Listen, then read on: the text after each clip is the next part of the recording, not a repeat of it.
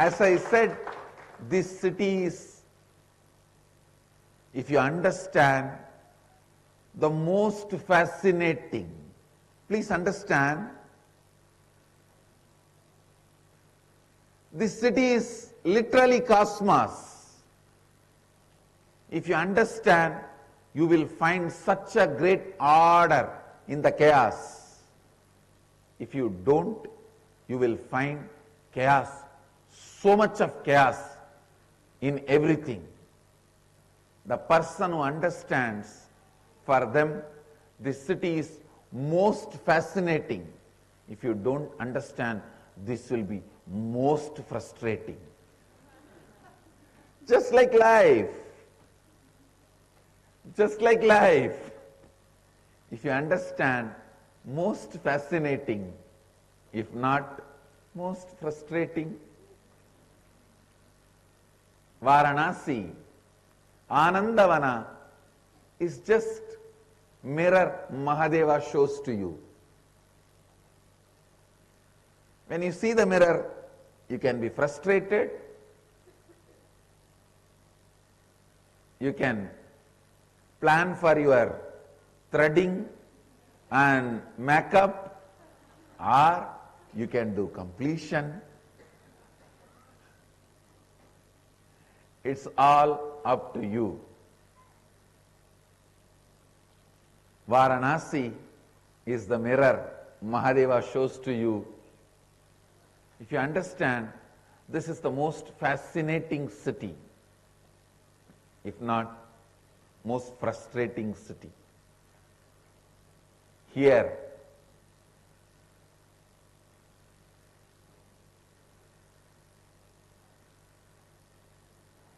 bulls, dogs, beggars, sadhus, great paramahamsas, dead bodies, snakes, all of us walk together in small lanes, crisscrossing each other, again and again, with shoulder to shoulder. All of us have to live together. You can't avoid anyone. And the beauty is, no one hurts each other. Everyone is happy to be in other space.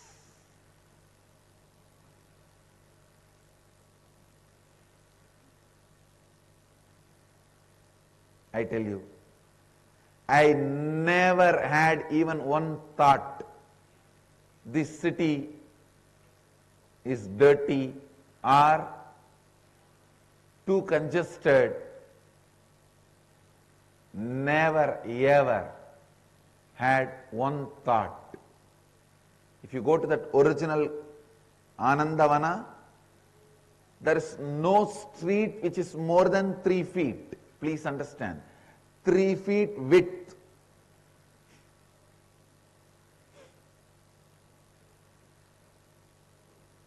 Actually, I was contemplating, why? I read some of the history books, they are saying the city was planned and built before even the bullock cart was discovered. But I was not ready to believe that. I consciously scanned the Akashic records. I tell you, Kalabhairava revealed very clearly, now whatever we are using as a road is just drainage. The city was created for the people who had naturally the ability of flying. So we never bothered to create roads. That was the response from Kalabhairava. We never had roads because we never had people who were walking. Originally, when the city was formed, it was not planned for the people who were walking on the ground. It was planned for the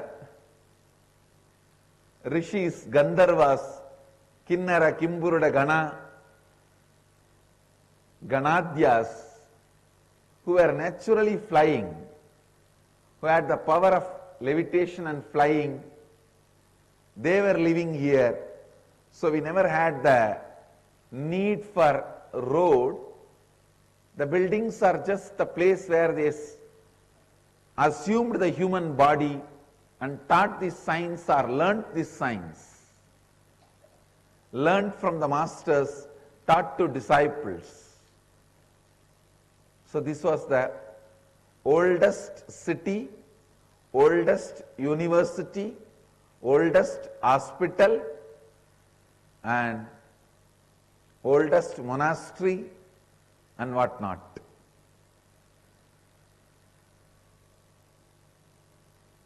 All the Rishi, Muni, Gana, Kinnara, Kimburuda, Gandharva, Gandhara, Deva, Siddha, Vidyadhara, life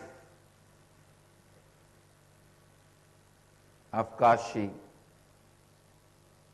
and on behalf of the very source itself, I welcome all of you to this sacred city.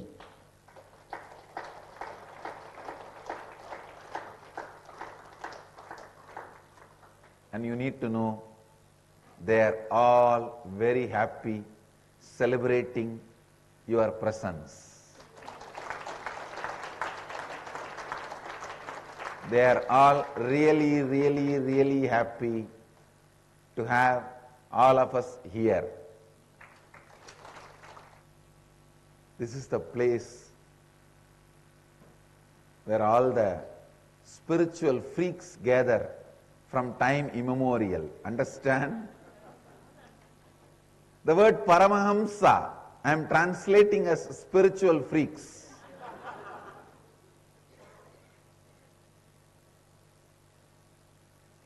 You may think the word looks too low, but I tried, I could not find any other word in English. So I am okay with that word. From time immemorial, sadhus, nahas, siddhas, paramahamsas gather to celebrate life and celebrate death. Here, life is liberation, death is celebration.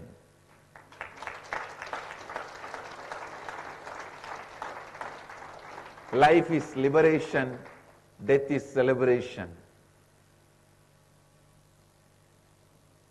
This city is built out of all our sacred sentiments.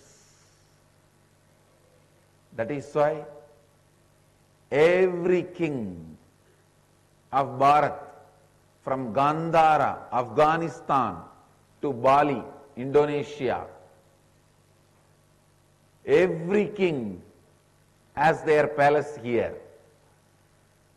Whether Nepal king or Bhutan, Burma, of course, Burma doesn't have a king now, when they had. Nepal also doesn't have a king now, when they had. From Gandhara to Bali, all the kings have their palace here. All the great Jagadgurus, Pitadishwas, masters have their ashram or monastery here. This whole city is built not just with mud, stone, wood, mortar. It is built with our sacred sentiments. That is why Ramakrishna says this city is golden city, because all our sacred sentiments are filled and this city is built.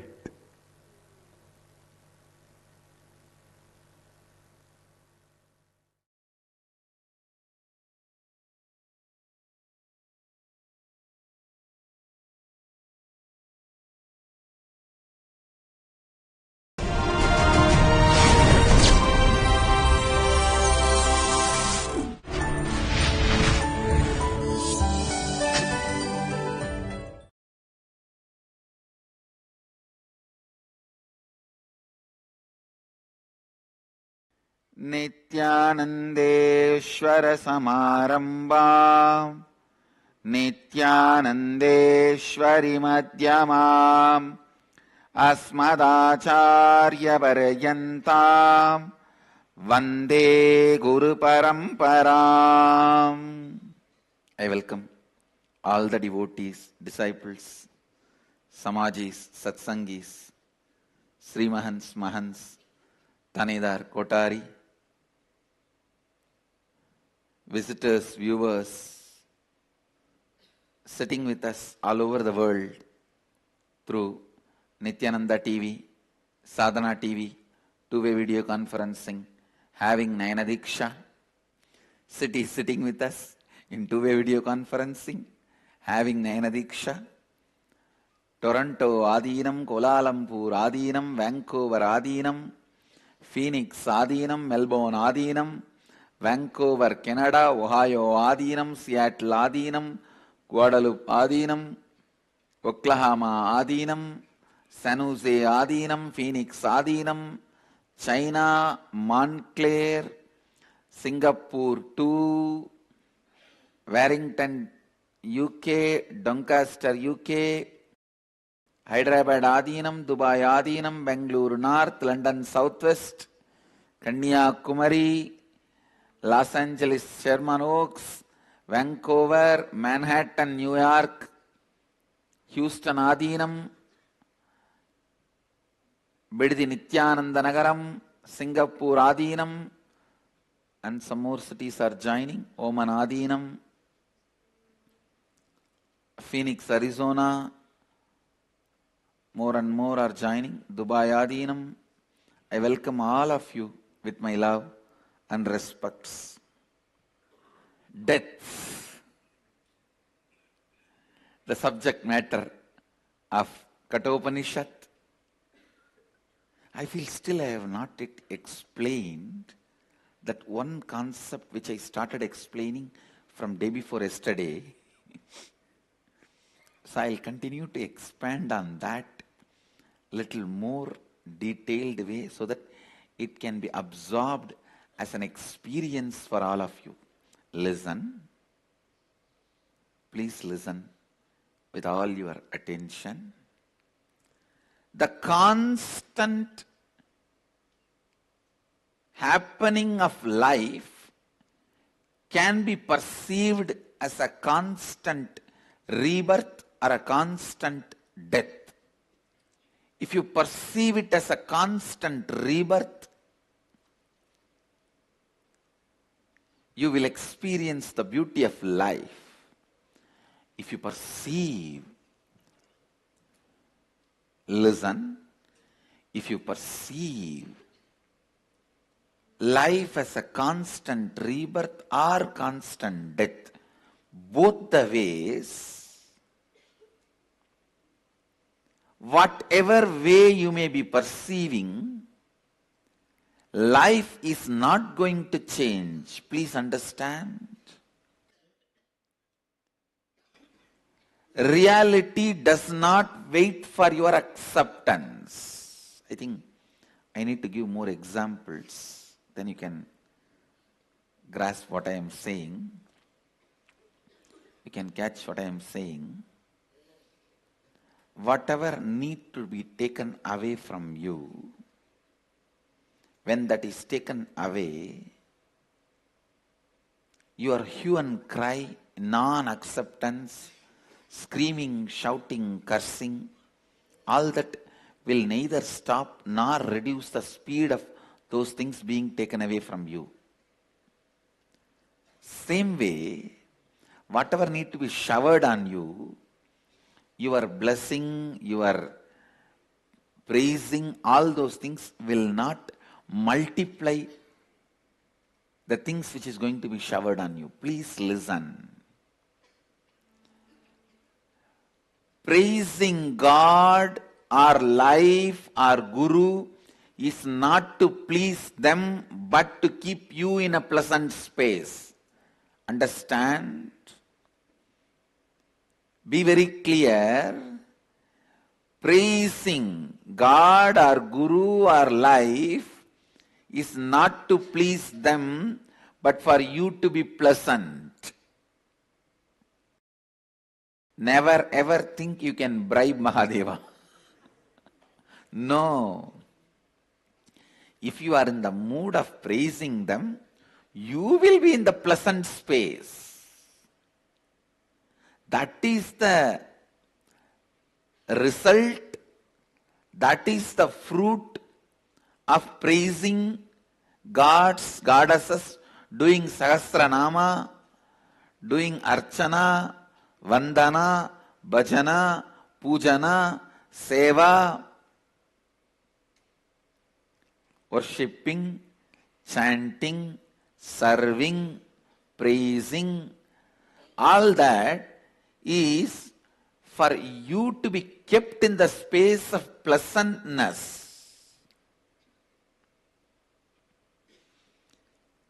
Braving Mahadeva is not possible. Listen, no braving is going to work. You can't bribe him. You can't bribe him. I want every one of you to do this homework today. Sitting with yourself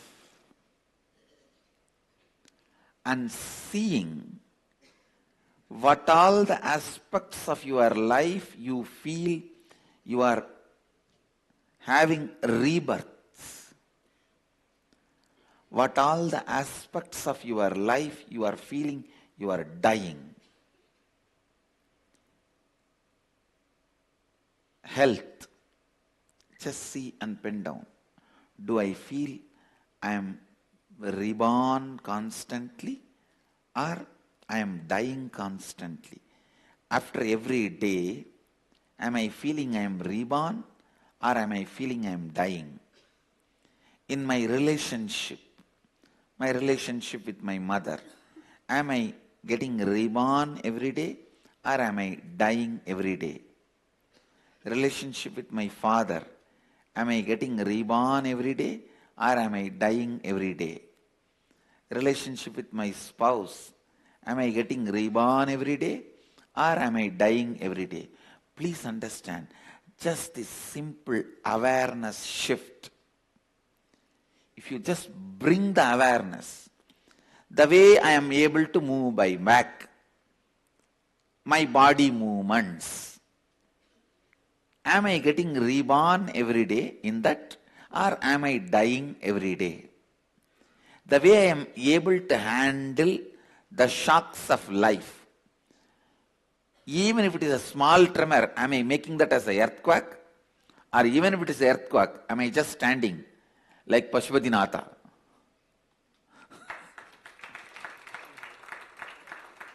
Understand, I want you to know, such huge tsunami, not a single temple got washed away. In India, that big tsunami, it is shocking because Tiruchendur, Kanyakumari, and all those places, every day wave touches the temple compound. Suddenly, in those areas, ocean is withdrawn. Not a single temple got destroyed. And such a huge Himalayan tsunami, Kedarnath is standing. He is just standing. Much stronger, modern, recent day RCC buildings disappeared. Kedarnath is standing. Nepal, not even one crack.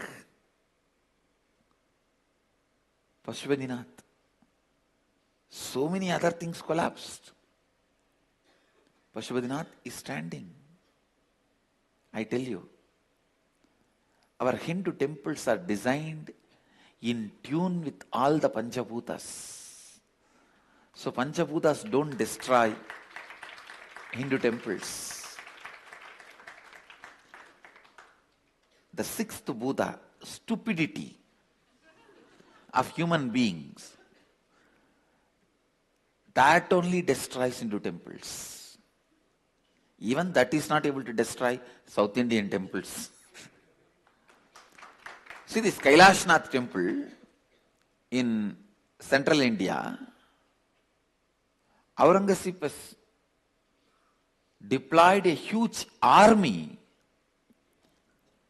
After working on it for almost 2 years, they were only able to damage it. They are not able to destroy it.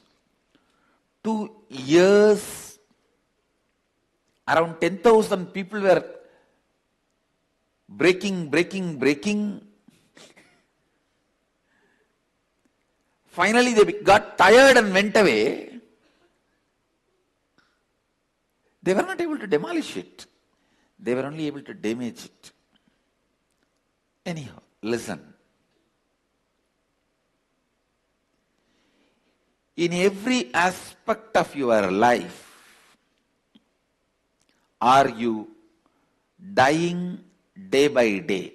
When the life is happening, are you feeling you are dying, or are you feeling you are being reborn? Actually, this simple awareness shift, naturally you will want to be reborn.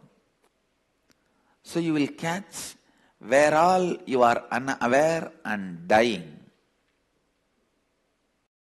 Where all you are unaware and dying. And you will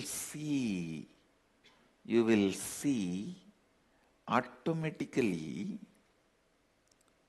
you plan for constantly being reborn.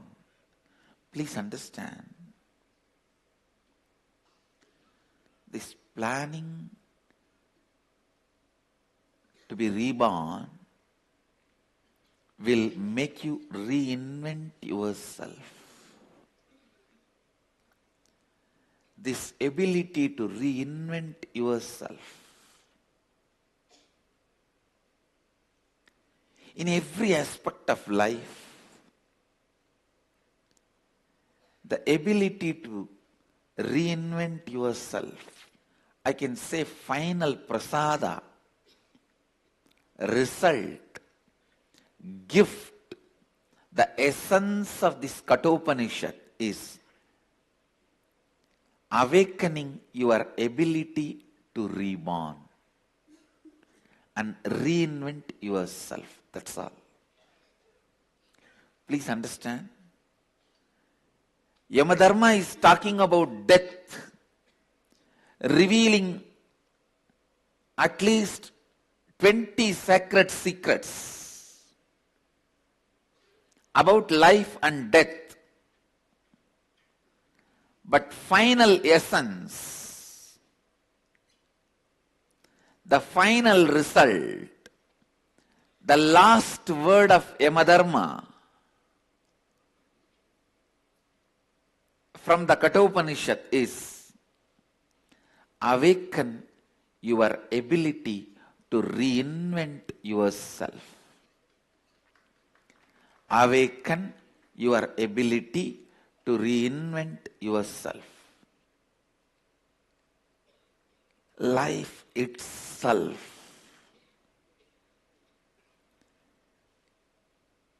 whether you want your health, you want wealth, you want joy, you want bliss, you want contentment, you want completion, you want relationships, you want enlightenment. Life itself, it is just the science of reinventing yourself. If you know how to reinvent yourself in the same body, you will know how to reinvent yourself when you leave the body also. Ability to reinvent yourself even when you leave the body is conscious birth.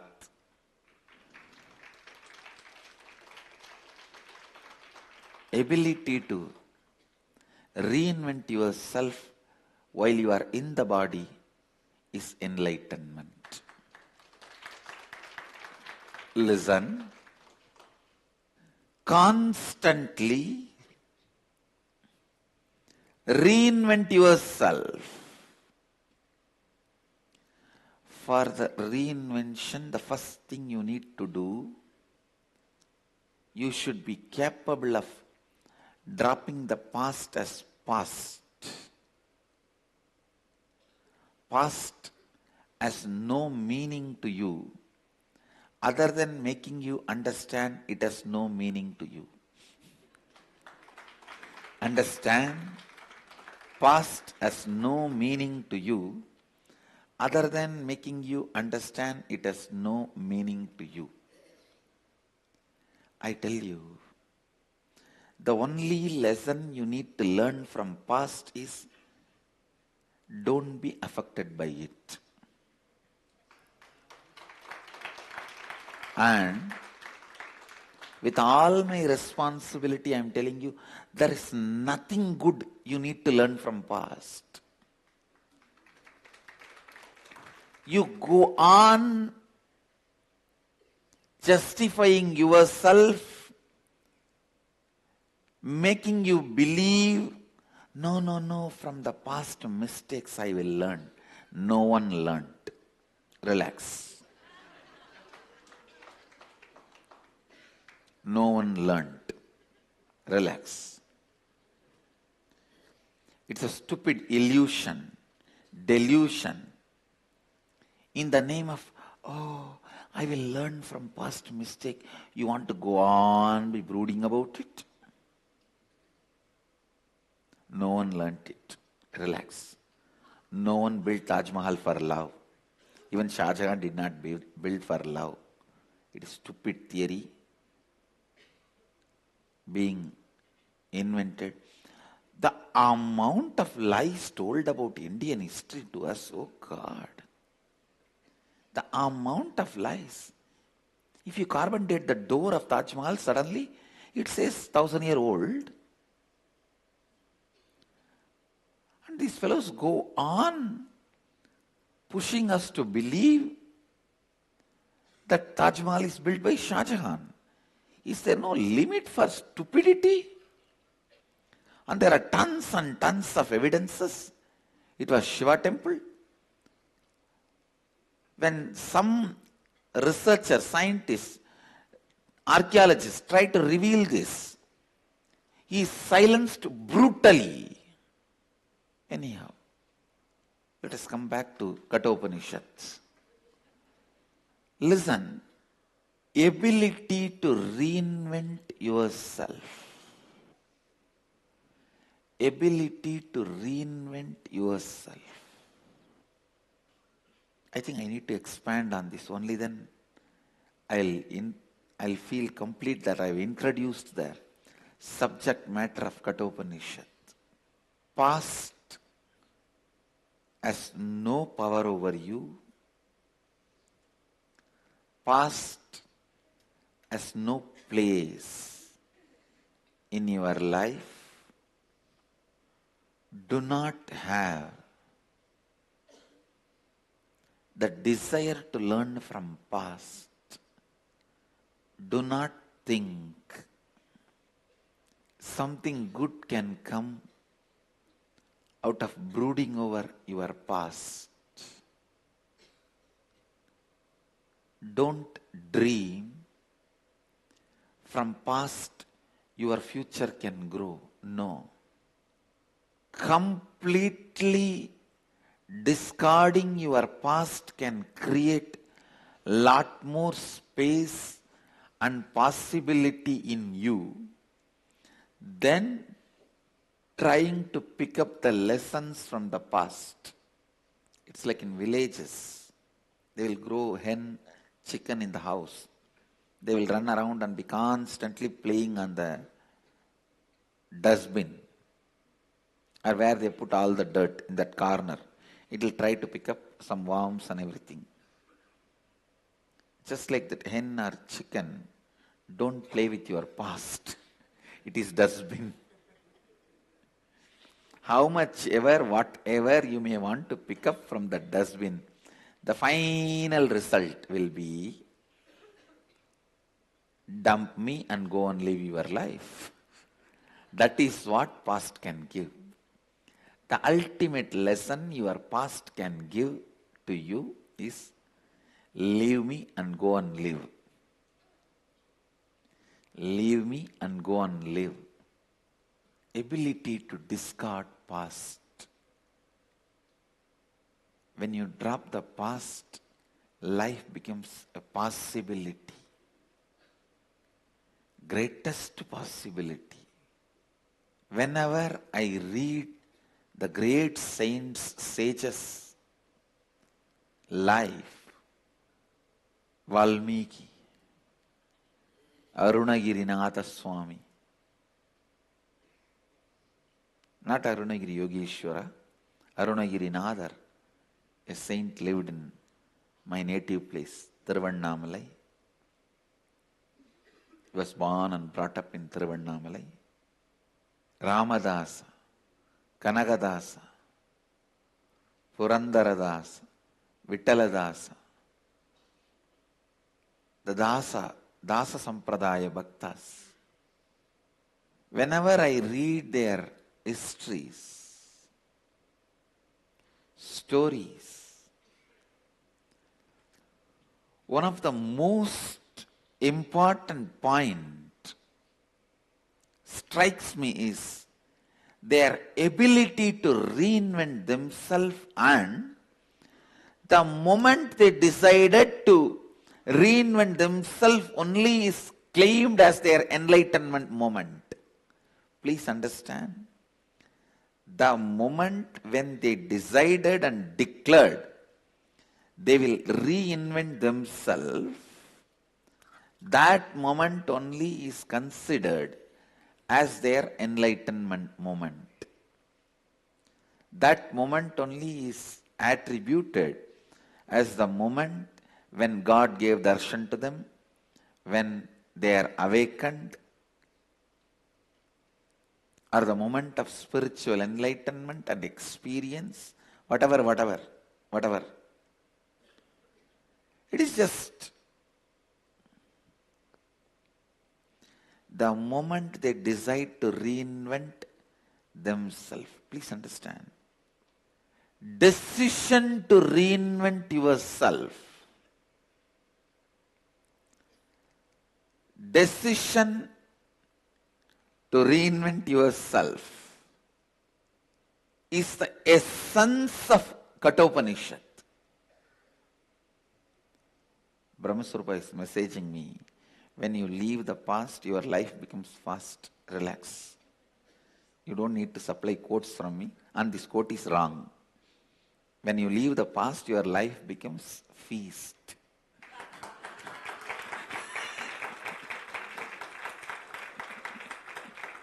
Not fast.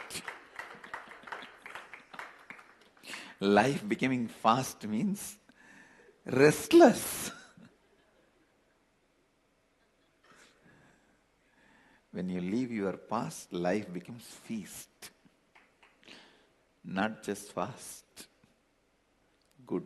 I have not become that poor where Brahmaswarupa can give me quotations.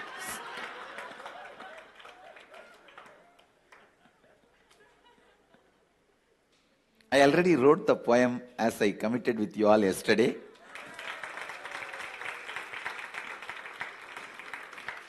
See, it has come out in the style, that my spontaneous style, how I sang a few days before in satsang about the love of Mahadeva, love current of Mahadeva.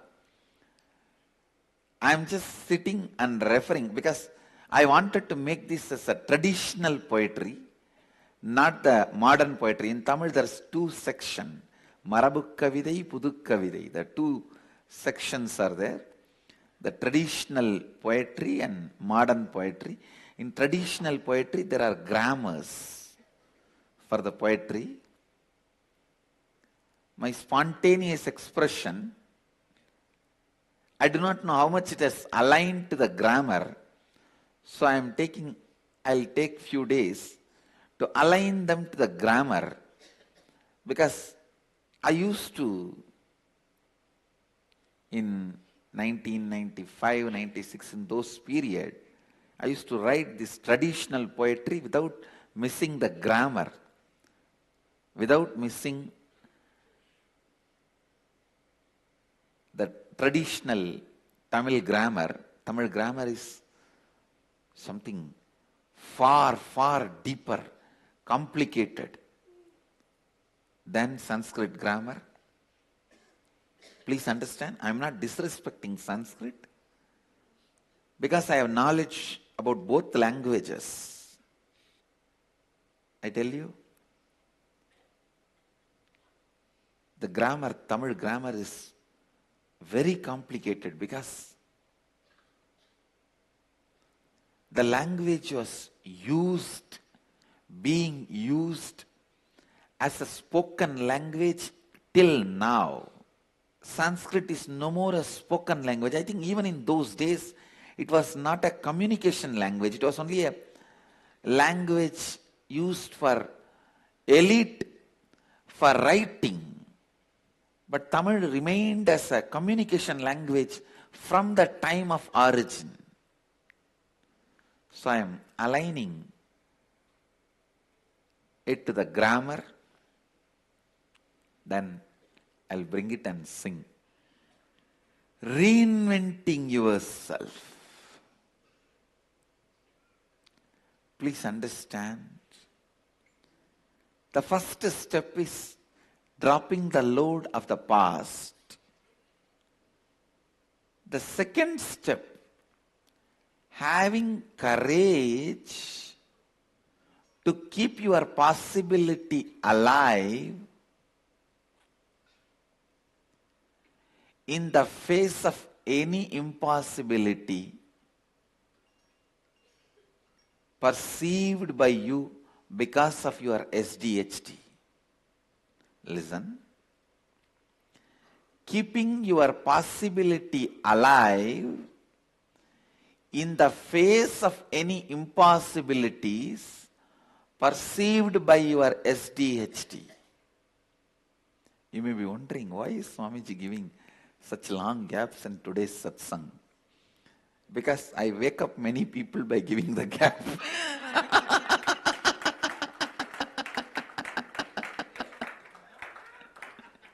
It almost becomes lullaby for people if I am talking in my own tone and tune regularly.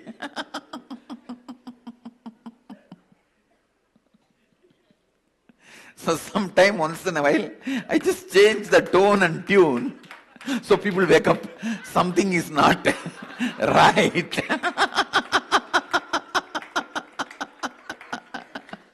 No, what happened? What happened? What happened? Is satsang over and everybody... As people left Kalpadar Darshan over. Kalpadar Darshan over. Hey, you are on the train back to Bangalore.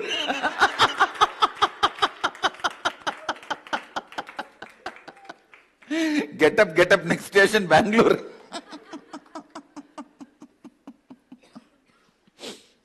So, just to give a wake-up call. It is my subtle way of giving wake-up call, because directly giving wake-up call not only disrespects them, it disrespects me also, because I am talking in such a way that they are able to sleep.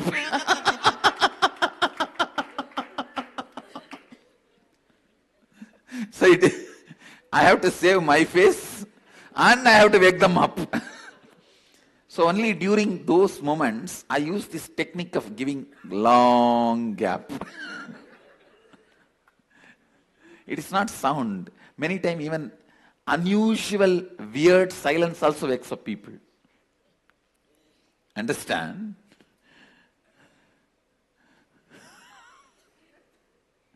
Most of the time you can see while you are sleeping in the night, if the AC machine gets switched off by the electricity disconnection or power goes and AC stops, it is not that immediately room became hot, you wake up. The moment the sound disappears, you wake up. How many of you experienced this? The unusual silence also wakes up people. That is what I was trying to do. It's not just Niramaya, it's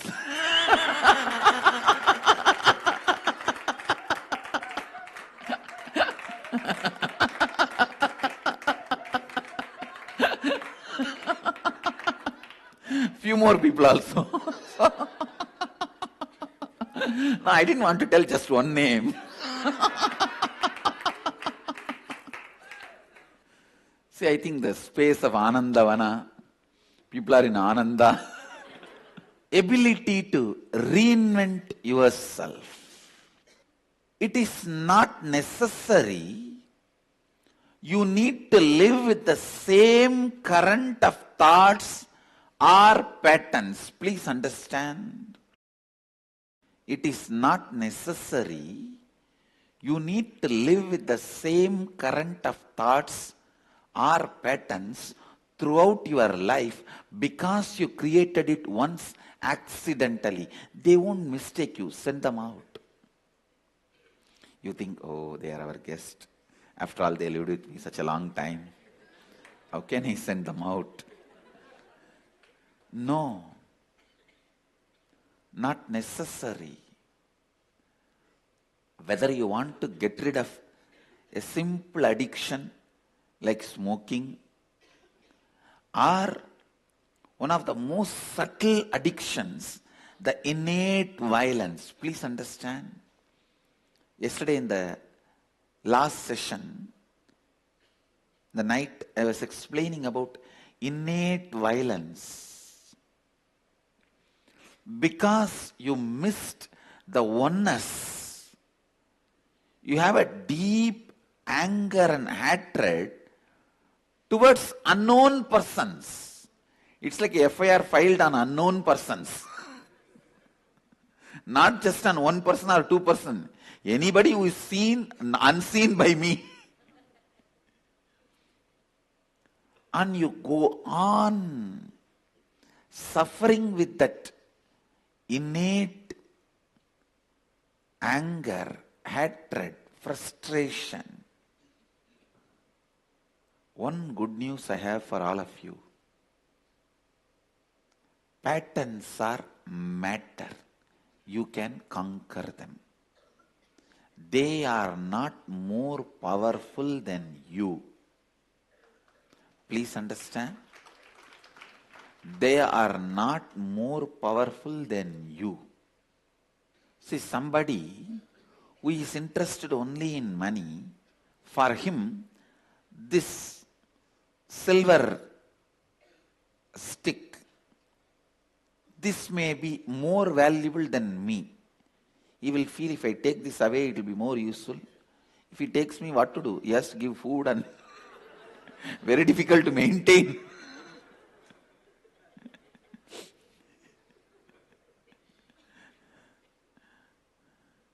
If he takes me, what can he do? Nothing can be done.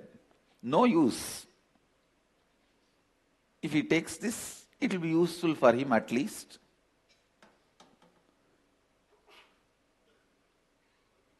For a person who is interested in money, for him, this may look more valuable than me, but in reality, this is not more valuable than me. Understand?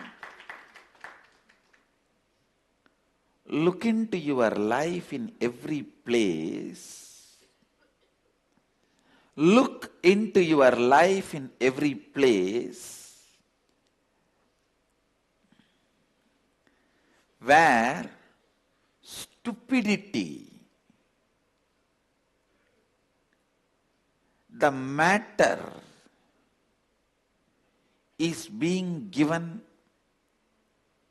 so much of importance over the consciousness.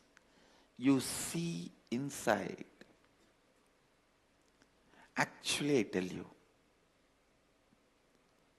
your whole problem in the life is nothing more than a simple early morning laziness in the bed. Listen. See, early morning. In the bed, you are already awake, but you are feeling, why not 10 more minutes? I know what is there. But if it is really, there is a flight, you won't miss. If there is a compulsion, you will not entertain that laziness. You will just jump out. The laziness is just, there is no compulsion, it's okay. All your suffering and ignorance and SDHD, self-doubt, hatred, denial, all that is only because you think you have a freedom. Please listen. You have a free space to play. Something in your life makes you feel the urge is urgent. No, you can't play this game anymore. A disease or an accident or a breaking up of a relationship or something, very strong root shock. You just wake up and decide to reinvent yourself.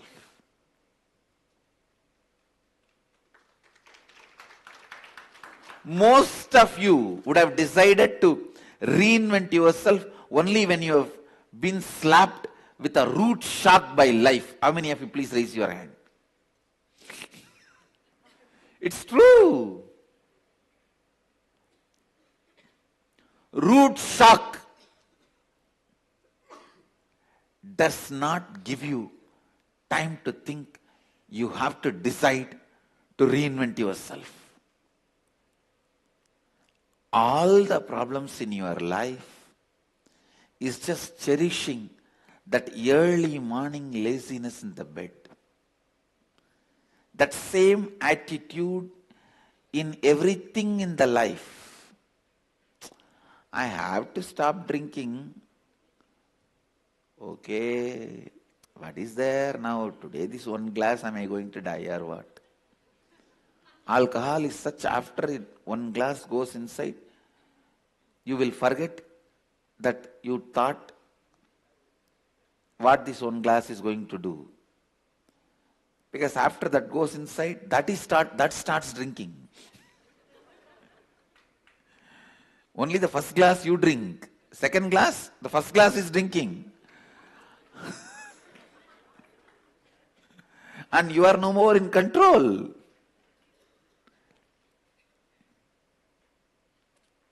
You are no more in control. Only yesterday I discovered, first few verses, when I was compiling only, it was taking few minutes, organizing words and all that. After 3-4 verses, suddenly I got the courage. Come on, let me write Andadi. Andadi means 100 verse. I suddenly decided that let me write 100 verse, Andadi. And it did not have any big plan. And maybe when I present it to you guys, I will be presenting 100 verse.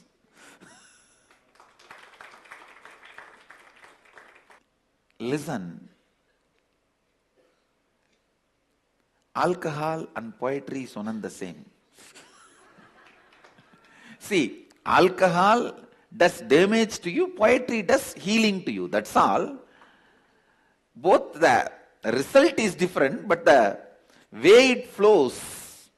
If you take the first glass, second glass you will not be drinking, the first glass will be drinking. If you write the first poetry, second poetry, you don't have to sing. The first poetry will sing the second poetry. That is Andadi. The first poetry will sing the second poetry. First poem will write the second poem. That is Andadi. Listen. The simple laziness which you cherish, thinking things are not that urgent, that needs to be broken for reinventing yourself. It is urgent. The moment you are born, looking into death is urgent. Because any moment it can happen. Good news is, your consciousness is more powerful than any patterns or the matter. The great news I have is you just need to feel the urge into urgent. That's all.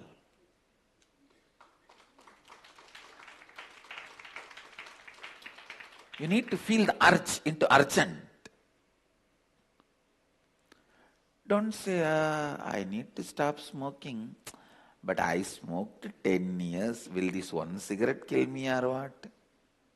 The other day I was reading a quotation in Facebook. It says, B.K. Iyengar did yoga throughout his life. He died in 93. Kushwant Singh drank whiskey throughout his life and he died in 96. So the moral of the story is, whiskey gives you 3-year edge over the life.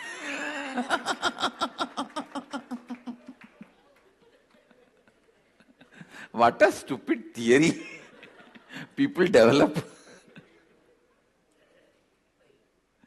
No, the stupidity is when you are drunk, all this looks real.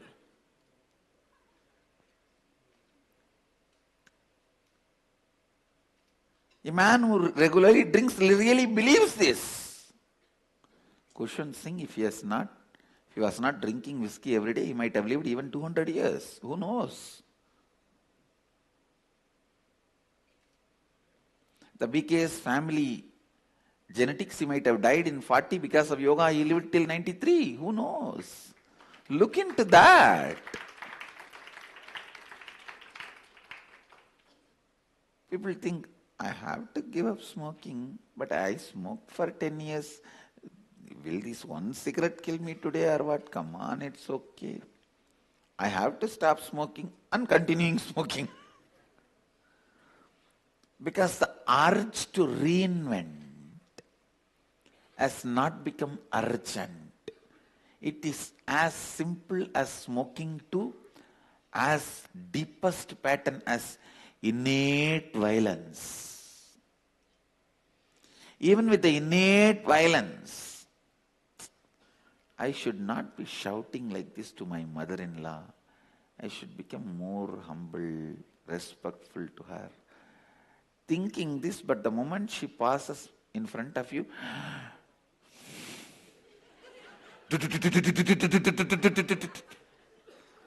and after finishing, suddenly again you will remember, I thought I should speak little patiently with her.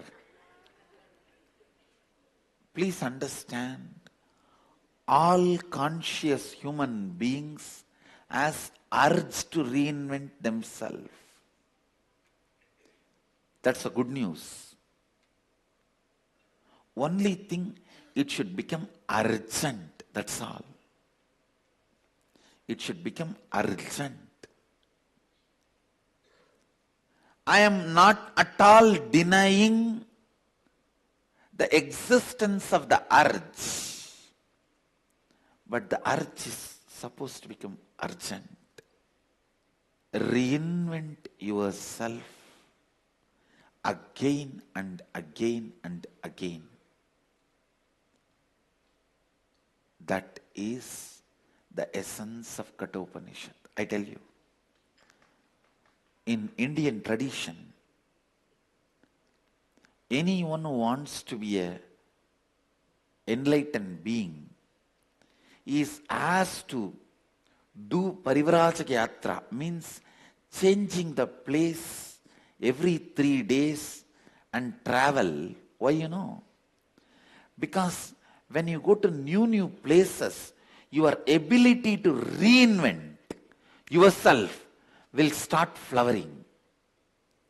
I feel whether you want to be a grihastha or sannyasi, in the young age, during the period of brahmacharya, you should spend little time in Parivrajaka Yatra and reinvent yourself. I am already planning. After they cross 18, I am going to send my Gurukul kids for Parivrajaka Yatra. Because that is one of the important training. they can't afford to miss. I'm just waiting for them to cross 18. I think most of them, by the time they cross 18, they will be already a Pitadipati of some Pita. Because that is the way I am creating Pitas everywhere. Even if they are Pitadipatis of a Pita, they should do Parivarajaka Yatra after they cross 18.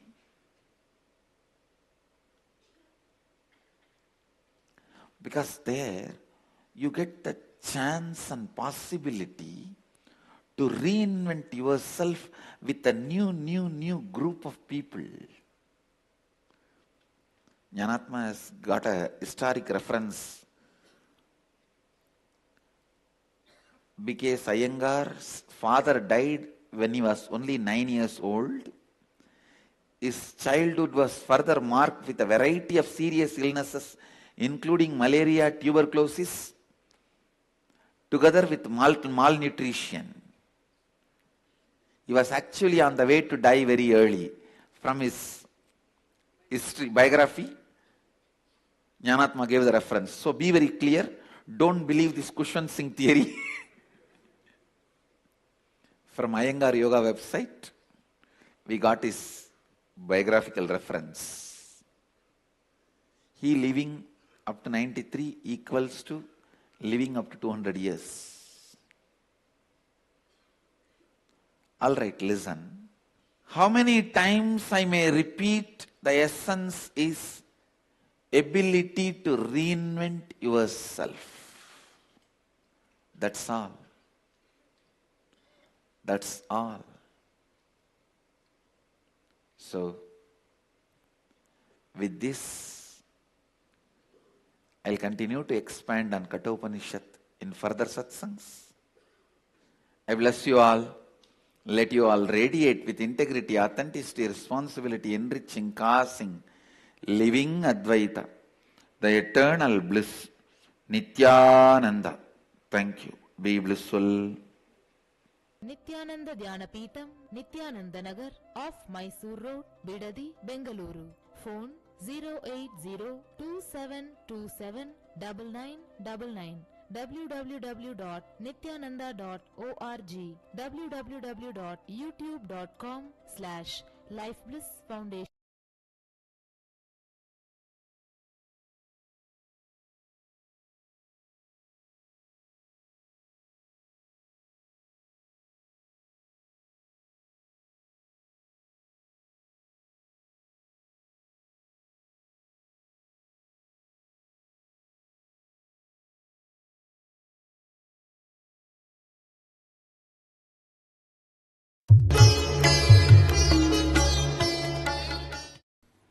Nithyanandeshwar Sadashiva Samarambam Nithyanandeshwari Adishakti Madhyamam Asmadacharya Paryantam Vande Guru Parampara.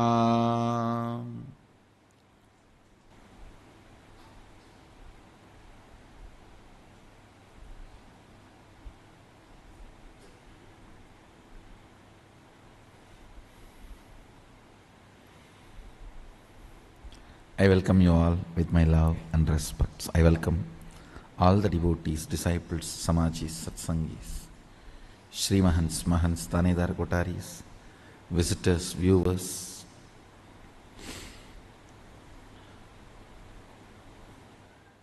Everyone sitting with us all over the world, Nitya Satsangis, Sarvajnapeetha Yajamans. Everyone sitting with us all over the world through Nithyananda TV and two-way video conferencing. I welcome every one of you with my love and respects. I'll give the essence of what I am conveying in last few satsangs. First thing, Anything you fill in your logic becomes your imagination. Whether oneness or any decision you take, anything you fill your logic, it becomes your imagination. Anything you fill your breath, your heart, it becomes your visualization. Anything you fill your depth, that becomes your declaration. Then comes time, length, breadth, depth, time.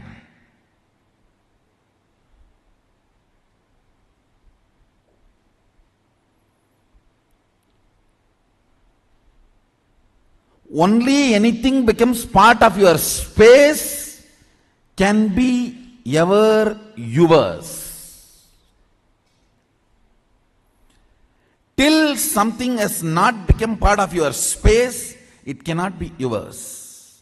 It is only your imagination, visualization, declaration. Length, breadth, depth. Listen.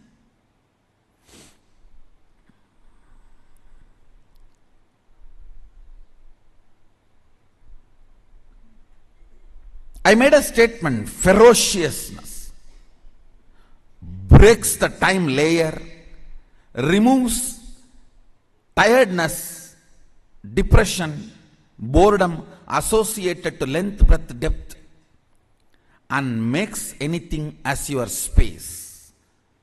The example story I gave, Bhishma. Understand? Two incidents I gave. In my life, one day I missed the morning Mangalarati in Ramakrishna Mutt. Mutt has a beautiful routine. Early morning, during the summer it is 4 o'clock and during the winter it is 4:30. The morning Mangalarati, everyone has to come and sit and do the spiritual routine. One day I missed the morning Mangalarati because I overslept. I did not do the cute analysis. Oh, what is the pattern? What must be the reason I overslept? I did not do all that cute diagnosis analysis. It was a ferocious decision. I think we should stop sleeping, that's all.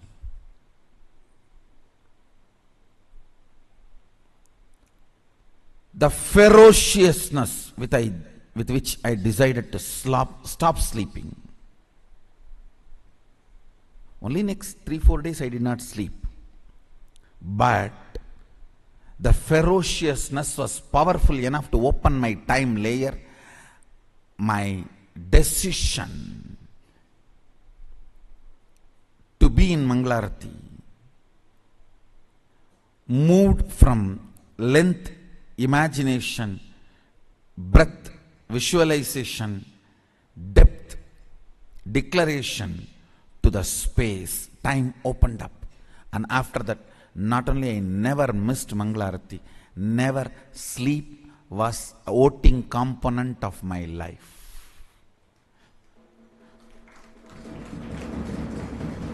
Understand this word.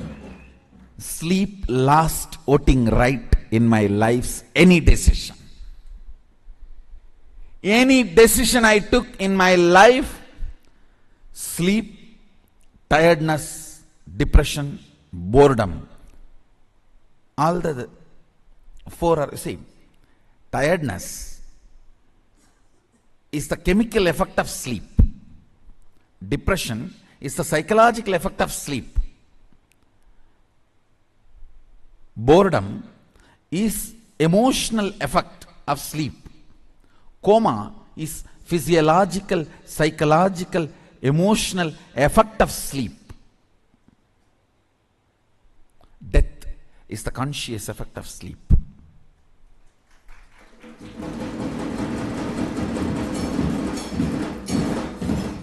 After that day, no decision could be influenced. Understand? After that, no decision in my life was influenced by sleep.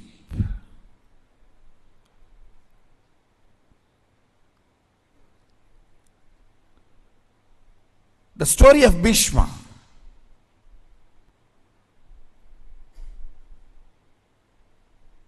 He goes to the woman. Santanu has fallen in love. Actually, he is going to pick up a girl for his father. That itself was not usual in Vedic tradition. And she expresses the fear that my son will not be a king. So I don't want to marry your father because you will be the king. Even if you don't become, your son will fight for the throne. See the ferociousness with which he handles the problem. He is not saying, don't worry, I will not fight, I will make sure my son does not fight. No!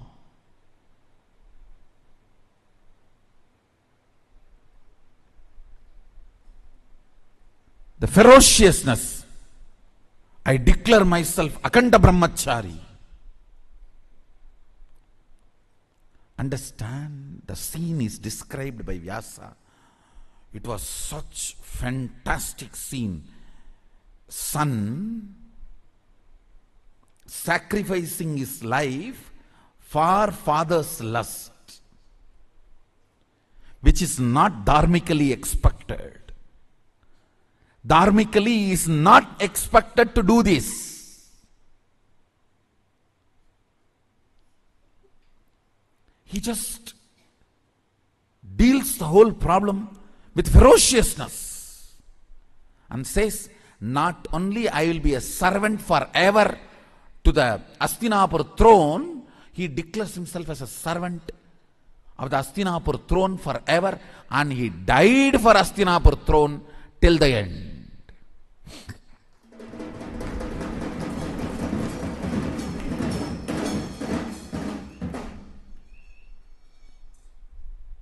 Understand?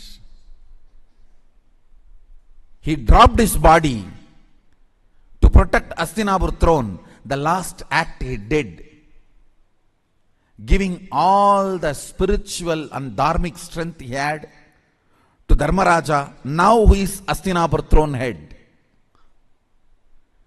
Before he left the body, he made sure the right person is in the Hastinapur throne, Yudhishthira. And he infuses all his best things, Vishnu Sahasranama, and the system to rule. Both he gives to Yudhishthira. I don't know how many of you know, Vishnu Sahasranama was chanted by Bhishma on deathbed. On arrow bed, he chanted, and he gifted the great spiritual principles, the principles of administrating a country through a spiritual way, and gave literally everything to Hastinapur throne and left the body. Listen. See, in our Puranas, every incident and the boon and the whole story you need to connect and see. Only then you will understand the principles. He declares with all the ferociousness, no more sex. I am a brahmachari, Aganda brahmachari. Understand the ferociousness. Time opens. Listen. Whenever something happens on the planet Earth, when the time layer opens, the gods and goddesses shower the flowers. Any incident you read, Devatas were showering the flowers That incident will be directly related to opening of the time. What is opening of the time? Your vow or the decision is from space, not restricted by time. Understand?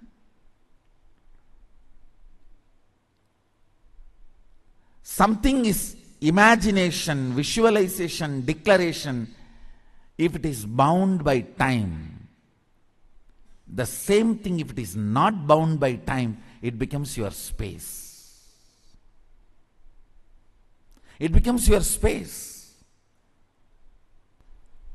If you take the vow of integrity for 3 months, you will be constantly tired, bored, depressed, frustrated. Oh, this is binding. Anything which you think you will break will tire you, bore you, depress you, and force you to break it immediately. Why delay?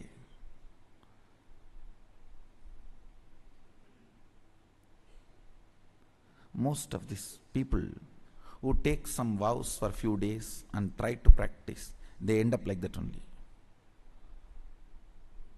I know one fellow from Tiruvannamalai, he will go to Sabarimala every year.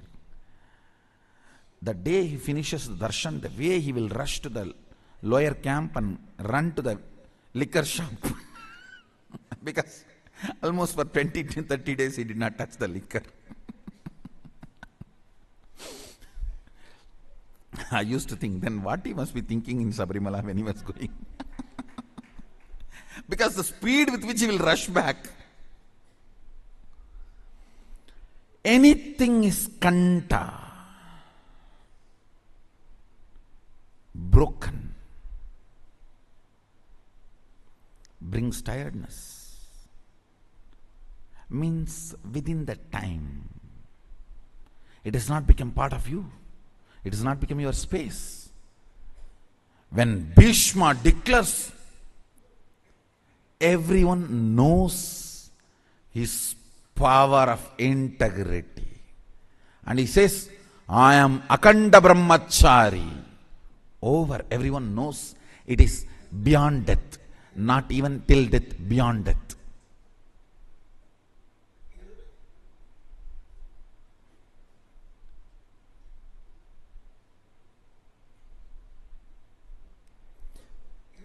In Bengali there is a proverb.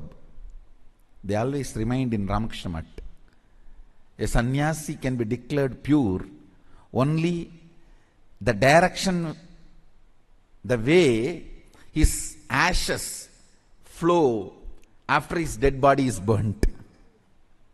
After you are dead and your body is put to the fire, the way it flows means even that ash should not flow in any wrong direction.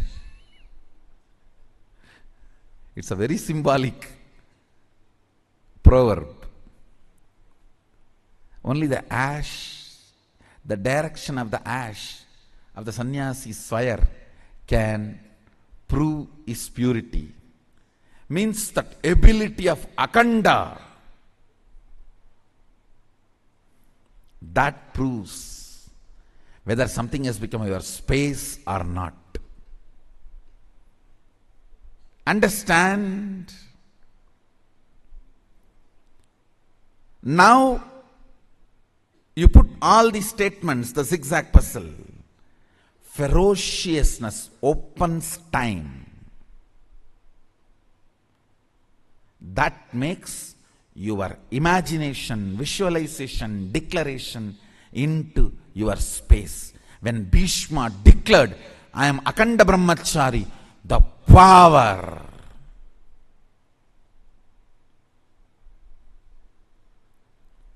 it was so powerful.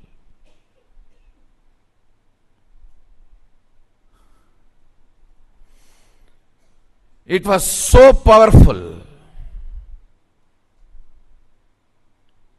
Heaven showered. Heaven showered. understand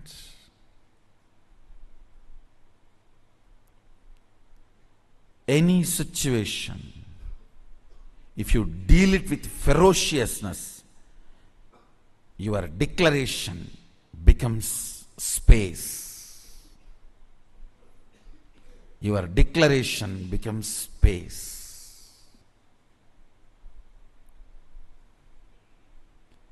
Where the whole nature just supports you. What makes you powerlessness? Your own fear or incompletion or distrust on you. You may not stand with something which you are declaring forever, whether it is a sannyas or marriage or oneness or Shakti manifestation, whatever. Your own feeling, you may not stand with it, or you may not be capable of standing with it.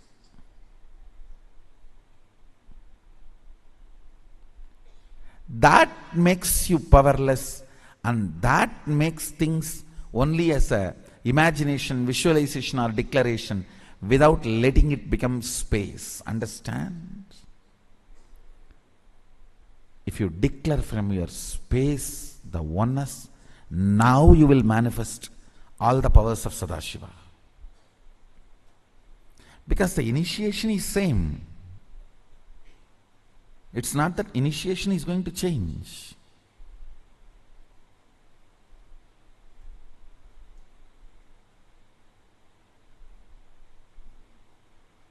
Initiation is same. That's not going to change. Antidote for not manifesting powers is ferociousness. You just need to add more ferociousness in your oneness declaration. Your inner space need to be told ferociously, oneness is going to be the space from which I am going to make all the decisions. All my decisions are going to be from oneness.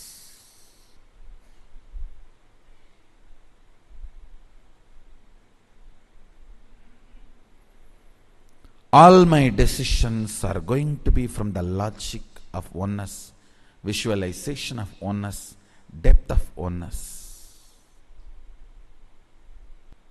Understand, if you want to have a big breakthrough in power manifestation, I am giving you the knack technique. Ferociously deal with your powerlessness. Let ferociousness become the attitude with which you deal your powerlessness. As I told you, the moment I saw the hypocrisy of the society, my ferocious response to the society is my satya.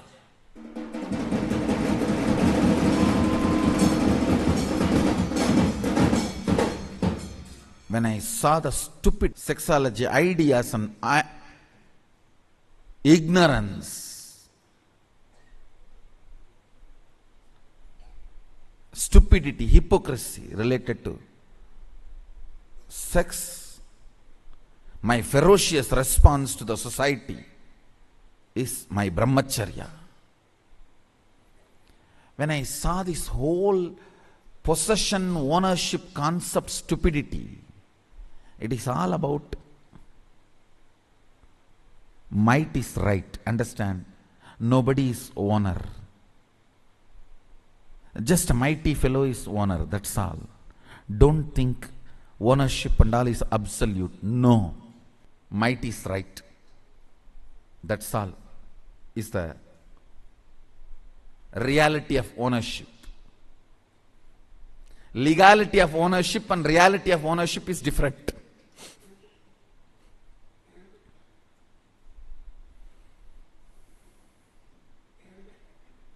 Understand?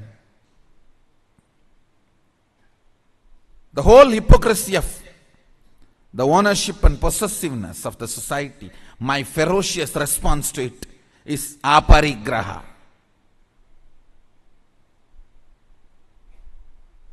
And whole society's economy system, not that somebody cheats you for money, the very concept cheats you. Not that somebody cheats you for money, exploits you for money, the very concept of money cheats you. My response to that, ferocious response to that, is asteya.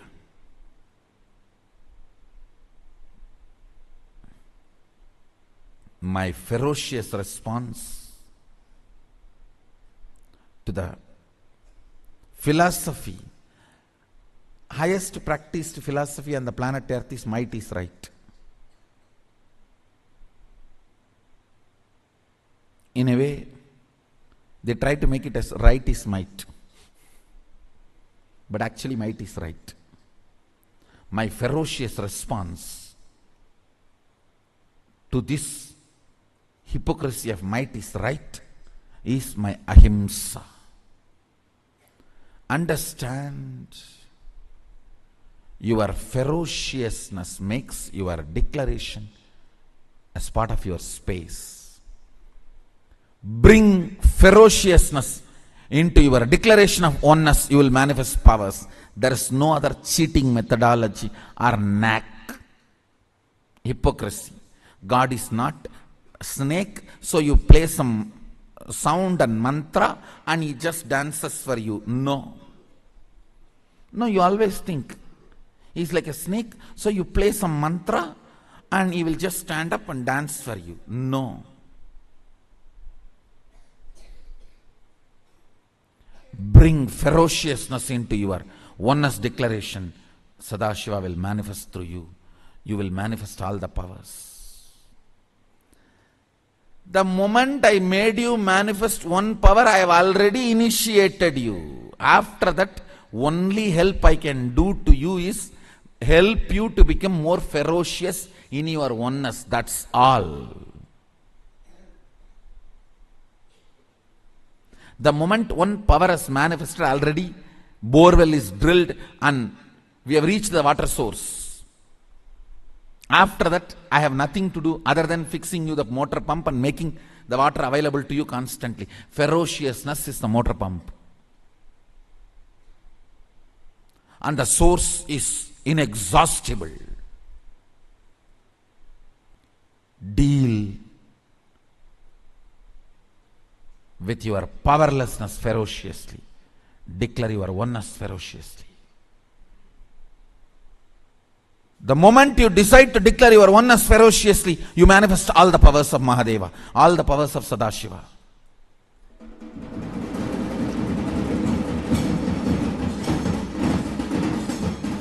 All the powers of Sadashiva. All your powerlessness, silly conversations, silly pleasures. That's the right word I'll use. Silly pleasures.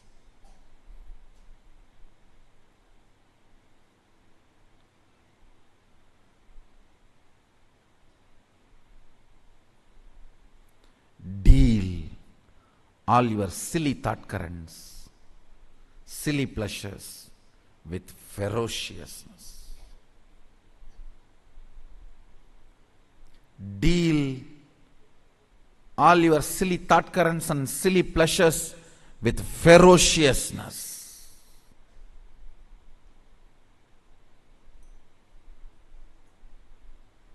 I tell you,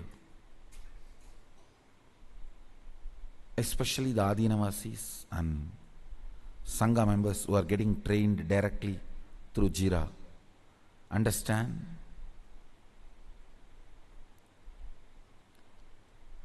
This helps you in 10,000 ways.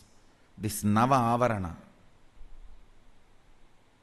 Tantramsha means in Sanskrit software.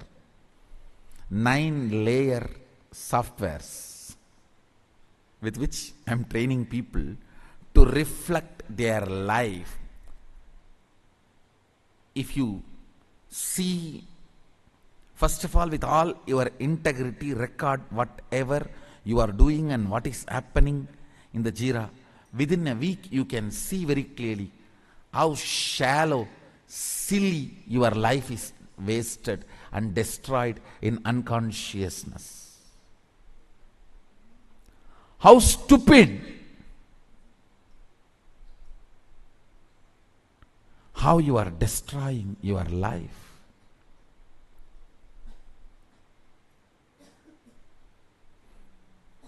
How your internal and external conversations are silly. Even if you think it is chilly, no, it is silly. If you document your whole day's thought current, how you spend time in tiredness, boredom, depression, inactive, and how much of time you spend active, intelligence, involved with the life, involving with the oneness, involving the power manifestation. If you see all that, then you will understand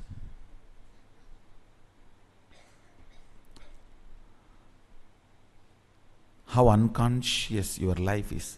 It is like mirror, and how you can evolve you.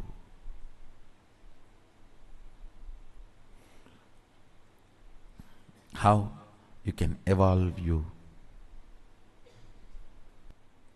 Understand, thousands of times you would have failed. That does not mean you are a failure. If you don't start any new method, if you don't try any new method to be successful, then you are a failure. Your failures does not make you as a failure. Listen. Your failures does not make you as a failure. Your non-trying makes you as failure. Be integrated to this Navatantramsha and see how your life, thought current, everything is spent, wasted,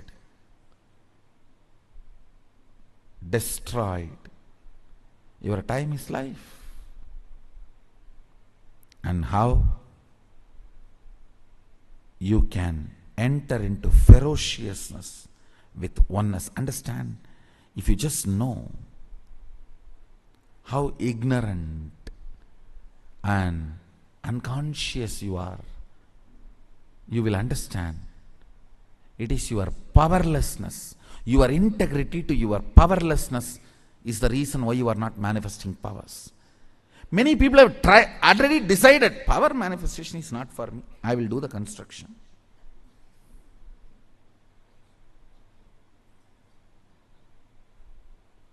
I will do this work. I will do that work. No. I tell you,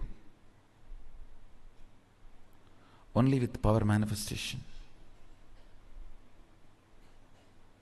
only by ferociously manifesting oneness, the purpose of your life will be fulfilled. Purpose of your existence will be fulfilled. Everything else is stupidity, waste of time, waste of energy, waste of life itself.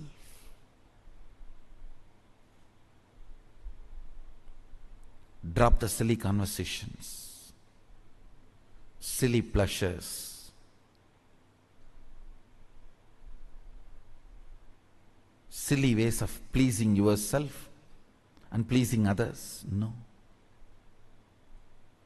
Bring matured conversation, within you and with others.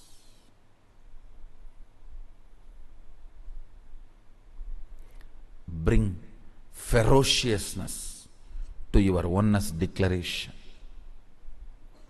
Oneness should be imagined, visualized, declared, ferociously digested in your space. Oneness should be imagined, visualized, declared, digested into your inner space ferociously. The way you declare oneness, even your atmosphere, the air which comes out of your body and mixes, that area is called your atmosphere, Vatavarana. Even your Vatavarana should know, yes, he means it.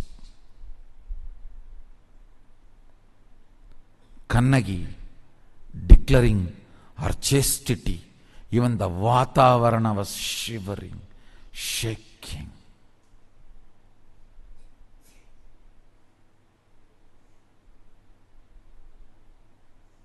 King dropped dead. Understand? King dropped dead. The ferociousness of oneness in me was more powerful than my bone marrow and bones. That is why even the fracture of the bones did not move me away from ferociousness and my ferocious oneness.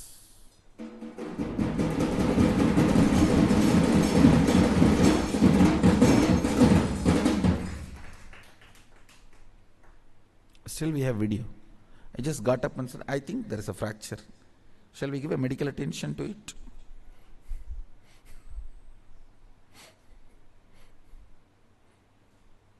Multiple compound fracture. I am telling, I think there is a fracture. Shall we give a medical attention to it? As usual, how I leave the campus, when I go to somewhere, some program, I will first go to temple, then go to Kalabhairava. I followed the same procedure. We have a video. I went to temple and took darshan and went to Kalabhairava, went to Subramanya, and then said, come on, let's go to hospital. Give the medical attention. Your ferocious declaration of oneness should be more powerful than your bone and bone marrows. The air which goes inside you and comes out should give witness to the air outside. Hey, this fellow is in oneness. Don't play games with him.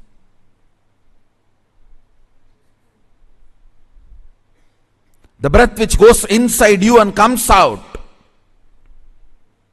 should give witness statement to the air outside. Hey, he is in oneness. I went and checked every corner.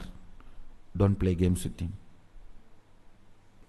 The prana which goes inside and comes out should give a witness statement to your Vatavarana about the ferociousness with which you are in oneness. Nothing else. It's all simple, ferocious declaration of oneness. The ferociousness added to your oneness makes you manifest powers. That's it. That's it. All you need is ferociousness.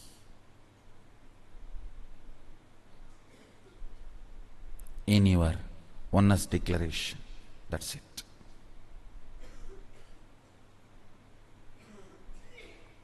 Infuse more and more ferociousness into your oneness declaration. Let the time open up. Let the time not have influence over your oneness declaration. Let the time not bore you, tire you, depress you from the declaration or the existence of oneness. Let your ferociousness be more powerful than the time. If you know your whole life you are going to be brahmachari, brahmacharya will never be any problem. You just know it's a trend, that's all. If you know your whole life you are going to be integrated, integrity will never be a problem. If you know your whole life you are going to attend the morning satsang, coming to morning satsang will never be a problem. If you know your whole life you are going to be doing morning yoga will never be a problem. Because you think you have an option, you can break it, you can, you don't, you may not, you jill not. That is where the whole problem starts. Then things stand as an imagination. You imagine going to morning yoga, building a heavy body, six-pack yogic body, and continue to remain with pot belly.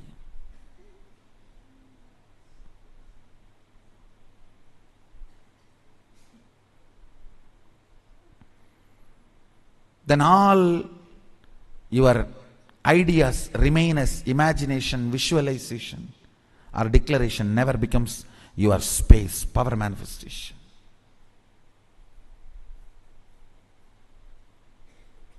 Bring ferociousness.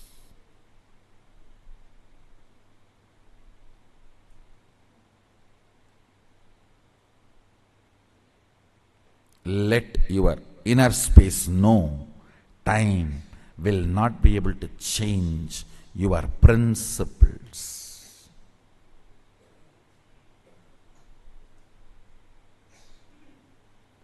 Time will not be able to change your principles.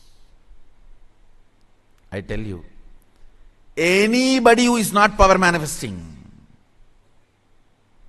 you are stuck in the hypocrisy. Your declarations are not true.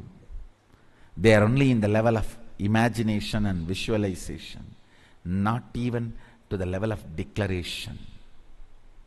You have plan B in your hand ready-made. There is no ferociousness in your oneness declaration. Oneness is imagination for you, not lifestyle. If you declare your oneness as a lifestyle, power will manifest now, because you will break the layer of time.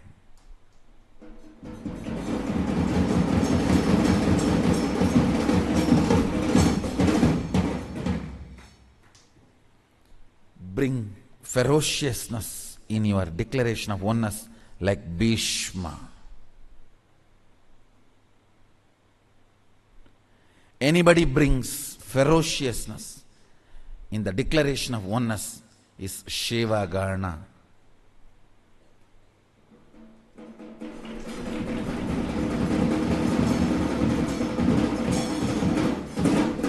Is Seva Gana. And I also strongly recommend and request you to become part of the Nithyananda Sangha, member of the Nithyananda Sangha. Last few days I am sitting in courtyard and trying to work out how I can use softwares and modern day gadgets to constantly raise you to the oneness and make you manifest powers. The Charya Pada for modern day is getting ready with Navatantramsha.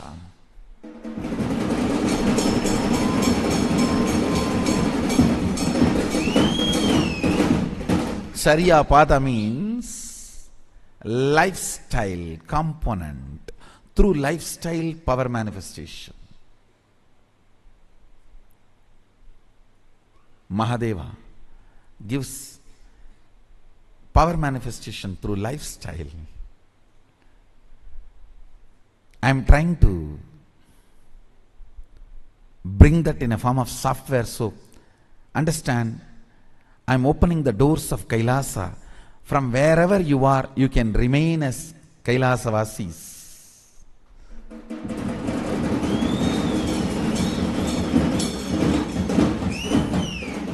by connecting through this Adi Kailasa Tantramsha. I am evolving a new software called Adi Kailasa Tantramsha. Through connecting through this software, constantly you will be made to manifest the power of oneness. So from wherever you are, you can become part of the Adi Kailasa and start experiencing superconscious breakthrough and manifest powers. So today again, tonight I am continuing to sit in the courtyard to evolve the Adi Kailasa Tantramsha.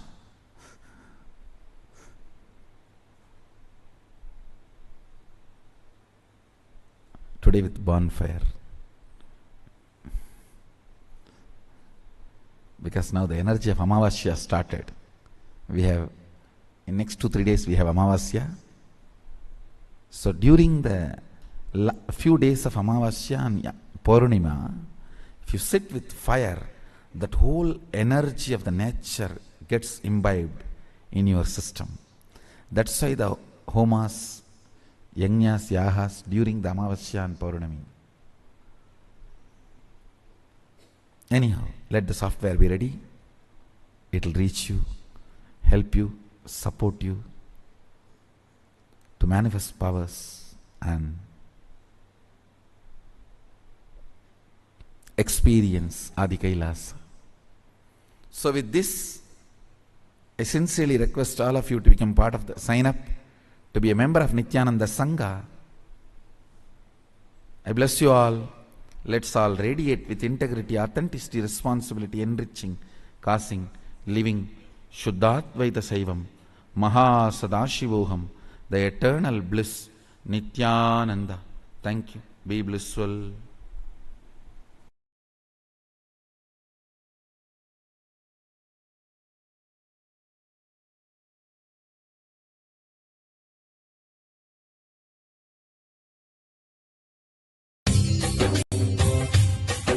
स्वभावचिन्मयानन्दं कृपापूर्णं जगत्पतिं हरिषड्वर्गजेतारं नित्यानन्दगुरुं भजे.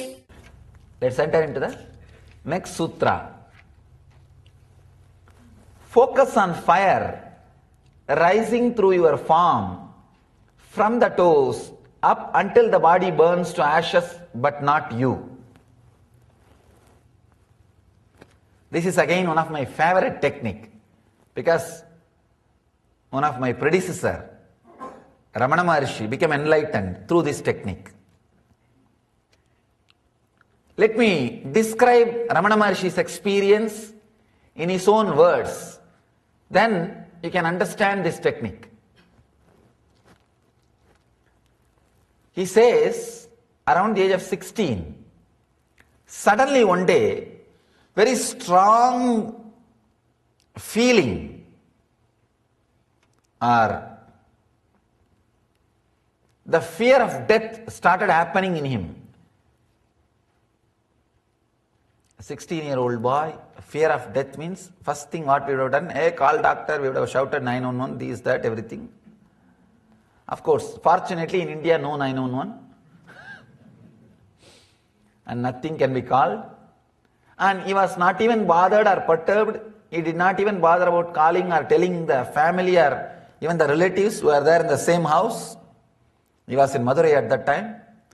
Just he stretched his body straight and decided to go through the experience. He just lie down like a dead body and started seeing what is going on inside. Understand? A very courageous decision. Very courageous decision. He says beautifully, I saw very clearly I was dying. Step by step, slowly the body died. Suddenly I remembered, yes, only body is dead. I am alive. I exist still. I am there. And he says in the experience he saw very clearly as if his body being carried, burnt, reduced to ashes. Everything happened. In few seconds, everything happened. But suddenly he says, something opened, clicked. Yes, body has disappeared. I died. It is burnt. Everything is over. But I exist. I exist. I am not dead. This was such a strong experience. Bhagavan says, once for all, the death fear left me. The fear of death has left me. And that experience, I exist, stayed forever. Once for all. Understand? In half an hour you can become enlightened. That is what Bhagavan is saying by expressing this. All it takes is half an hour.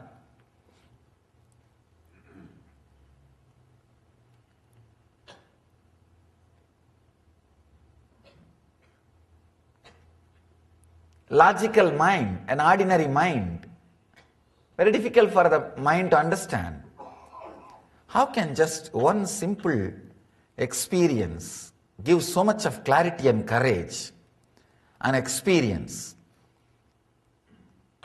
transform the whole life. He says within that after that experience happened, within few days he left the house all alone and travelled and came and settled in Arunachala and never left the Arunachala after that. Maybe Ramana Maharshi should have practiced this technique for many janmas before that birth. Whatever he practiced, that experience only just automatically opened up. Opened up and pulled him inside and gave the truth. Let me repeat the sutra and we will try to understand. Focus on fire rising through your form from the toes up until the body burns to ashes but not you. It's a very, I can say practically all mystical tradition in the planet Earth use this technique, including Christianity and Sufism.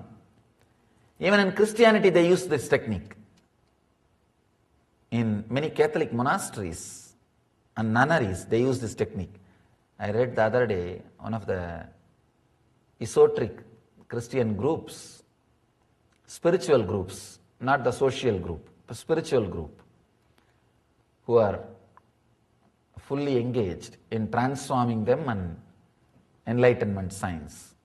Spiritual group. They say that they are nuns.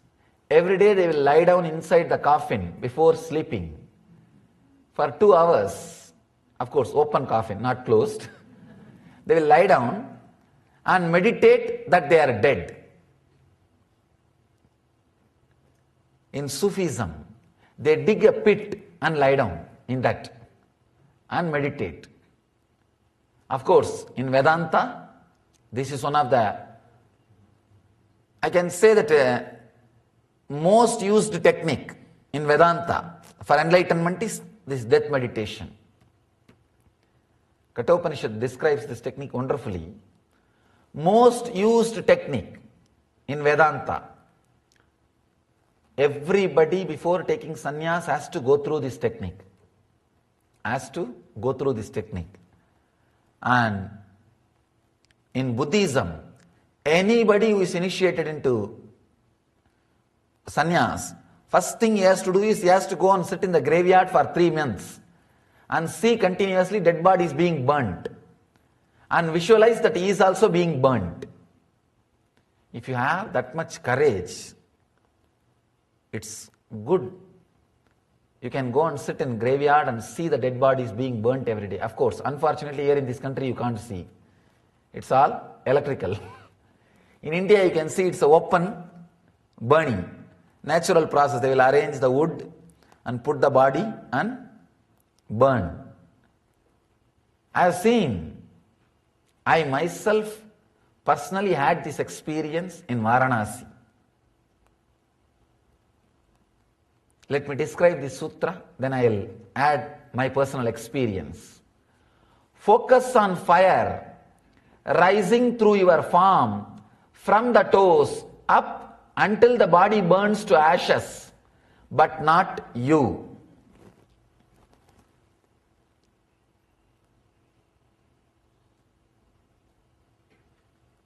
Mahadeva says, visualize the fire rising out of your body slowly, step by step, step by step. Let your form be burnt. He is saying beautifully. Let your form be burnt.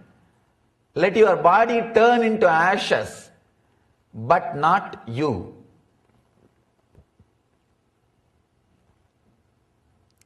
Let me describe exactly what happened with me when I had experience with this technique. I always used to think I should have the experience of death or face death directly, face to face. But somehow that thought never became a priority. See, any thought has to become priority. Only then experience can happen. If it is just in corner of one mind like a 100 and work, it should become priority in your laundry list. Not last. It should become priority. Usually in our laundry list, washing, cleaning and cleaning the house and paying the rent and phone bill. If time permits, enlightenment also. If time permits, meditation also. That's all. But here, that way things will not work. Only when it becomes top priority, when urge becomes urgent, things starts transforming in you. Otherwise it is okay, but nothing much can be done. One small story, one guy goes to the doctor and says, "Doctor, I tried to commit suicide by taking 1,000 aspirins." Doctor asks, "What happened?" He says, no, after 2 I felt better, I stopped. So, you may feel better after 2 aspirins, if it is in your laundry list. But, only if it is in top priority, experience can be achieved. So, it was not in my top priority. Somehow it was getting postponed. When I went to Varanasi, Varanasi is the holy city for Hindus, largest floating populated city, floating population. 300,000 people per day enter and go out. Such huge floating population per day, average. That is the amazing thing. And per day, 300 people are burnt in one place. 300 dead bodies are burnt in one place. Manikarnika Ghat, they call it Manikarnika Ghat, where traditionally it is believed, if you leave the body or if somebody dies in that area, or if somebody's body is burnt in that area, they will be liberated. They will have direct enlightenment. Not only it is traditional belief, Ramakrishna confirms it from his own experience. He says that I saw very clearly Shiva, Mahadeva himself going near every pyre and taking that soul, unclutching it from the body mind and liberating. He says, I saw it with my own experience. So, you can't say it's a mythological belief. It's a solid experience. I had the fortune of going to that Ghat. Understand, traditionally, not only it is believed, it is true, for last 2000 years, the fire has never been put off. Whether it rains or shines, flood or whatever it is, they will not bring fire when they come to the Manikarnika Ghat with a dead body. From the fire will be taken and lit.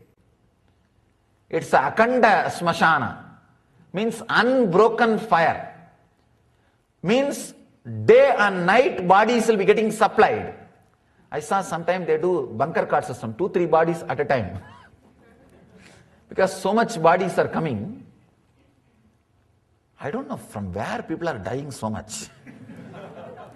Because if you sit half an hour, something like 200 bodies comes. And especially in the evenings. Because from around the place whoever dies, they will start walking from their place carrying the body. Ram Nam Satya Hai, Ram Nam Satya Hai, that is the mantra they will chant. And walk. By the time it becomes evening, they will reach the Manikarnika. Totally per day average 300 bodies are burnt. Only in the evening 200 bodies will be there. Because evening only they will all reach the Manikarnika. Whatever is said and done, I cannot describe the experience verbally. Only you have to see there to have that experience. To tell you honestly, the fear of death just disappeared. When you see so many bodies, Arey, what is there? Like this only I am also going to go, okay. You feel there is so many people giving company.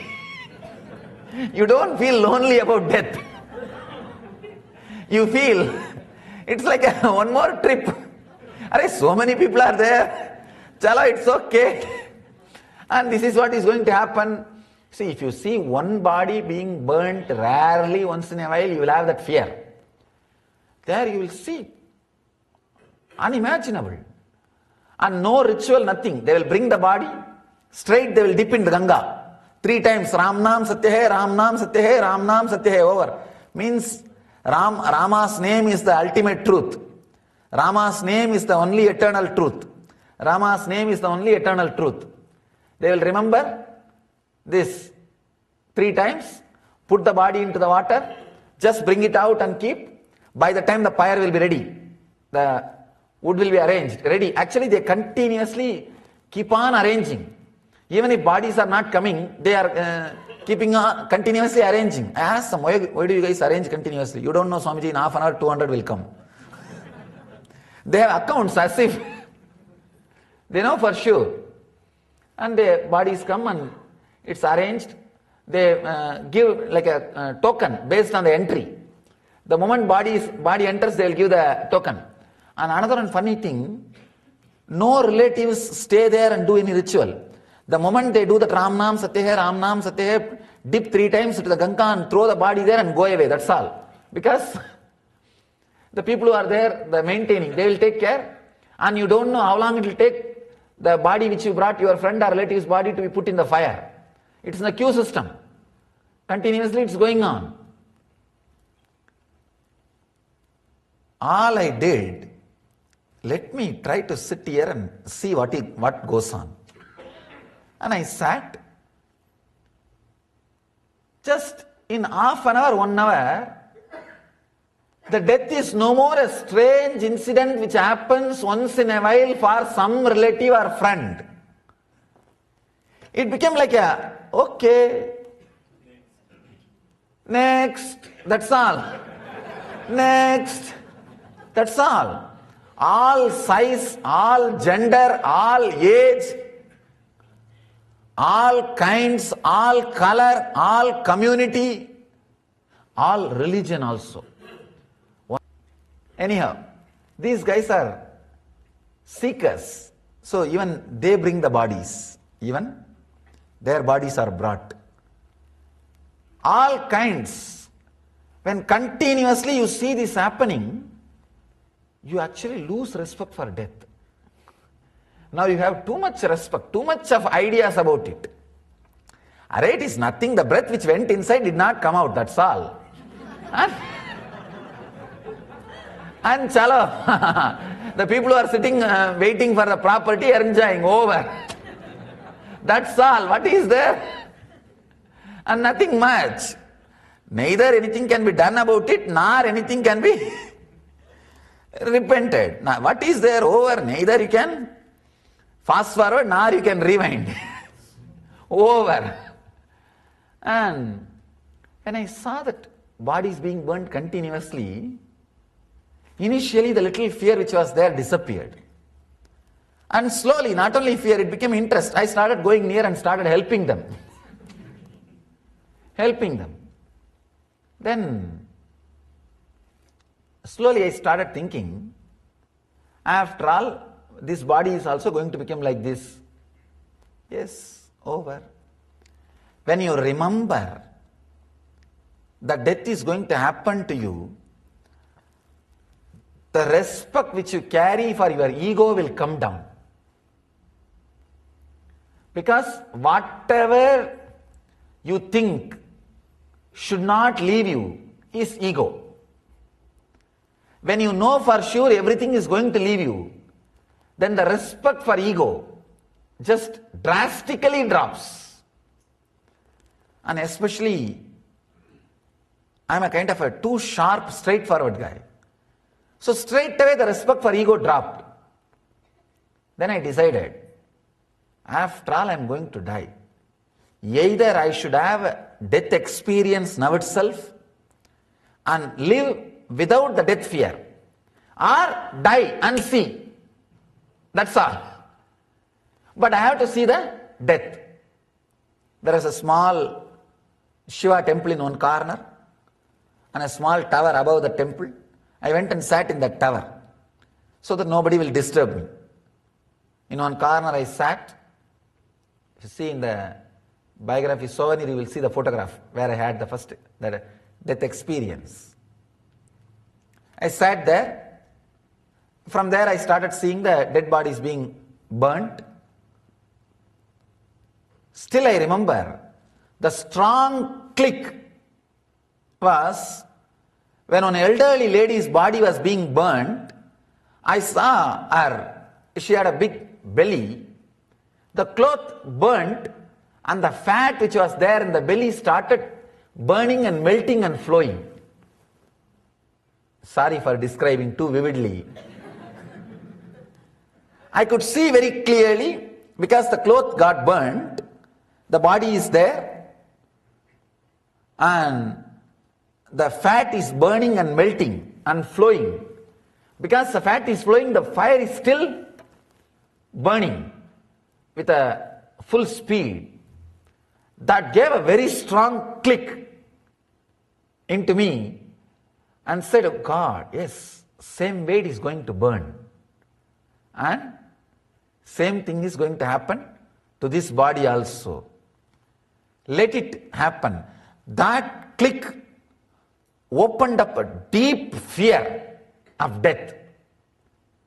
And that fear, when it spread all over the body, when I faced it consciously, I could see very clearly that fear spreading all over the body. When the fear met my awareness, hit my awareness, that became death experience. Understand? Whenever your fear is suppressed, it stays inside you as a suppressed fear. Whenever it comes out and you are not consciously facing it, it becomes a fear stroke and shakes your whole nervous system and breaks it down. If it is faced consciously, it becomes death experience. The fear, death fear, if you just escape, run away, when that fear happens, it becomes death. When you face it consciously, it becomes death experience. Death fear plus subconscious is suppression. Death fear plus unconscious is nervous breakdown. Death fear plus conscious is death experience. Understand? I have given a clear explanation, clear equation. Death fear plus subconscious is suppression, perversion. Death fear plus unconscious means you don't suppress, but neither you face. You just get shaken, frightened. Fear stroke, nervous breakdown. Death fear, conscious awareness is death experience. I was able to see very clearly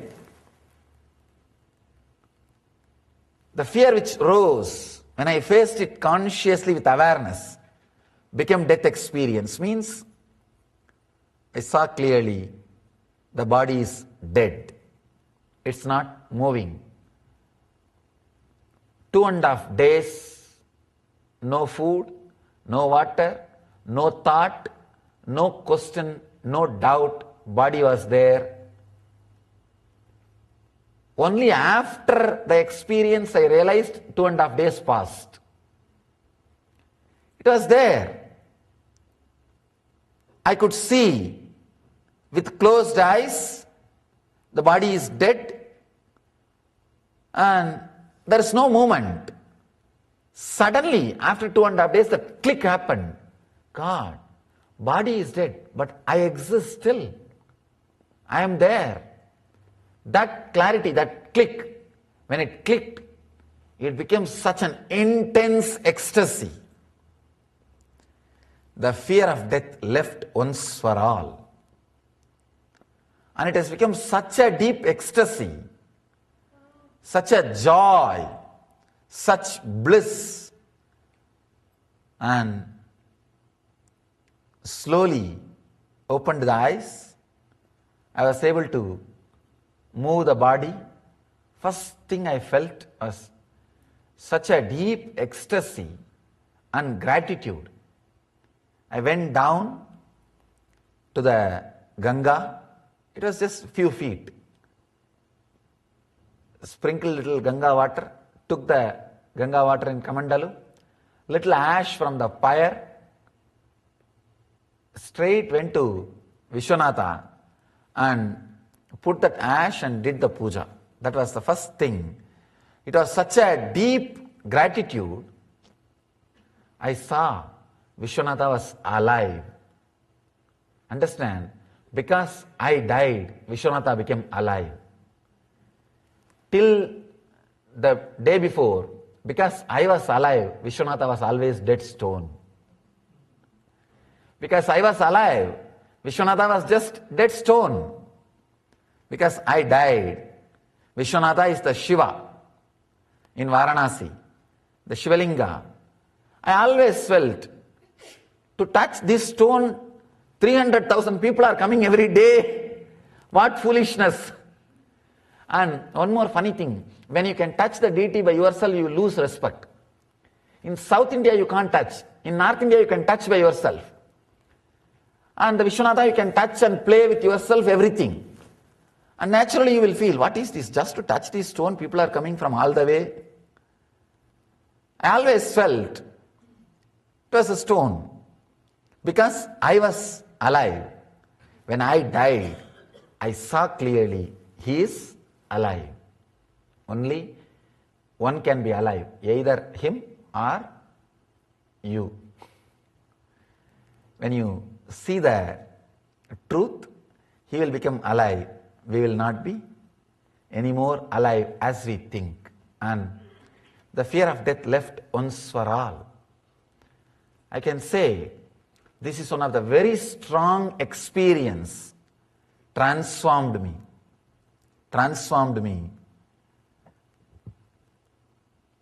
towards my enlightenment, towards the spiritual ultimate truth. That click is what I call Satori, the enlightenment experience. Let you achieve and radiate the eternal bliss, Nithyananda. Thank you.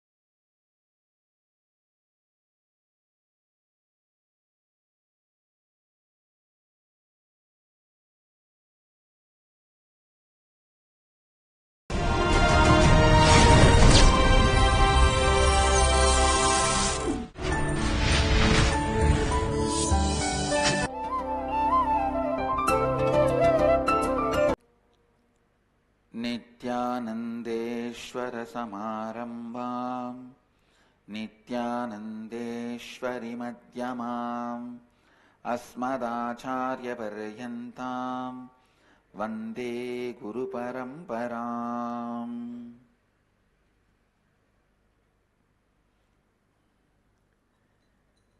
I welcome all the devotees, disciples, samajis, satsangis, Sri Mahants, Mahants, Kotaris, Tanedars, sitting with us all over the world through Nitya Satsang, Nithyananda TV, Sadhana TV, two-way video conferencing, having Nayana Diksha. Cities sitting with us in two-way video conferencing, having Nayana Diksha.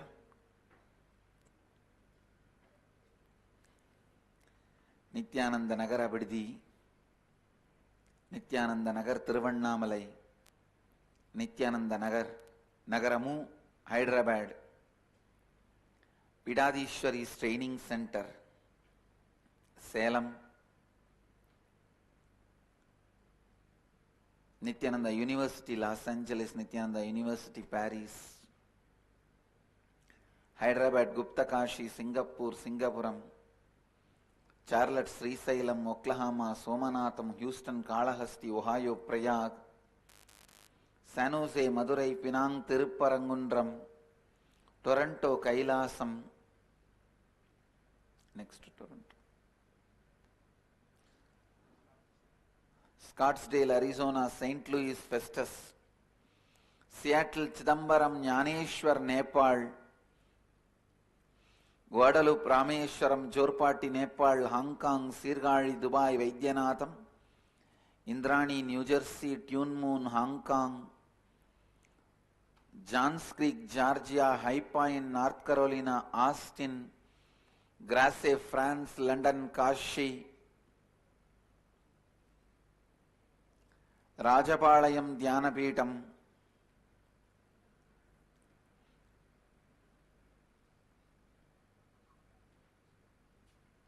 with this,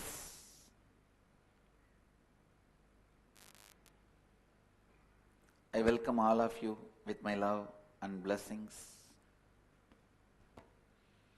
Some more cities are joining. Halifax, Canada.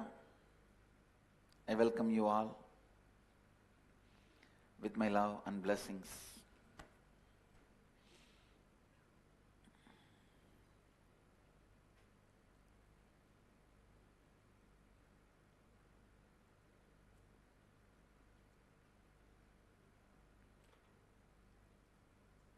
Today I will expand on living Advaita. Before entering into living Advaita, let's have darshan of Meenakshi. She is in the form of Digvijaya, going around the world and conquering it.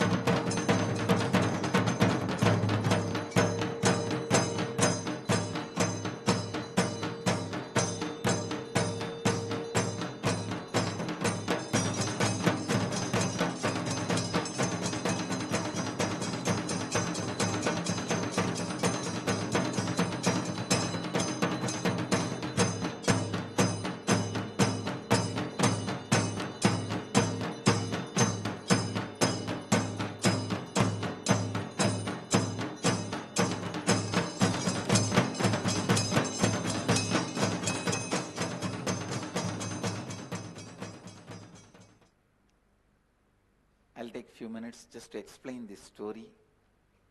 Then I'll enter into the living Advaita. Yesterday coronation, today she goes round all the 10 directions conquering it. You need to understand this. Even if you get the kingdom from your father as an inherited, after the coronation you have to go around all the 10 directions, establish your authority. if you are not able to establish, anybody declares independence, they are independent.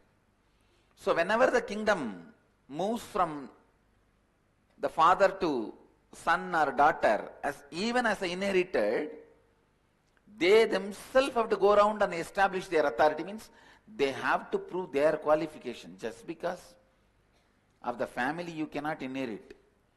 In India, till independence, it was not family inheritance. In Hindu tradition, just because your father was a king, you cannot be a king. Just because your family, you cannot become. You will have to establish your credibility.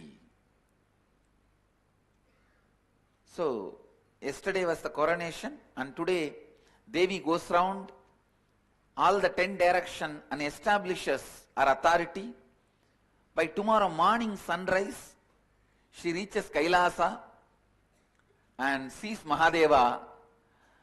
The moment she sees Mahadeva, she conquers Nandi. Mahadeva has to come to fight with her directly. The moment she sees Mahadeva, she understands she is Ardhangini. The realization of the Ardhangini happens, then by tomorrow evening the marriage ceremony, Mahadeva says, go to Madurai, I will come there and marry you with all your relatives. Then Mahadeva comes here with all his bhoota ganas, and whole Madurai gets frightened seeing the Shiva and Shiva ganas. Then Mahadeva takes a very beautiful handsome form. That form only is called as Sundareshwara, Lord of beauty and grace. So tomorrow, before sunset, the marriage happens. This is the story. So today Devi is going around all the 10 direction and establishing our authority. That is what you are seeing. Great. Let's move to living Advaita. Listen. I wanted to make these few statements on living Advaita. The more and more violence you cherish, more and more you become pieces, disintegrated, and useless to yourself and others. Listen. Never ever believe out of ignorance or innocence people will become useless. No. Only out of cunningness people will become useless. It's law of life. If somebody is not useful to themselves and others, be very clear. It is intense violence they are cherishing. See, when the land, when there is no water, it becomes too hot. It breaks and gives way, goes to pieces. Same way, in the being, when there is too much violence, heat, it gets disintegrated. I tell you, not once or twice, thousands of times I have seen. Whether it is Thanedars, Kotaris or Mahans, whenever I see inefficiency, I see a deep anger inside them, arrogance, feeling that they need to be given more in everything. I never accept innocence or ignorance with inefficiency.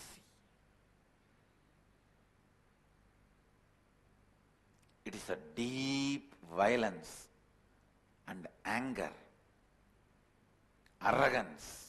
So listen, this is law of life. This is law of life. You cannot debate with it. You cannot fight with it. You cannot change it. There is nothing even to accept it. Anywhere you see People carrying impossibility, dry, cannot relate with the reality of life. Please understand.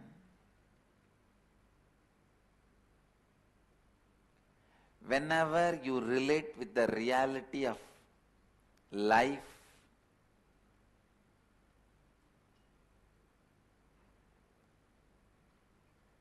joyful,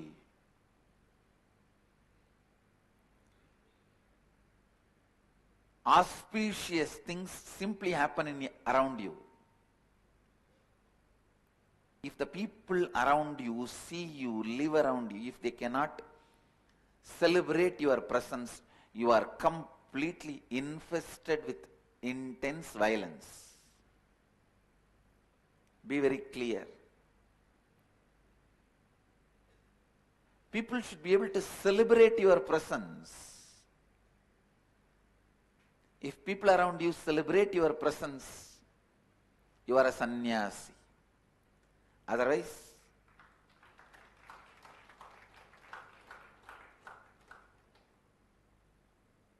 you just live in your arrogant shell.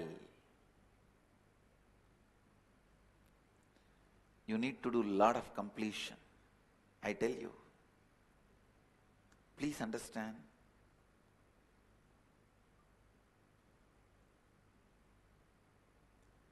These are some of the law of life.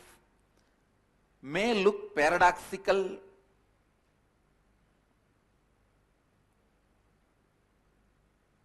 but these are truths. Your body should celebrate your presence inside it. Your stomach should bless you after you give food.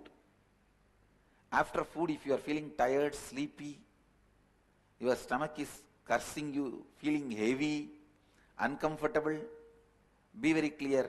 You are not eating for your body, you are eating for your tongue.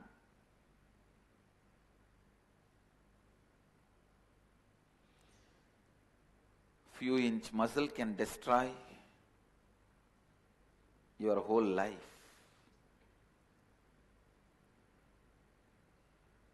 Your body should celebrate your presence in it. The people around you should celebrate your presence in their life.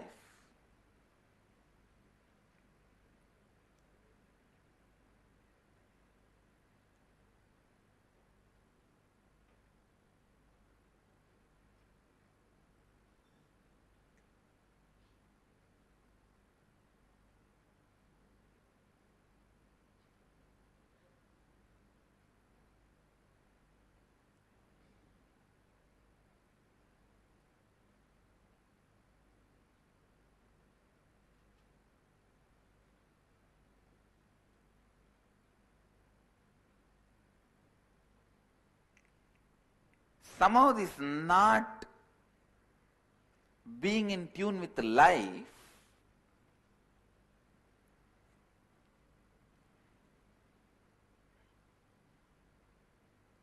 is considered as one of the spiritual quality, or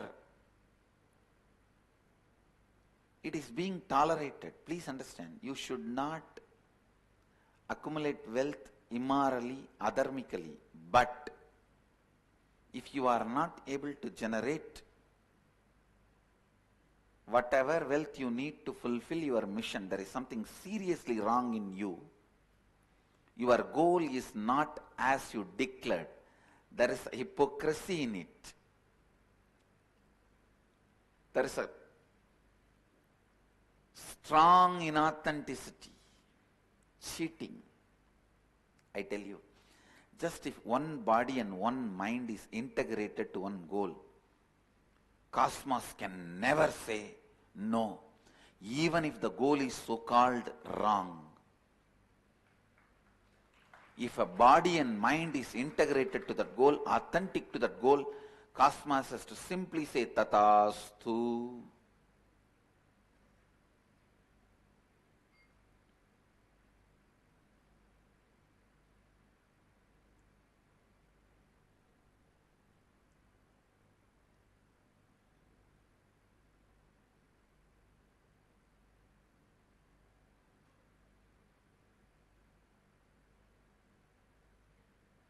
From Tiruvannamalai Mahant, I received a mail. I am not able to run too many staff, no income, I'll drop 2 staff. I just told him, drop this pattern of how much I can do and look around. You will see what you need, immediately will be there. By evening I received the mail. Yes, I dropped that pattern, how much I can do, and looked around. There were people already giving what I wanted.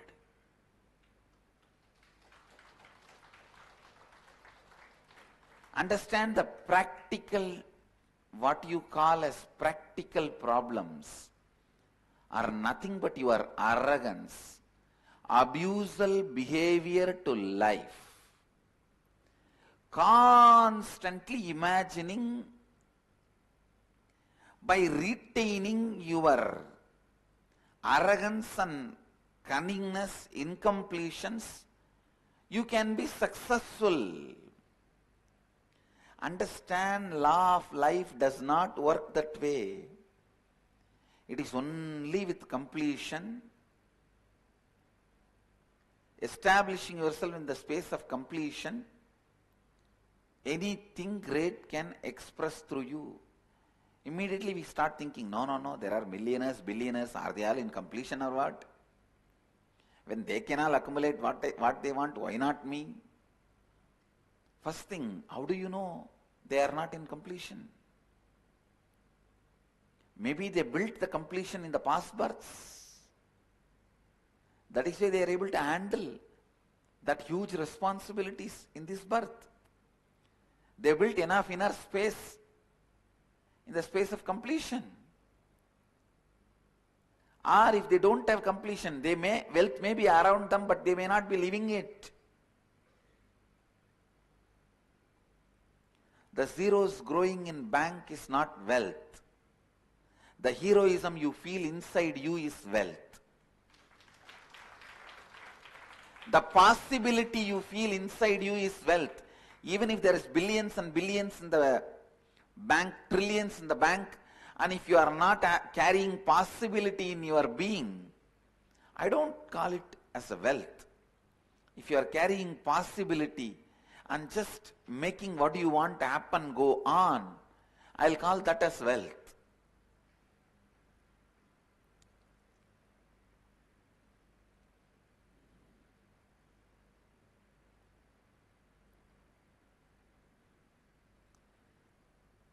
A deep down, the violence and arrogance you carry is responsible for keeping you away from people and happening. Understand, life is a great happening. It is a constant utsava, celebration. From morning till night. You just need to drop your frustration. Life is literally Varanasi. It's a celebration always.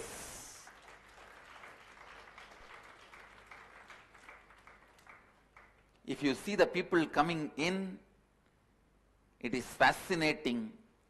If you see the dust, they leave it and go, it is frustrating. Now it is your responsibility to remove all the frustrating things and make the place more and more fascinating. Same way in your life. If you are constantly stuck with some of the failures which you created and doesn't want to complete, life is frustrating. And if you decide to stand up, complete, life is fascinating.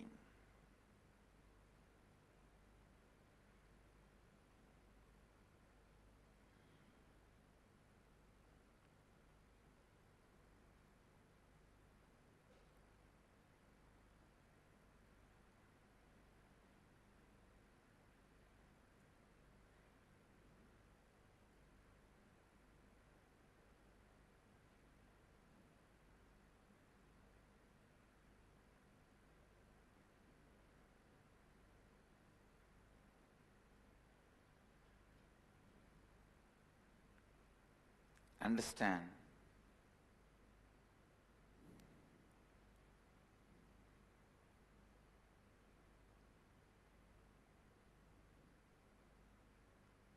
whether it is fascinating or frustrating, life is life.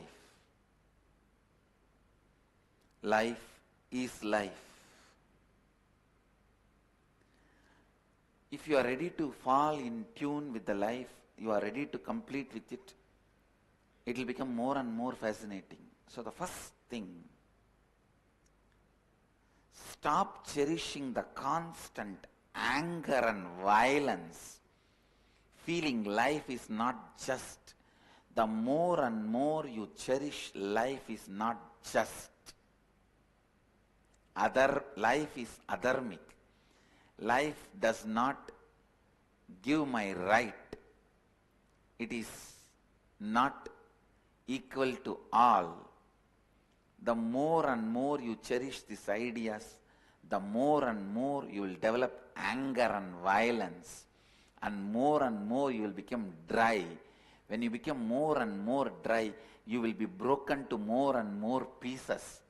And when you are broken to more and more pieces, you will become more and more powerless, and exactly you will become what you thought, dirt. Exactly you will become what you thought as you, dirt. Now what I said is vicious circle. Now I present the virtuous circle. Start cherishing. No. Life has done so many things to me. I was only not ready to take it up responsibly. Then naturally the first seed will start happening. Cherish it more and more with responsibility and completion. You will see the seed grows, become a plant, plant grows, become a tree, tree grows and gives the fruit.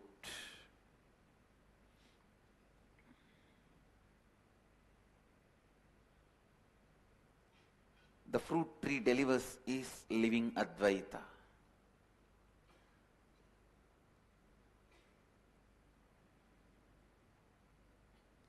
When you celebrate the life happening in you, first thing, your body will be so happy. Next, the joy will be such the people around you will start feeling you are such a strong presence. When people around you celebrate you, understand everything you call as life will simply happen. Your body celebrating your presence is health. People around you celebrating your presence is wealth, relationship, fulfillment, life, everything. In this stimuli process, both will happen. Your body will also celebrate your presence. Your body celebrating your presence is health. Your mind celebrating your presence is bliss. People around you celebrating your presence is life.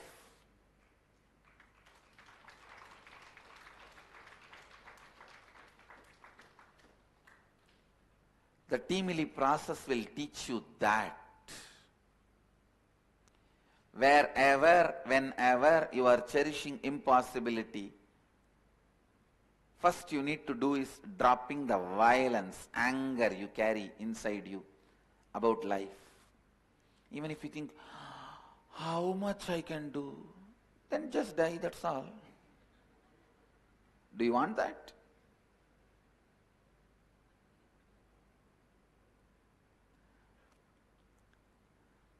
Then why are you living the Indian diverse? This Indian diverse is a unique lifestyle.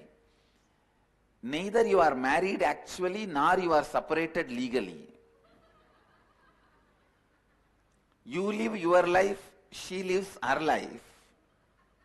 Kids live their life, and when she goes for her dinner, she leaves a note. I am going for dinner with my friends. Your dinner is in the cookbook, page number 42. Ingredients are available in Reliance Fresh.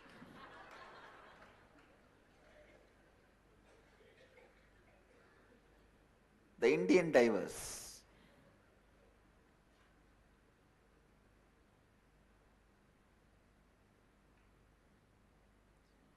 Don't have Indian divers with life. Either live happily, at least otherwise disappear. You can take another one body and when I say disappear, I don't mean commit suicide. You can't commit suicide. In Hindu tradition, suicide is not allowed. In our dharma, suicide is not allowed.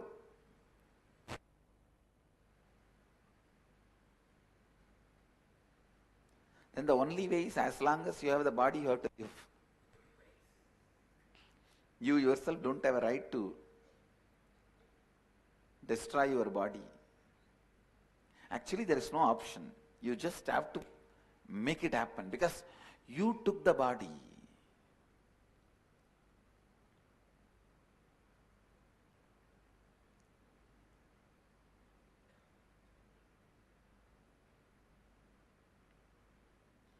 Don't live Indian divers with life.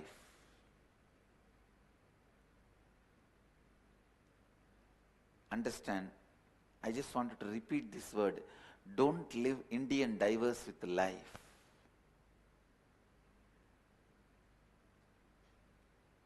Now, if you are constantly nagging baby, who wants? Behave with life like a friend. You don't cry all the time to your friend. You know what kind of a face you should show to your friend. Show the same face to your own being.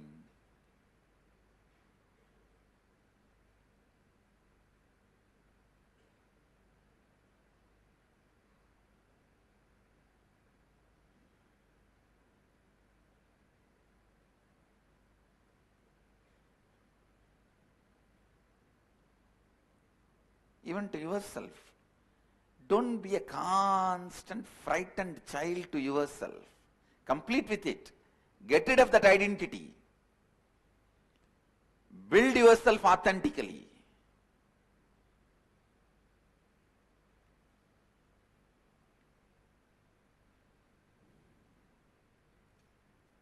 Don't constantly be a frightened baby.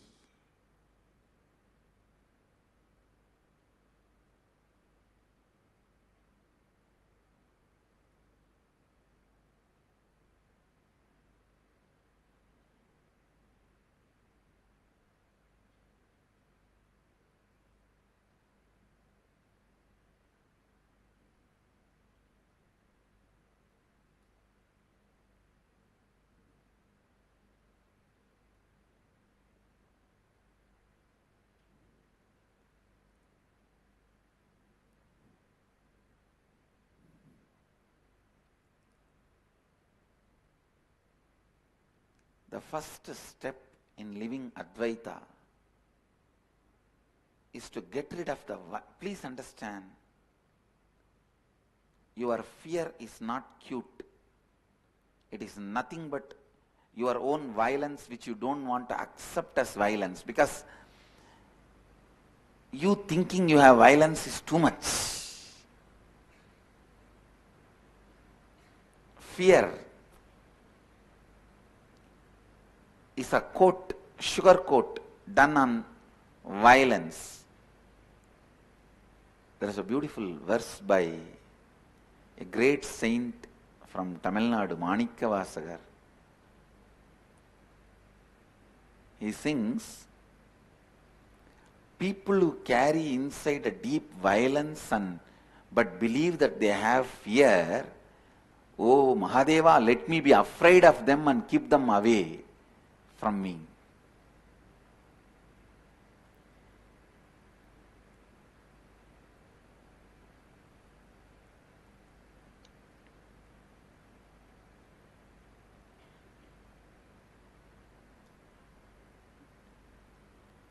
First, complete with that frightened child inside.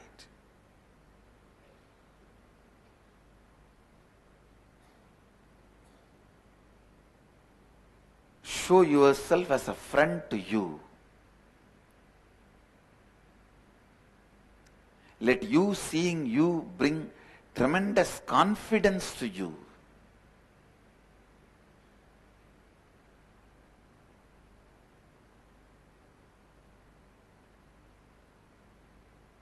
Even when you go to a temple, when you go to a God, Guru, the way you carry you and present you to them, they should feel you are the offering. You are offering to them, not that few banana and coconut. Who wants that? I see the person who brings, not what is brought. Nothing can be brought to me. Understand? Nothing can be brought to me. Neither I enjoy nor I lack. Neither I enjoy what is brought to me, nor I lack if I want anything. Please understand, I am making this statement with all my integrity and authenticity. Neither I enjoy what is brought, nor I lack if I want something. It is the person who brings, the being you bring, not even the body and the mind which brings. No. The being which brings.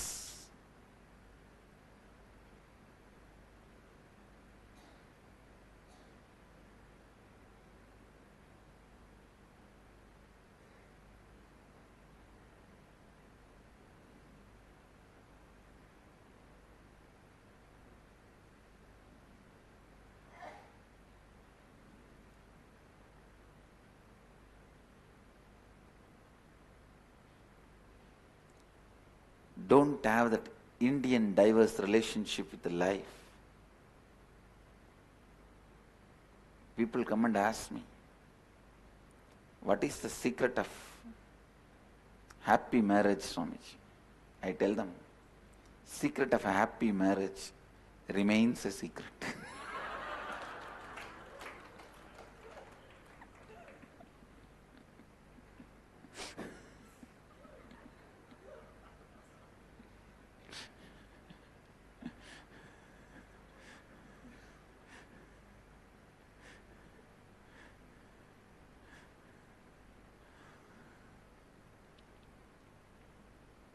Listen.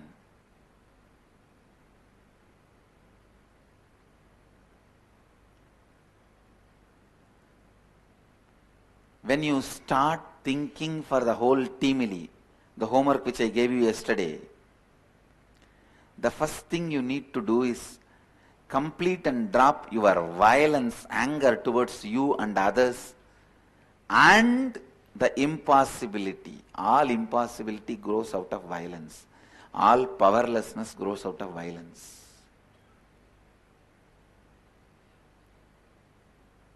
And don't think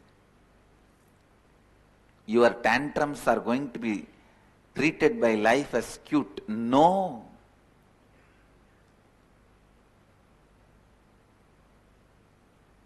Tantrums are dealt only with ganas, means mace.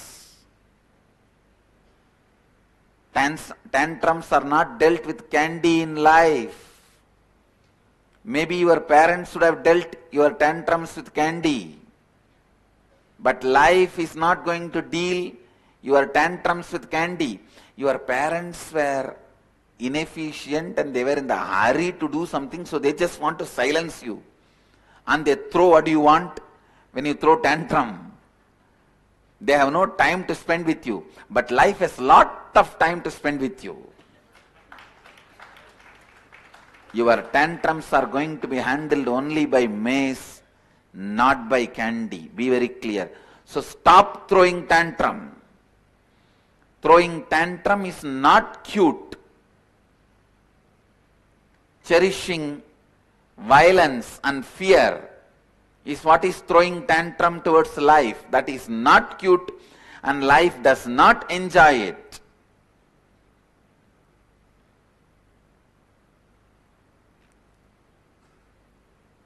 Complete with it and decide to cause the reality of your timely. So you will continue to do this homework till tomorrow. Yesterday I gave you this homework. I gave you 48 hours time. So till tomorrow satsang, you will continue to do this homework. This homework is not for the IA participants. IA participants, I am guiding you through the inner awakening session. You don't get confused. This is for the satsangis. Satsangis are a group of people, devotees who are attending the satsang every day. Actually, without even attending IA, I am leading them also into the same living Advaita process by small processes, step by step. So with this, the punchline of today's satsang.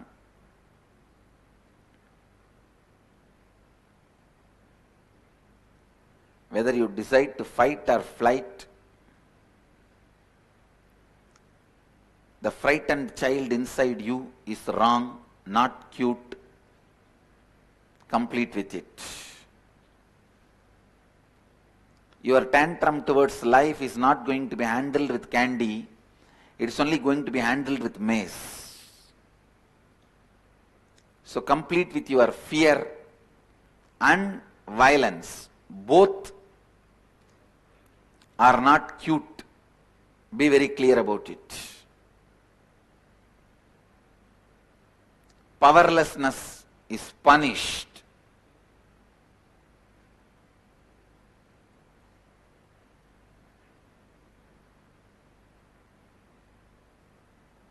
So be very clear.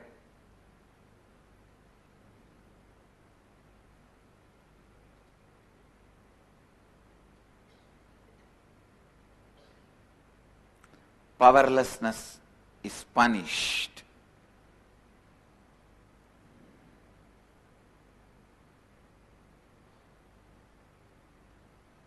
So complete it.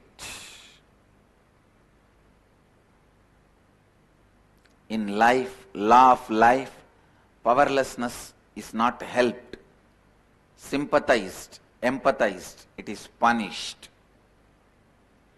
You are given the knowledge to get out of powerlessness. If you are not ready to apply and use it and get out, you are punished.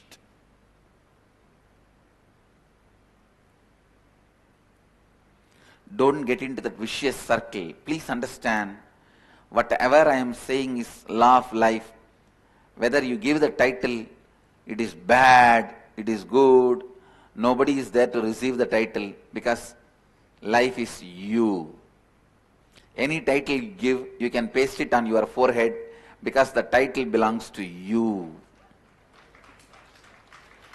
Any title you want to give for life, good or bad, right or wrong, just or unjust, please stick it on your forehead.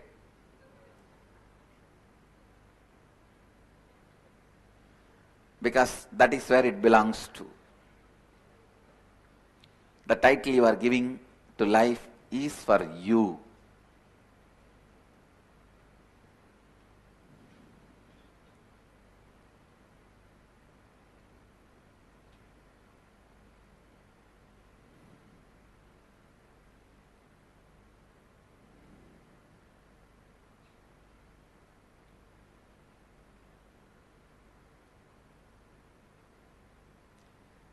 Just understand the simple truths of life and tune yourself to it. That's all.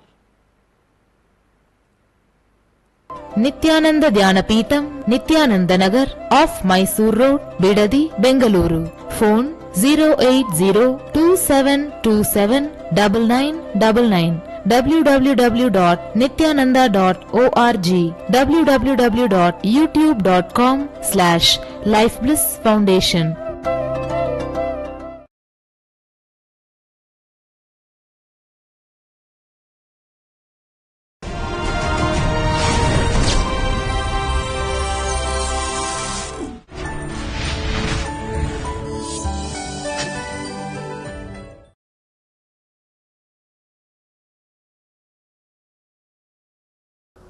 नित्यानंदेश्वर समारंभाम् नित्यानंदेश्वरी मध्यमाम् अस्मदाचार्य पर्यन्ताम् Vande Guru परंपराम्.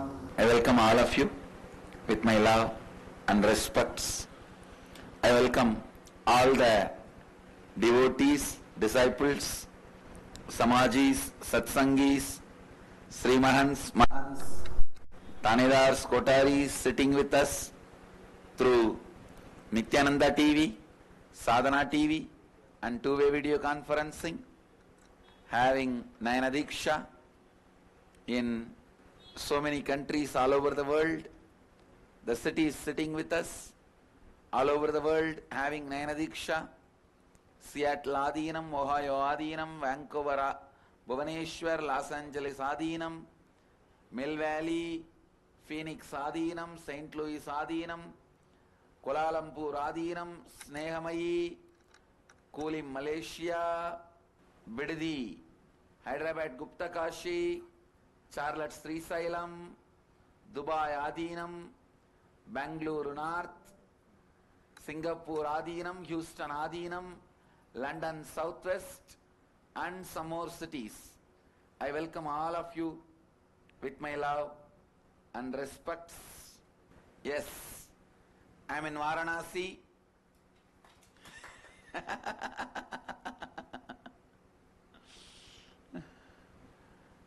The one statement I can make, Varanasi is just a physical manifestation of Hinduism. See, whatever Hinduism offers to the world, Varanasi is the physical manifestation. It is not just Mahadeva. All gods, it is city of gods. Again, I don't know what to tell, how to tell. Every god is inside Mahadeva. But it is not just Mahadeva. It's every divine energy. Please understand, only one God is a stupid theory. There is only God is a reality. Only one God is stupid theory. There is only God is reality. Understand, there is a difference between these two statements. As long as you see many things, there are many gods, because everything is God. When you start seeing only one thing, that one thing is God, then there is only one God. Understand? If you see nothing, that nothing is God. So, there is only one God is stupidity, there is only God is the reality. In Varanasi, as many things as you see, so many gods are there.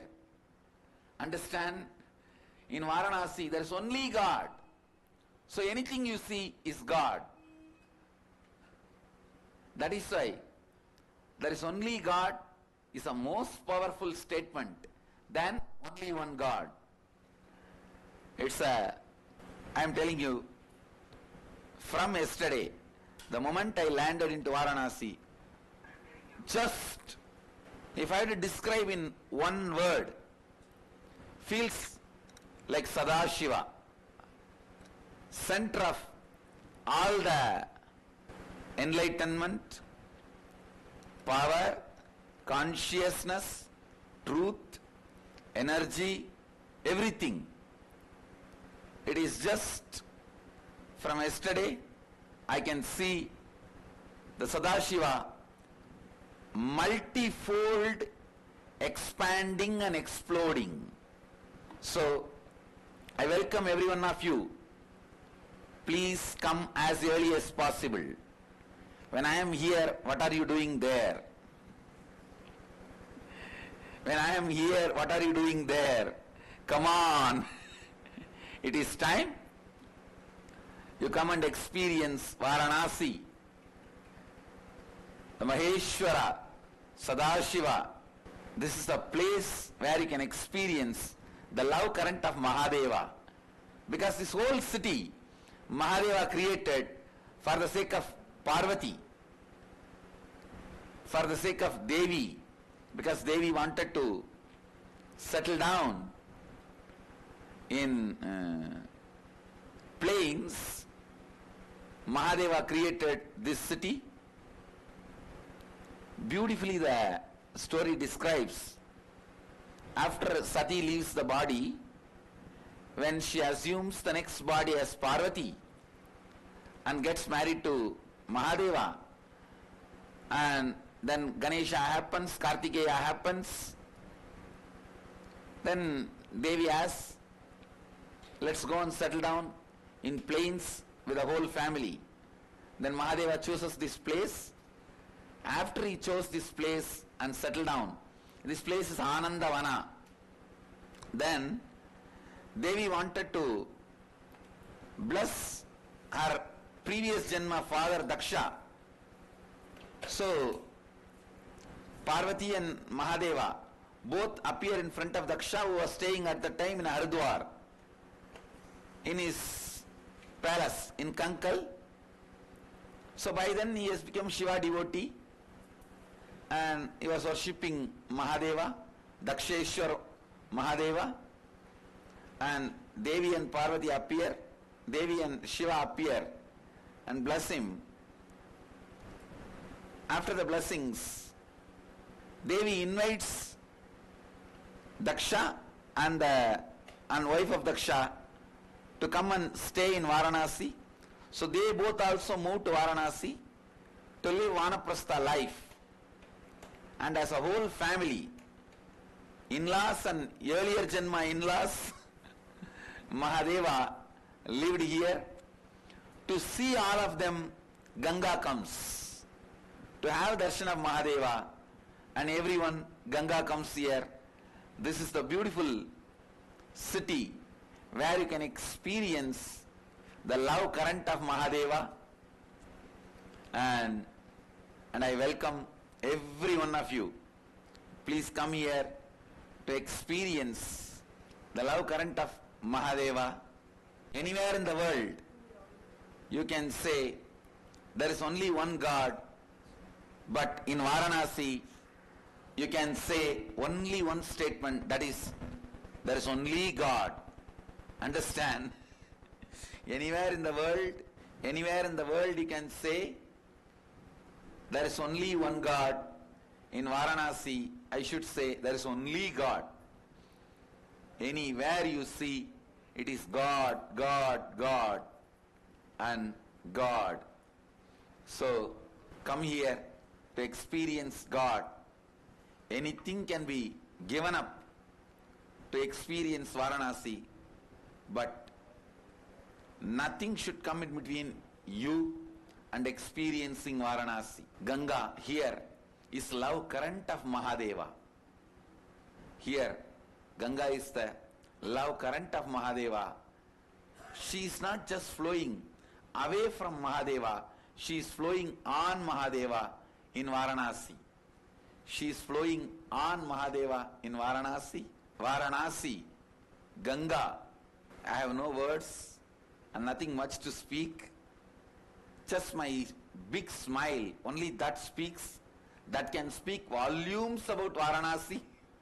Whatever I want to say is already expressing through my wide smile. See, when you guys see me physically, how you have the wide big smile on your face, which is uncontrollable.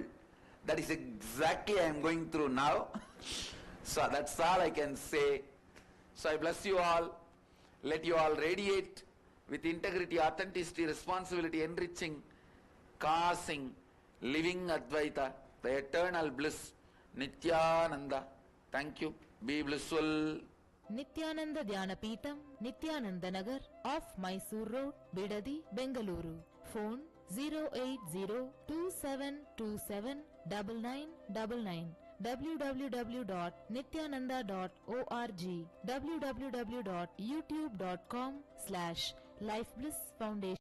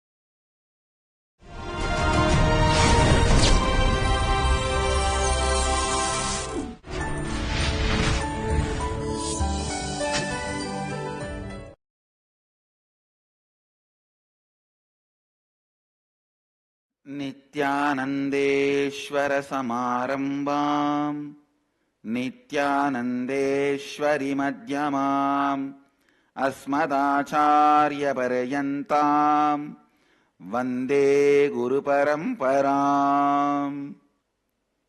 I welcome all the devotees, disciples, Samajis, Satsangis, Srimahans, Mahans, Tanidars, Kotaris, Sri Mahans,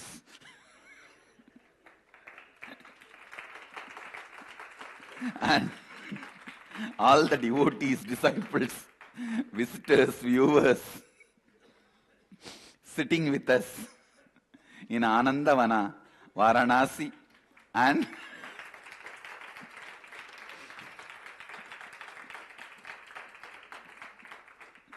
all over the world through Nithyananda TV, Sadhana TV, Ara TV, two-way video conferencing, in many centers having Nayanadiksha, cities sitting with us in two-way video conferencing, having Nayanadiksha, Tiruvanmiyur Adinam, Canada, Toronto, Canada Adinam, Seattle Adinam, Singapore Adinam, Guadalupe Adinam, Redmond Adinam, Torrance Adinam, Kuala Lumpur Adinam, St. Louis Adinam, Bogota, Colombia, Melbourne Adinam, Oman Adinam, Ohio Adinam, Guadalupe Adinam, San Jose Adinam, Houston Adinam, Singapore Adinam, Sun Prairie, Wisconsin, Rajabalayam Adinam, London Southwest, Tirunelveli, Bangalore North, Hyderabad Adinam, and some more cities. I welcome all of you with my love and blessings. Listen.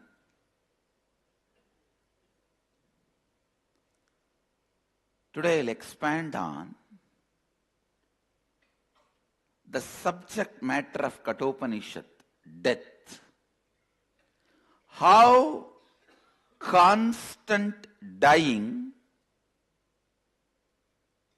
which is happening in all of us, if it is approached violently,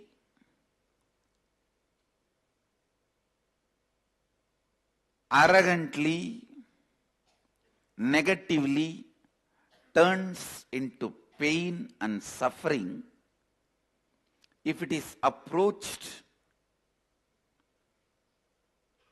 with a mood of listening, passively, how it leads to transformation. Listen.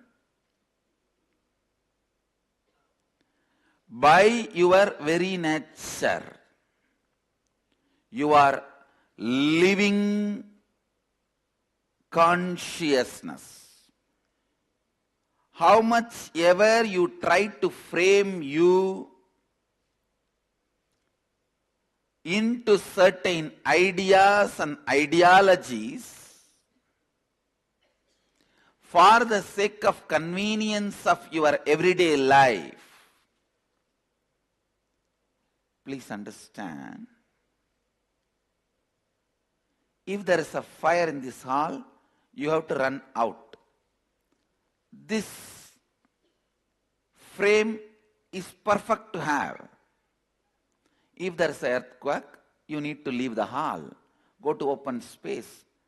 This framework is perfect to have. Nothing wrong in it. These frameworks, rules, understandings, regulations are good to have in the outer world. Like you will sleep only in your house. These are all good to have, but it is so unfortunate you start putting the framework for you inside.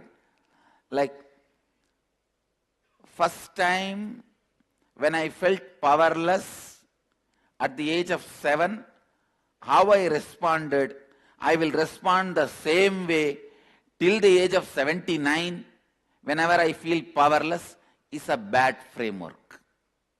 Listen, understand the difference.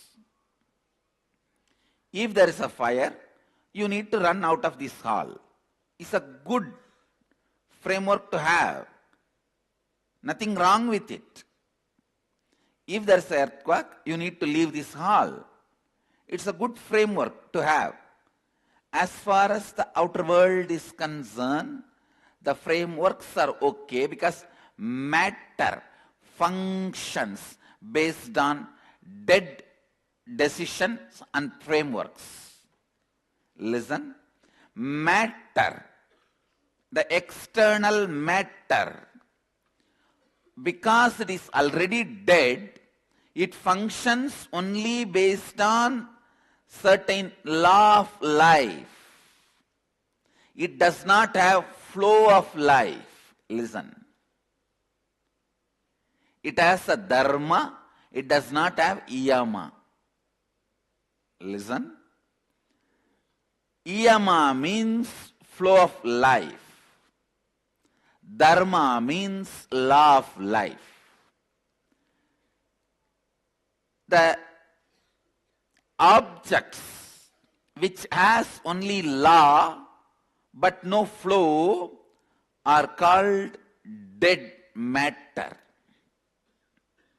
Objects which has law and flow are called the conscious matter combination. Chit, Jada, Grandhi, human beings. We have the possibility of flow and certain law. For example, if you drink poison, your body will be dead. It's a law. That is dharma. Yama, flow of life. If you want, any time you can excite yourself, enthuse yourself, make yourself happy, is the flow of life. Understand? Flow of life is free, joyful, exciting, enthusiastic expression of you. Yama. Flow of life is your freedom. Yama. Law of life is simple, straightforward rules. Dharma. If something functions only based on law of life, it is dead matter. If something can play between both law of life and flow of life, functions as straight dead matter. Flow of life as a possibility of excitement, enthusiasm, non-materialistic, expansive cognitions. Listen. Non-materialistic, expansive cognitions are possible with flow of life. Yama. Yama, dharma. Please understand this word. The flow of life belongs to consciousness. Law of life belongs to matter. Human being is a possibility. He functions with the flow of life and law of life both. But unfortunately, he overlaps the law of life and forgets, misses the flow of life. All your pain, all your suffering all your pain, all your suffering is because you think flow of life has to be framed into law of life, and you always feel law of life is boring. Law of life is made for matter. In you, there is a part which is matter. Deal matter with law of life, not consciousness. Consciousness need to be cognized constantly with flow of life. I'll give you more examples. Listen. For example, everyday satsang. If you deal it as a law of life, it is boring. Oh God, every day I have to come and sit. Today I have a great attendance in satsang.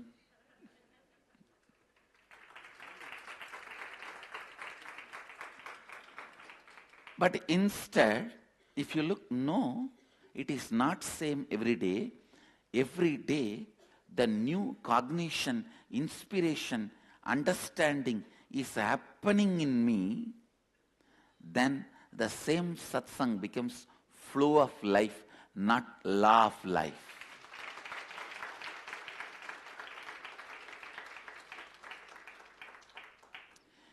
Even food can become boring if you cognize from the angle of law of life. Please understand, so many youth who are born with silver spoon are committing suicide by middle age because they feel everything is boring. They have seen enough of food. Just for food, they fly hours together from country to country. They have seen enough of liquor, enough of drugs, enough of women, enough of everything. They feel bored. What to do? Let's do something new. Commit suicide. No, really it is happening. Some places where you are not courageous enough to commit suicide, just fall into depression. Law of life, good, as far as you deal the matter. But if you project that on the consciousness, it makes life bored. No work, no working day is same. But you go on believing. You are constantly made to believe. Monday to Friday, it is all same. All the system which makes you a number. Listen. All the system which makes you a number tries to put you just into the law of life, dharma, is making you forget the flow of life, yama. Understand? I am revealing the definitions of yama, flow of life, dharma, law of life, the sacred secrets related to both directly from Akashic records. Why is office boring? Why is work boring? Why is work tiring? Because you wrongly cognize and you are made to cognize it is all same. It is law of life. No, never this throne is same for me second day. Understand, every day it is new for me. Every day it is new for me. Every day you are new for me. Every day I am new for me. Every day what I am uttering is new for me. Celebration comes from yama, understanding the flow of life. Not just by dharma, understanding law of life. Understanding law of life is great. It makes things easy. Like I gave the example, if there is a fire, you have to run out of this hall. If there is an earthquake, you need to move out of this hall. This is the dharma, law of life. It is good as far as things of matter is concerned. Dealing with the matter is concerned. But it is unfortunate. Unconsciousness of the people and society makes you think and feel even your life is law of life, dharma. No, it is flow of life, yama. Look in where all you froze yourself. Break all those frozen parts of you. That is what is staring at death. Thou shalt not freeze your life by mistaking yama into dharma. Thou shalt not make your life boring by bringing the dharma into the space where you need to have yama. Please understand, yama is like flowing of the river. Dharma is like water flowing in the canal. Both have different energy, different intelligence. Water flowing in the canal, you can never make sure or guarantee it will reach the ocean. Water flowing as river, you can guarantee it may be in any country. It will reach its goal. Yama, society feels frightened about the people who are flowing. Individual feels frightened about the people who are framing him into law. Understand, both groups are having wrong understandings. The orthodox group which tries to frame an individual, the rebels who try to break the whole society, both are stupid. That is why never both systems were successful on the planet Earth. Neither orthodoxy nor rebellious people will ever be successful. It can be at the most overpowering each other at particular time, conquering each other at particular time, but not victory, winning over. You need to understand what is the matter component of you. What is living component of you? What is matter component of you? And what is conscious component of you? For matter components, good to have dharma, law of life. But conscious components always have yama, flow of life. Flow of life brings beauty to you, grace to you, joy to you. Shiva in you is flow of life. Understand? You just need only little awareness and put your attention on it. To get rid of a cockroach, you don't need a warrior sword and the shield.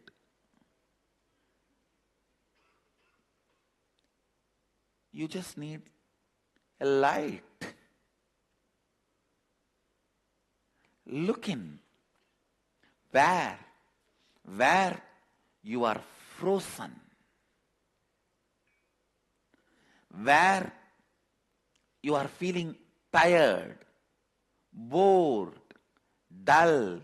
I tell you, one more important commandment to all human beings, especially for Hindus: thou shalt not feel bored. Thou shalt not be tired. Tiredness and boredom is crime. Tiredness and boredom is crime, because the conscious part of you, which need to be dealt with the yama, flow of life, is being dealt with the law of life, dharma. What needs to be done with the right hand needs to be done with the right hand. What needs to be done with the left hand needs to be done with the left hand. What needs to be handled with yama needs to be handled with yama. What needs to be handled with the dharma needs to be handled with dharma. Law of life should not overflow into flow of life. And I tell you, the man who has understood law of life, dharma, will never feel his flow of life is affected or disturbed. When you understand your flow of life can never be disturbed by law of life, you understood the matter component of you is not you. The spirit component, the conscious component of you is you. Understand? The conscious component of you is you. The matter component of you is for your utility. This hall is for our utility, all of us to gather and share our time. It is not us. And neither I am this hall, nor you are this hall. Not even this owner is this hall. It's a utility. For the common utility, matter need to function with dharma, law of life. But consciousness does not need to function with law of life. It can just function with flow of life.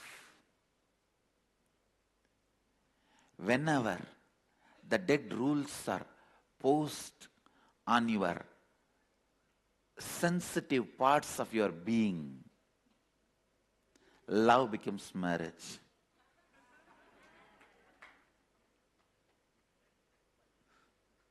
Life becomes boring. Spirit itself needs some spirit to get spirited. Spirit itself needs some spirit to get spirited. Understand, boredom is one of the biggest crime done to individual consciousness. Boredom is one of the biggest crime done to individuals by the collective society. And the worst crime is trying to give foolish solutions for the foolishly created boredom, the so-called entertainment industry. Understand? Instead of solving the problem in the root, for example, you are having a nightmare, the 10 tigers are chasing you, 11 lions are attacking you, your anaconda is running behind you.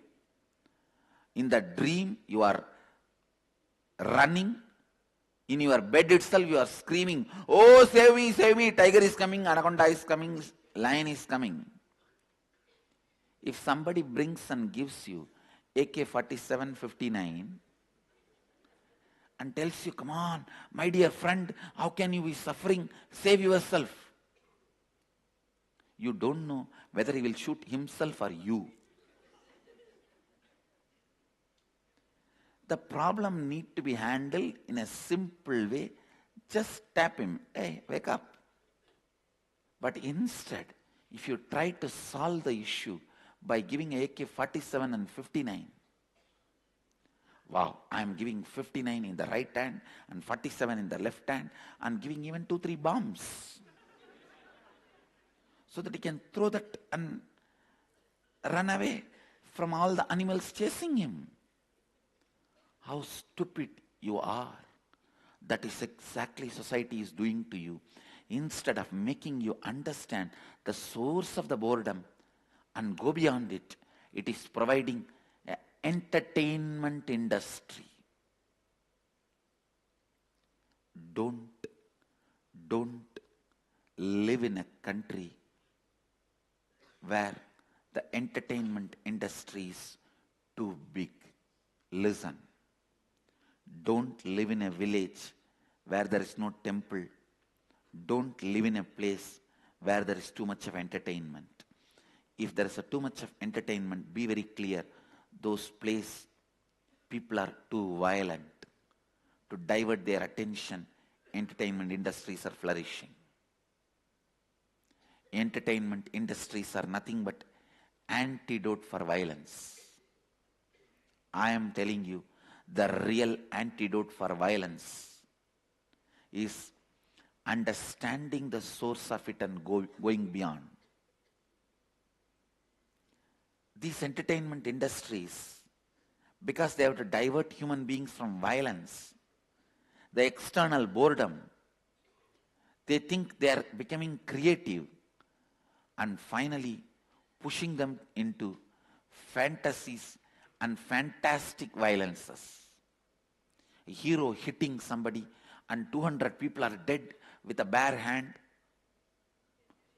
The people attacking him are all full of weapons. Is it not a violent fantasy or fantasy-based violence? And Tamil movie, God. A villain will be going in the flight. Hero will be going in the bullock cart and he will catch it. He will catch the villain. And the villain will be the pilot. He will take control of the flight who was driving few minutes before. Bullock cart, who doesn't know anything about flight, who has never got into flight, who was born and brought up in the village, never moved out of the village, will suddenly become the pilot. How? He remembered his past life, knowledge and experience when he was a pilot in the past life. How did he remember the past life memory of driving the flight? Suddenly, without remembering in all these days, no, when he was closing the door of the aircraft, one bolt hit his temple. And the brain has gone through a change. And his past life memory to fly is awakened. Entertainment industry, instead of healing you, unfortunately, only suppressing your feeling bored. I tell you, it is boredom makes you violent. Boredom in life makes you violent. Boredom in life brings frustration. Understand, whenever you see there is no possibility for new flow of energy in your life, then comes boredom, frustration, violence. Anybody who sees the possibility of new flow of life never becomes violent or terrorist. Sanatana Hindu Dharma constantly teaches you possibility for a new energy flow in life. It is living based religion. That is why it is living religion.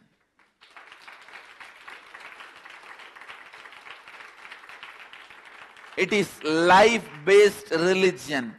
That is why it is life religion.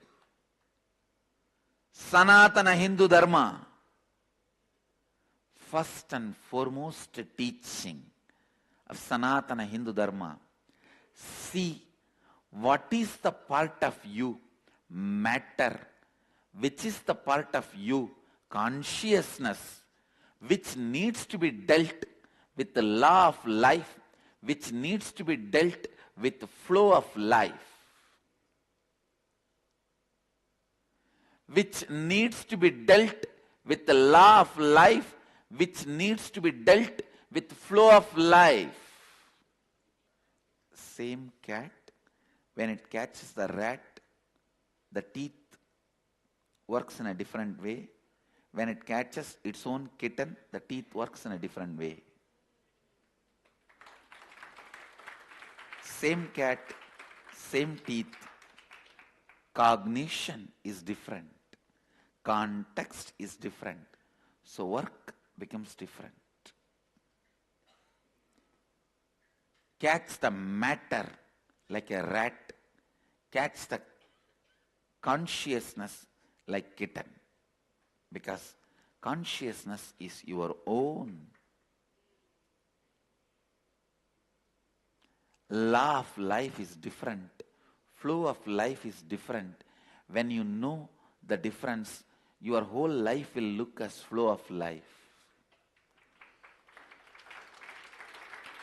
When you don't understand, the whole life will look like law of life.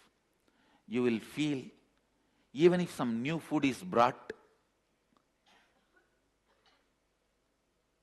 you will taste new food because you are bored with the same food. 100 days you will taste new food because you are bored with the same food. After 100 days, if you suddenly become bored of eating, what will you do? Because the boredom spreads in you in the speed of death. Understand? Boredom at the rate of death spreads in you. The speed with which poison spreads in you. The speed with which death spreads in you. In that speed, boredom spreads in you. Boredom spreads in you. When you are confused, what is law of life and what is flow of life? See, actually, if you approach you and life passively, come on, let me see. What is it that is dead matter in me and living consciousness in me? What is the Chit Jada Granthi, the knot of consciousness and matter? Then you will know you feel fulfilled only when you remember, when you cognize you as flow of life, not as law of life. That's first thing. Second, listen. I was describing complete dead matter to be dealt with the law of life. When you are combination of matter and consciousness, you need to deal matter with the law, consciousness with flow. There is one more group who are fully awakened, conscious. In them, there is no matter exists. They don't cognize anything based on matter, based on the fact or the understanding there is some matter is part of them. They need to be dealt completely.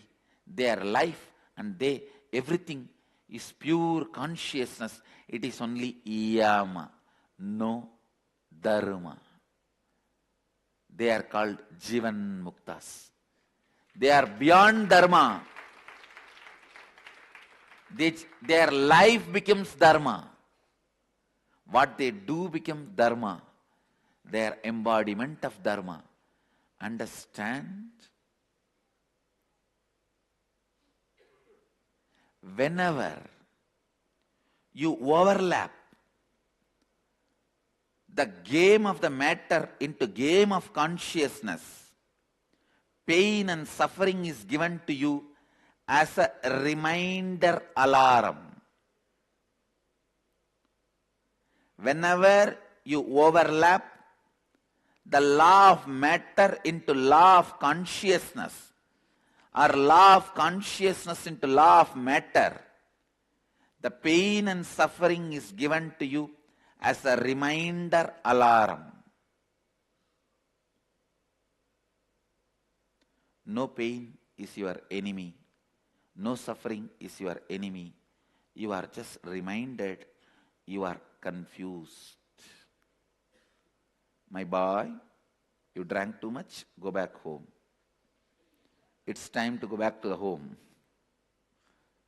You are full. It's a reminder.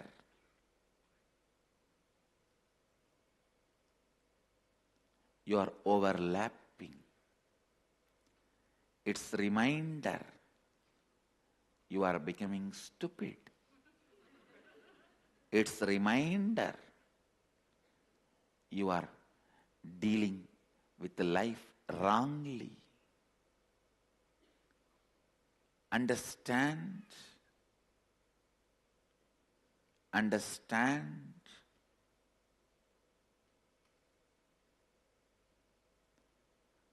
Whatever I spoke now, if you feel it is going above your head, watch this satsang at least 3-4 times in the next few days. Understand the definition of law of life and flow of life. And spend little time on you, seeing where you apply the rules of the matter, games of the matter, into games of the spirit, games of the consciousness, where dharma is pushed on yama, where yama is not given its original respect and space. Look in. The moment you look in, tons and tons of your problems will be reduced to ashes. And you will know how to die constantly and reborn. All the law of life suffocating the flow of life needs to be killed. In all those spaces, death needs to happen to you. Wherever the flow of life is disturbed by law of life, you need to be reborn. Keep the flow of life alive. Love, excitement, enthusiasm, laughter, living. Keep it alive. This is the science of completion and science of living.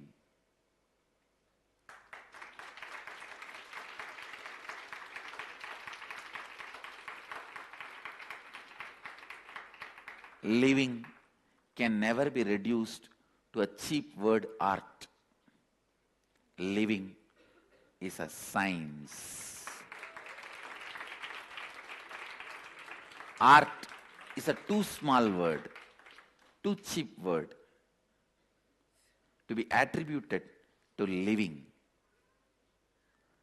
Understand, it is not little jumping, jinging and jinganicking.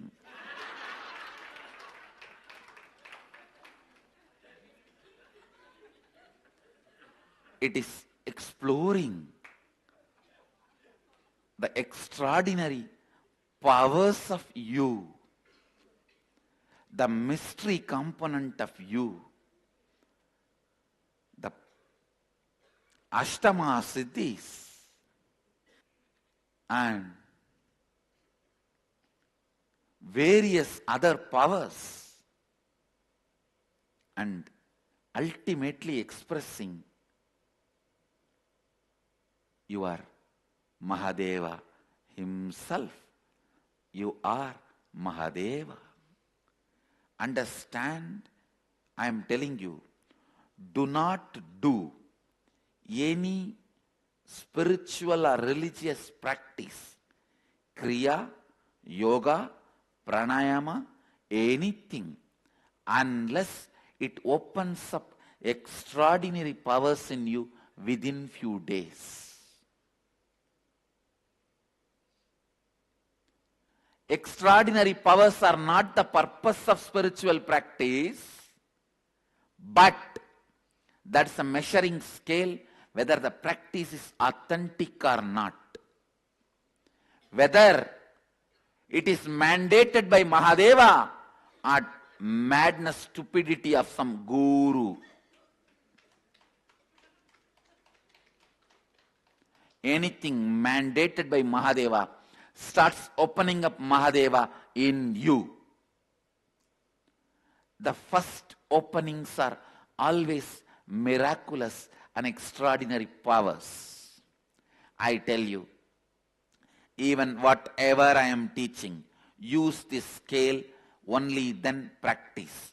Any spiritual practice within few days, means less than double-digit days, should open up extraordinary powers and experiences in you, happenings in you.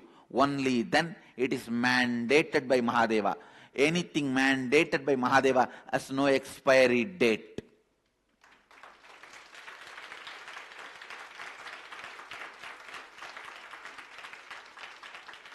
Otherwise, don't do some technique for the sake of pride. I am doing this for last 39 years.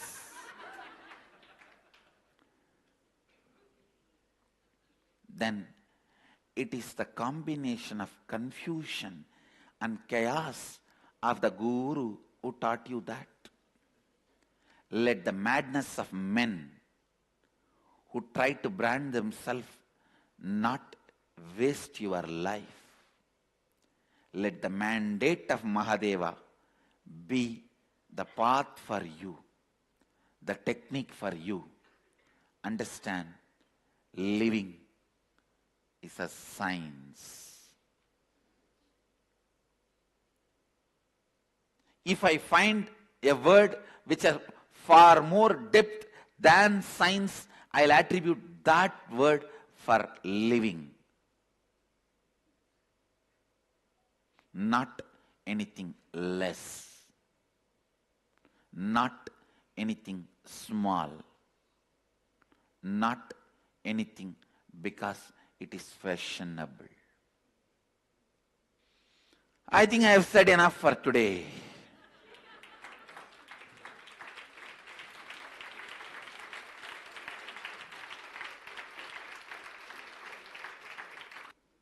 Now you need to contemplate. You need to think. You need to look in. You need to internalize and internalize the law of life and flow of life. I'll continue to expand on death, the subject matter of Kathopanishad. I'll continue to introduce the truths of death, sacred secrets of death from Akashic records. First, the introduction of the subject matter. Then I'll introduce the Upanishad itself. Then I'll introduce, I should not use the word author, I can say reader. Yamadharma is the rishi of this Upanishad, reader of this Upanishad, not author. Listener, the first listener, Nachiketa. I have to introduce Nachiketa. That is going to be like a hero entry where I have to give a lot of build-up. And I have to first show only his hand, his feet, his back, the way he walks. Then his shika, only the forehead. Then just the eyes filled with shraddha, authenticity. Only then I can expose him directly to you. The context need to be set for the hero of this Upanishad. Please understand, I tell you really, even Yamadharma looks little pale in front of Nachiketa. He only becomes second hero.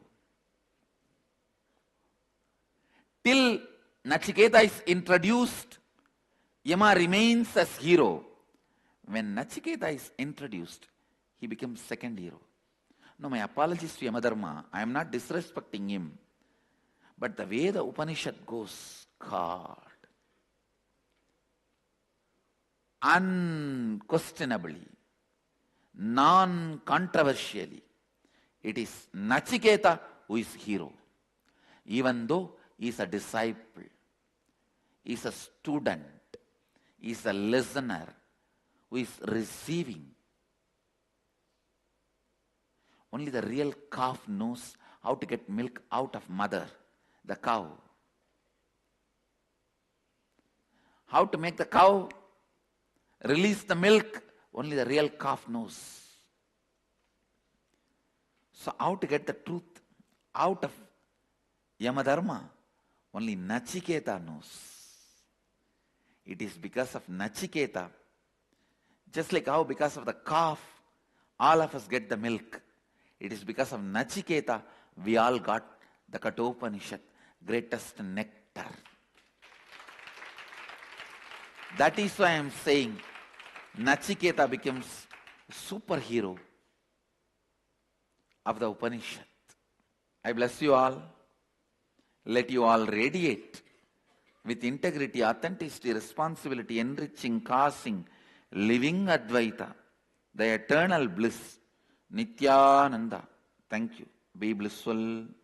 Nithyananda Dhyanapitham, Nithyananda Nagar, off Mysore Road, Bidadi, Bengaluru. Phone 08027279999. www.nithyananda.org, www.youtube.com/lifeblissfoundation.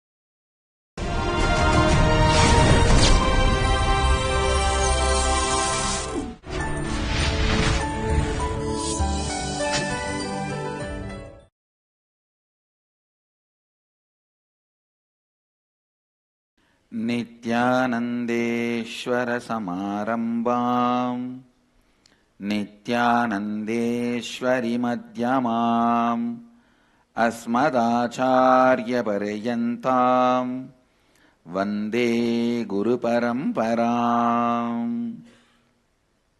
I welcome all the devotees, disciples, samajis, satsangis, Srimahans, Mahants, Tanedars, Kotaris, visitors, viewers, sitting with us through Sadhana TV, Nithyananda TV, two-way video conferencing, having Nayana Diksha, and who are sitting with us here physically from all over the world in Anandavana, Varanasi.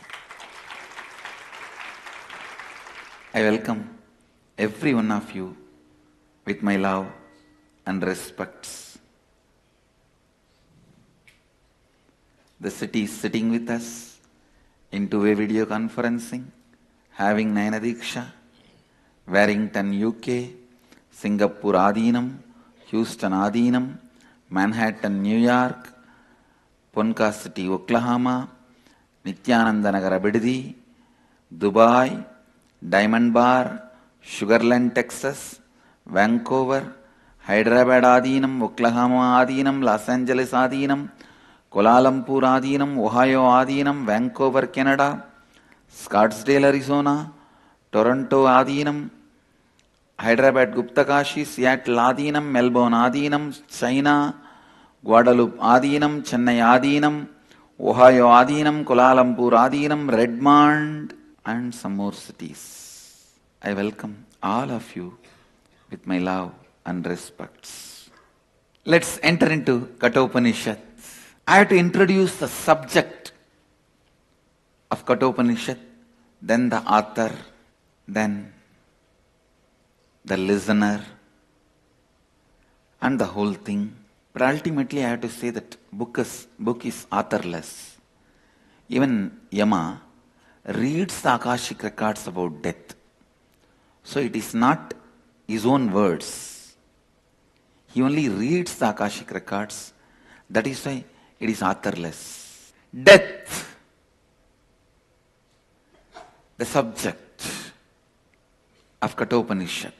Understand, death as the end of the known frightens you. Whatever you know, the known people, known wealth, known good, known bad, whatever is known is coming to an end, stand still. That is why it frightens you. Listen with awareness. Whatever is known is coming to a standstill. Because whatever is known is coming to a standstill, you are afraid of death. Then, are you happy with whatever is known and to live with it? Where is the gap? Neither you are happy with whatever is known, ready to live with it, nor you are ready to give up whatever is known and ready to go beyond and rejuvenate yourself. See how we are stuck. Understanding about death will liberate you from this catch-20, where you are caught. Being caught cannot be considered as living. So understand, all of us know only two states in our life: death and dying. Death and dying. where your perception of the known ends. It is called death. Where your perception continues to torture you. Continues to torture you. It is called dying. Listen. I am introducing one of the important sacred secret about death to you. When death is staring at somebody, decide to stare at him. Understand the secret. Whenever you stare at somebody, even if he was looking at the other direction, automatically his eyes will come and get fixed on you. Death may be staring at some other direction. If you decide to stare at him, his eyes will move, come and get fixed on you. That will be a beautiful looking at each other. That will be the best way of looking at each other. Because when he is looking at somebody, if you are staring at him, then his attention falls on you. Slowly, slowly, slowly, both vision will merge. You will have enough time to breathe, enough time to align yourself, enough time to settle with whom you are staring, to whom you are staring, with whom you are going to share yourself. But when he is staring at you, it will be too much heavy. It will be literally like me burning somebody. When Mahadeva stares, you can't look back. You won't be able to look back. You won't be able to stare back. Before death decides to look into your eyes, decide to look into his eyes. Before it decides to look into your eyes, decide to look into his eyes. Because during the dying, listen, I am equating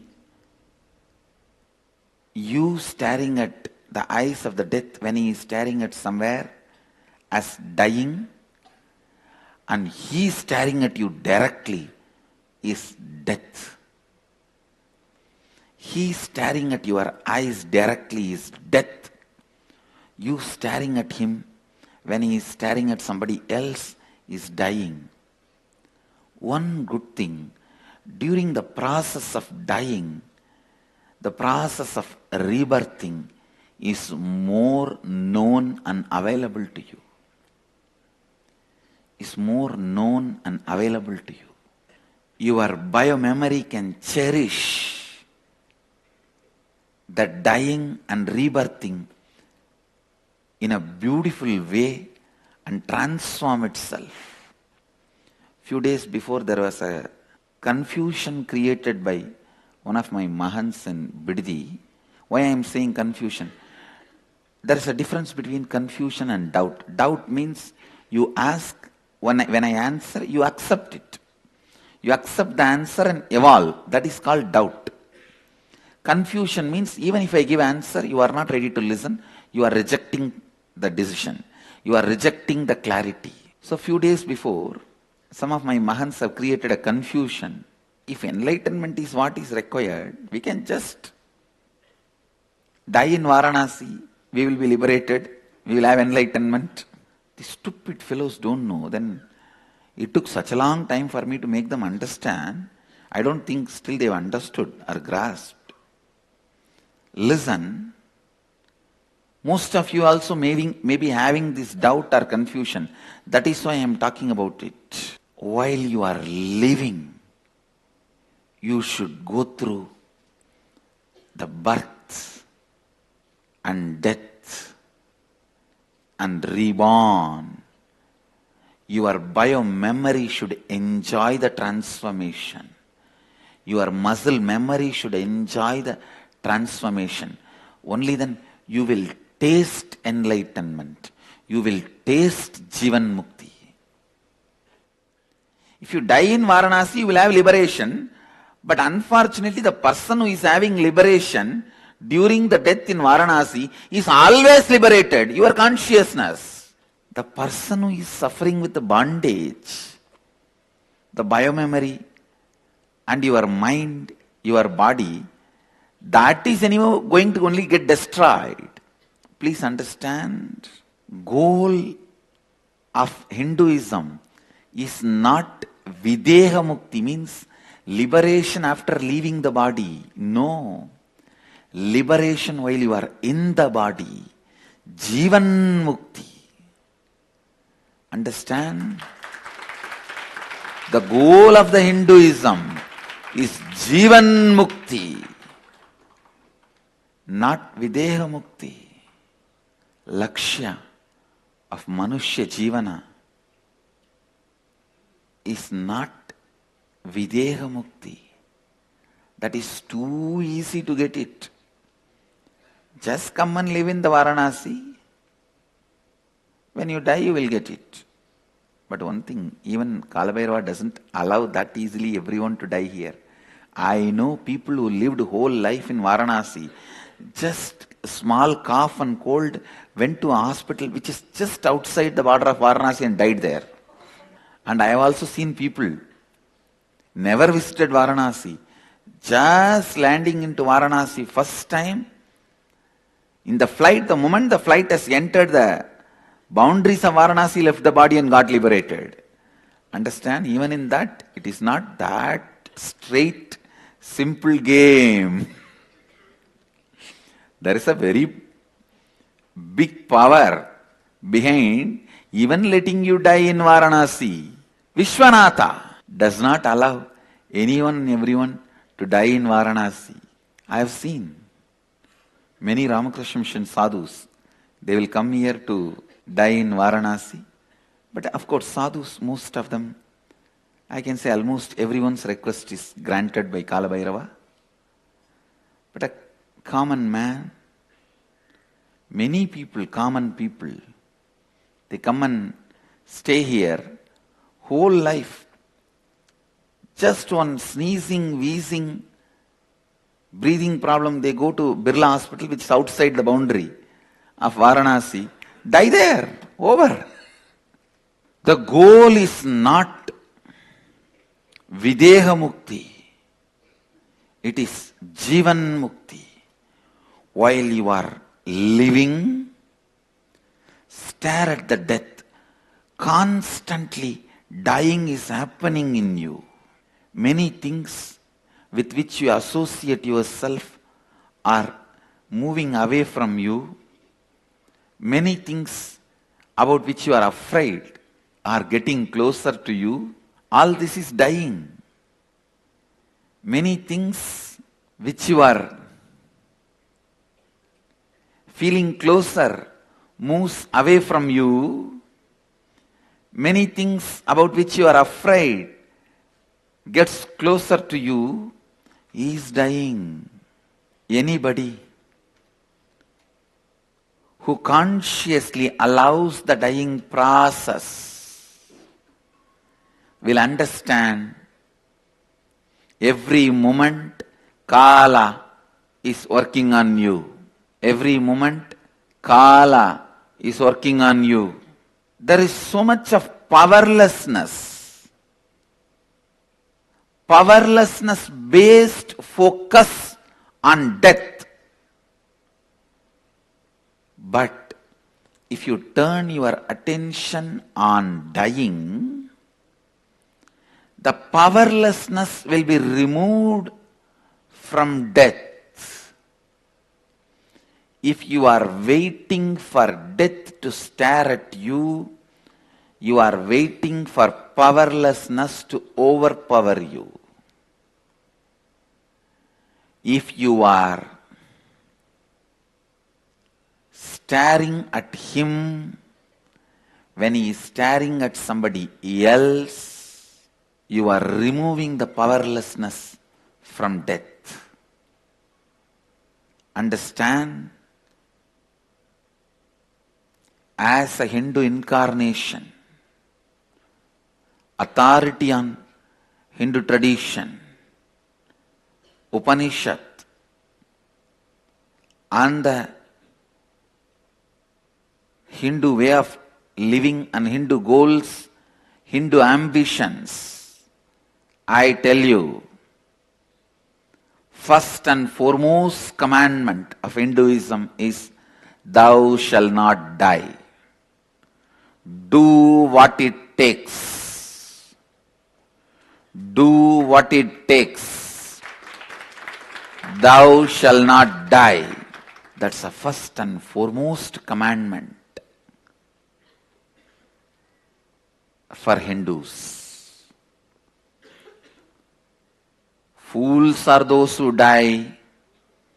Stupid are those who plan for liberation after death. Hypocrites are those who never look into the eyes of death while living.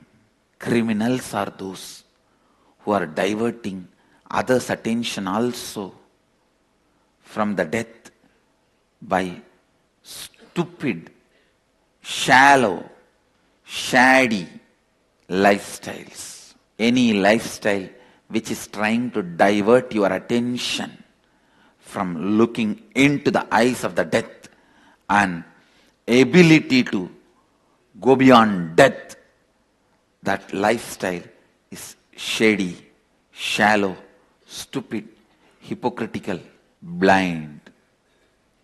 Criminals are those who are promoting those lifestyles and diverting your attention from the original need of life going beyond death. Those are the fellows. Blind leading the blind. This Upanishad says, the blind leading the blind, both fall into the ditch. In Varanasi, very quickly they will fall. Because every few steps we have a ditch. Do not be led by blind. Don't get diverted by the stupid fellows and their lifestyle theologies, which is diverting you and your attention from the original need of soul consciousness. The original need of you is facing the death, looking into the eyes of the death, staring at death before he stares at you. When he stares at you, you will be scared. No. Stare at him before he stares at you. Upanishads are using a beautiful word. Dhiraha means who has the ability to stare at the death before even he stares at you. Who has the courage to stare at death before even he stares at you. Understand, if you are waiting for him to stare so that you can stare back, you won't be able to. You will just close your eyes tightly and give up on you. Closing your eyes tightly and going through the death is giving up on you. Don't be a coward. This Upanishad uses the maximum words identified with courage and boldness. Understand? All the other Upanishads uses very sweet words. Mangala, Chinmaya, Chidambara, Isha. All these sweet words. But this Upanishad, it is so different because a Brahmin thinking trend, a Brahminical thought trend never uses the words like a courage, boldness, because that is not there in their thought trend. Those words are not used so much. The aggressive words are not used so much in any Brahminical thought trend literature. But this is the first Upanishad. Words authenticity, the word Shraddha Vivecha first time appears in Sanskrit literature in this Upanishad. Maybe because Yama is a Shaivite, not a Brahmin.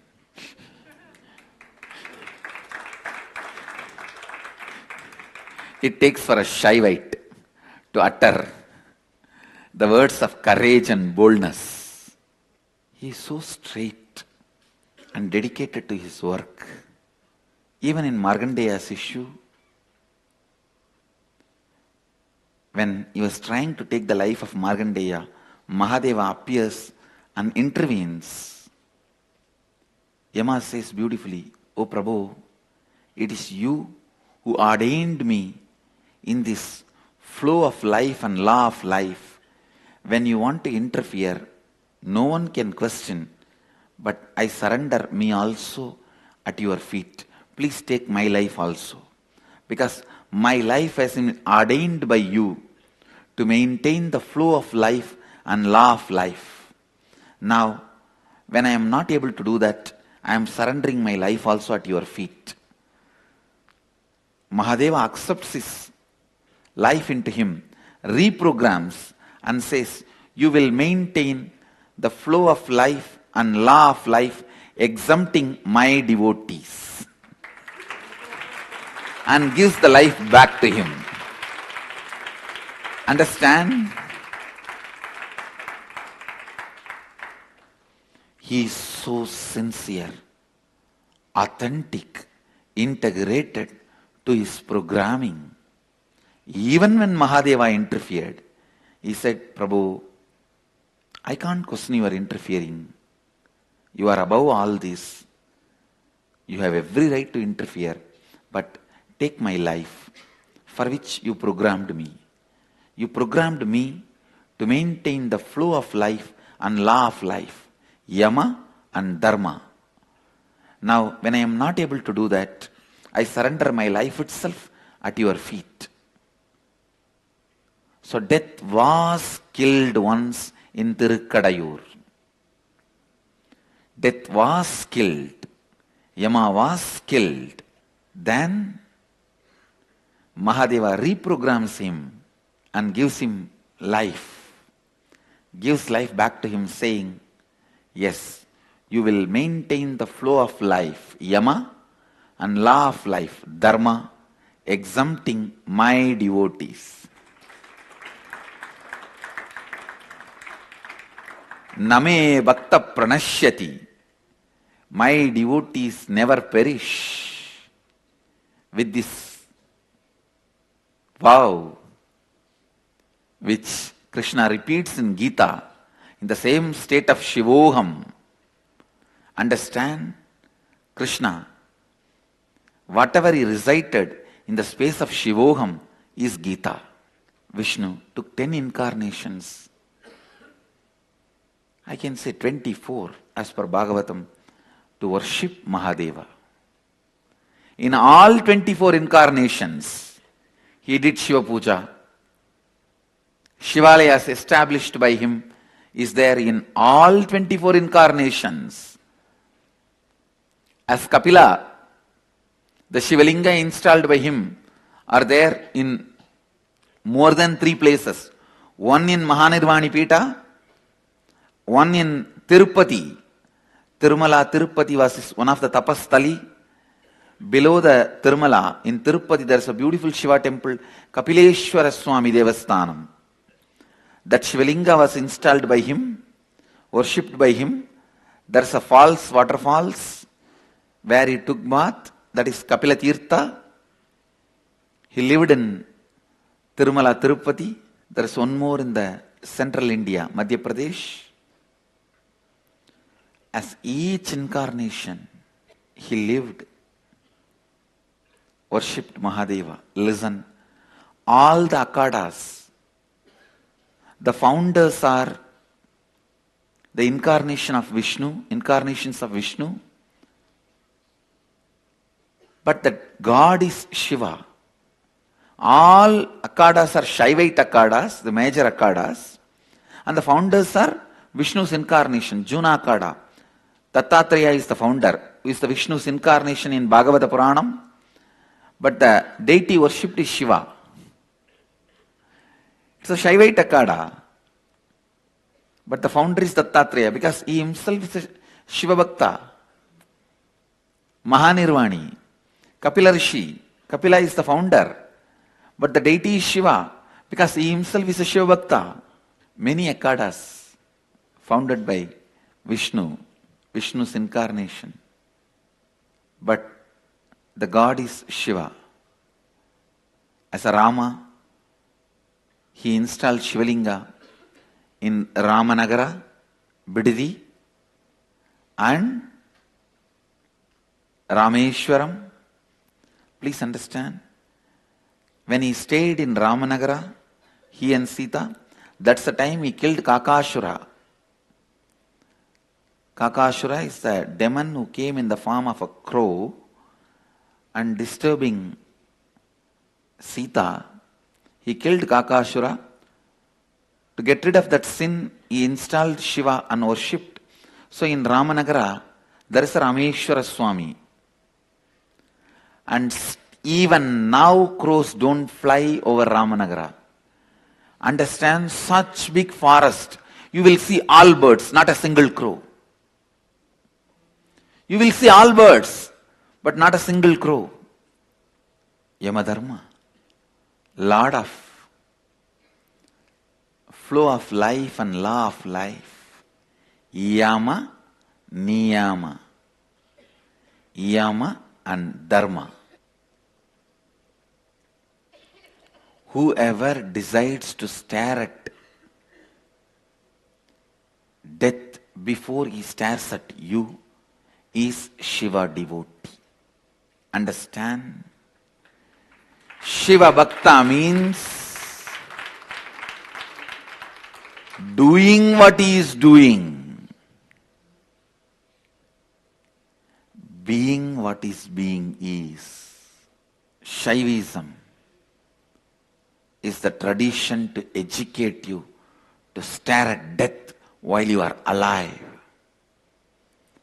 Never you are allowed to divert your attention from death till you are liberated.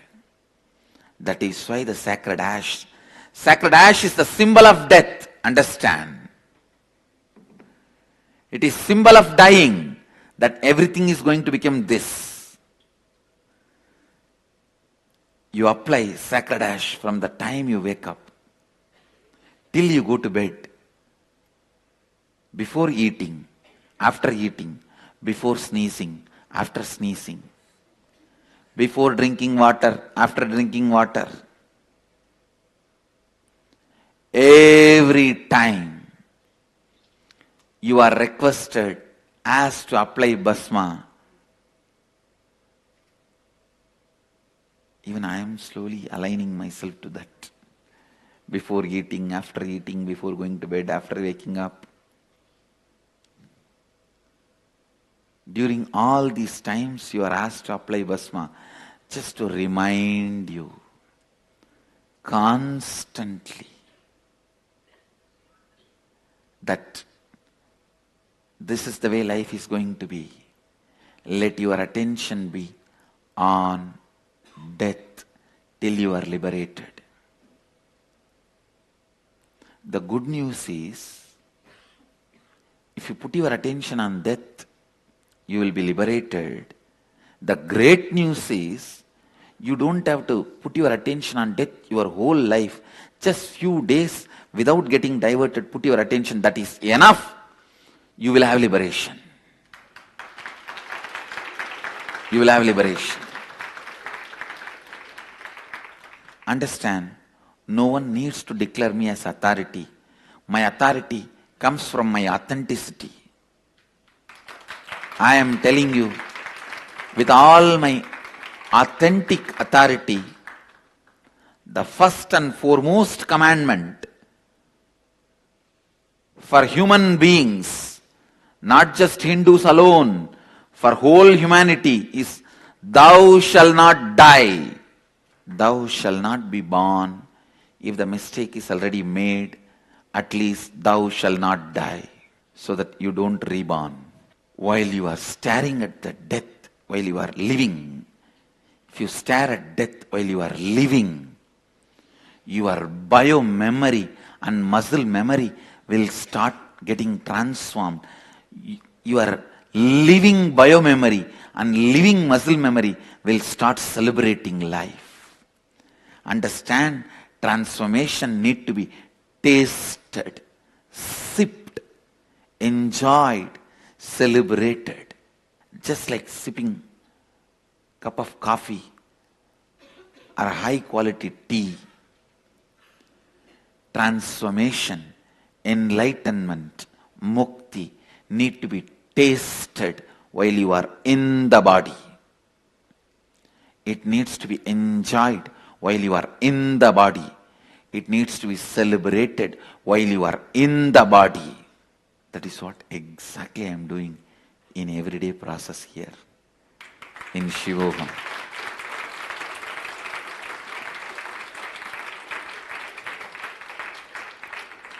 This is the most powerful, amazing combination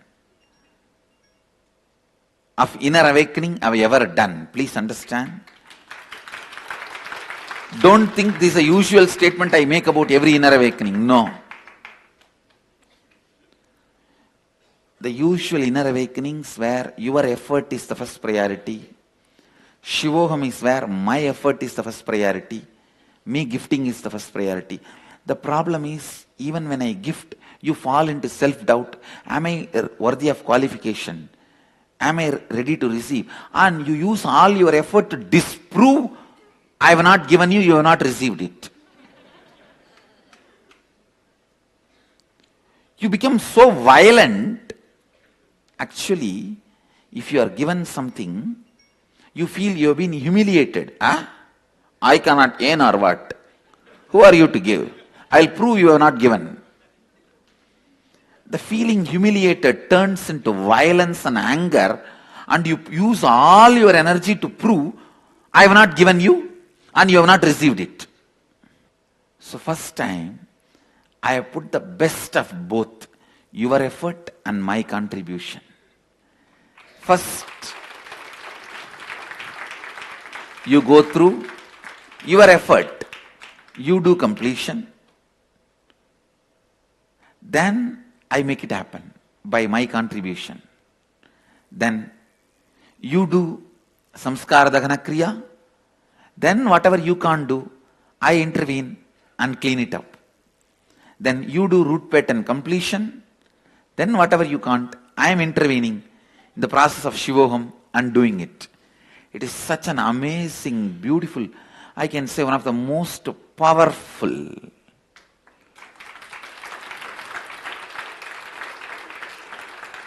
combination, most powerful mix. The right ratio, right way, right space. No, it has become a nature of human being, especially in the modern day. You are brought up with so much of arrogance and ego as a survival need in the society. If you are given something, or even you are told you are given something, you feel, I can't earn or what? Who are you to give? You feel humiliated, and that feeling humiliated turns into anger and violence, and you direct it on me just to prove you have not been given or you have not received it. People are ready to die just to stand up for what they believe, not what is reality. What they believe as reality. What stupid people. Sometimes I see people tell, I can't do all that, Swamiji, just grant me death.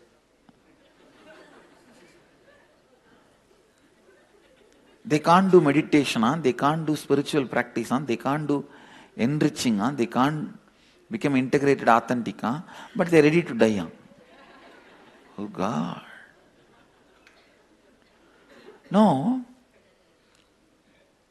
you are so convinced, you are ready even to die, but you don't want to change what you are convinced as reality. What are stupid human beings. Stupid human beings. Stupid power of the infinity human beings. Not stupid square and stupid cube and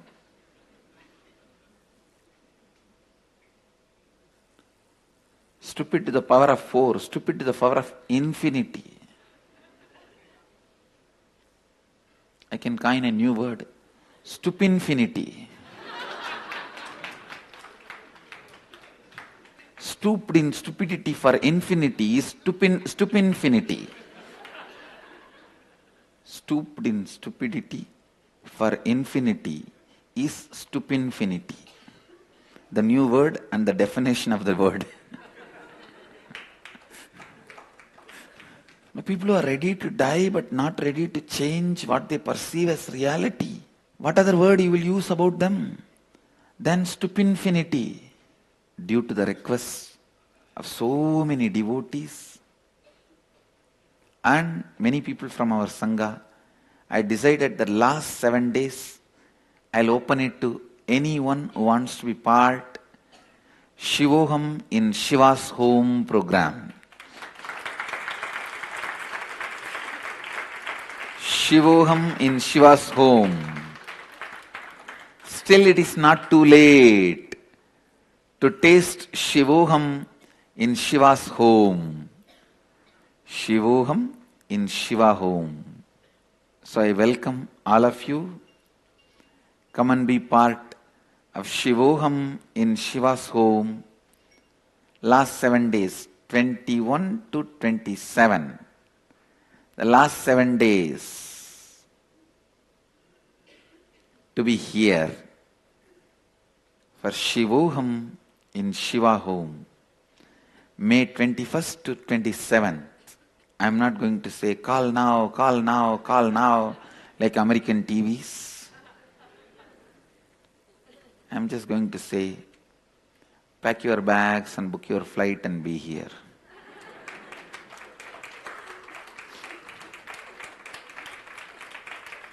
Death is such vast subject. But I will introduce the subject from the context of Kathopanishad. What you need to know about death, what all the understandings about death will make it easy for you to realize the Upanishad. From that angle, I will continue to expand on death. Death, I am expanding on death in the land where I myself died. In 1999, I myself went through death experience in the same Varanasi in Manikarnika Ghat, the land where death is liberation and celebration, where I myself went through death. I'll continue to expand on death. I experienced my own Yamadharma's dimension and my own Nachiketa's dimension in this Varanasi. So I am the speaker and I am the listener. It's the same place where all the IA participants, all of you are going to go through the death process. I am the speaker, I am the listener when it comes to death in Varanasi. Because I entered as buffalo, became Nachiketa, and became Yamadharma, realized the secret of death, entered as ordinary beast, buffalo, and slowly evolved as a Nachiketa seeker, and achieved the space of Yamadharma by knowing the secret of death from Mahadeva, Kalabhairava himself. So what you see in the background, all the trees, my own 3 different dimensions. I'll continue to expand on death. With this,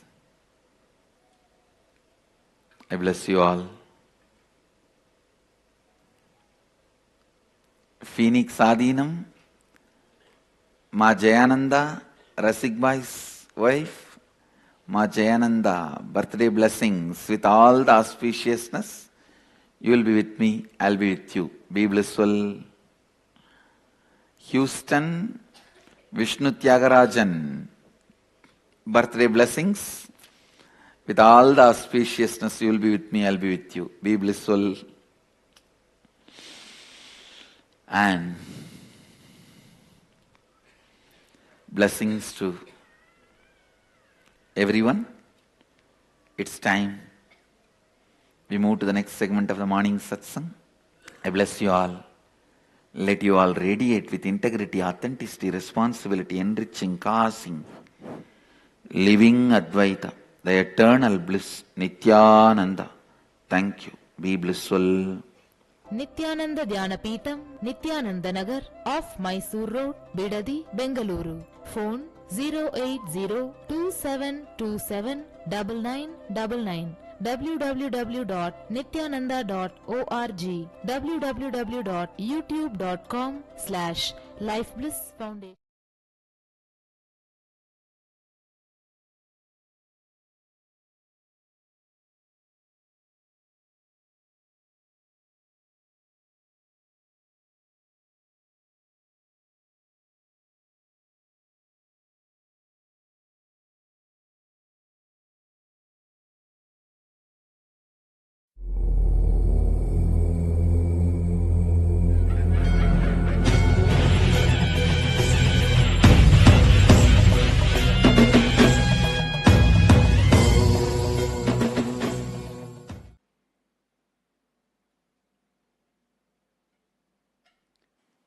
Each religion's beliefs are there, which makes life hell for themselves and others.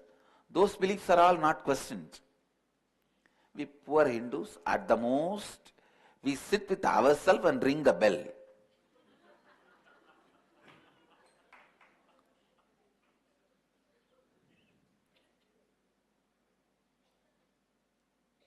What do they mean by saying Agori practices are wrong, and what do they mean?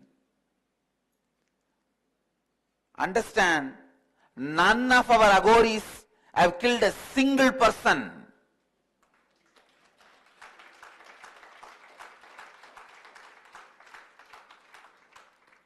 They may be eating the dead bodies. Why they? I am saying we. I defend Agoris. We might have been, and we may be eating the dead bodies. What is the problem? Are we killing? Are we killing anybody?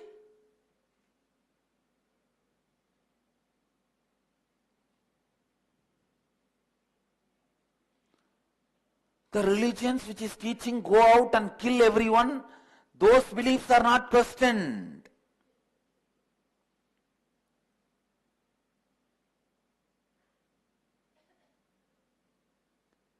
And the religions which are teaching kill just for the pleasure, those beliefs are not questioned. And these poor people who decide to eat the dead body for their own reasons, why are their beliefs questioned? Is there any record anywhere the Agori scriptures teach you to kill people? No.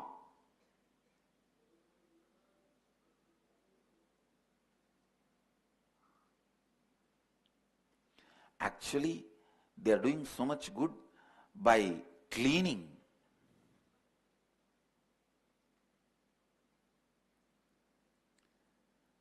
I will continue to defend every last traditional belief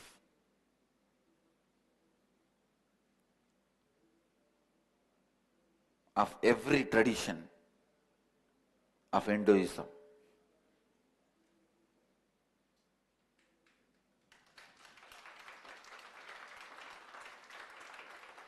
Aghoris belong to Sanatana Hindu Dharma. And I defend them. I'll continue to defend them.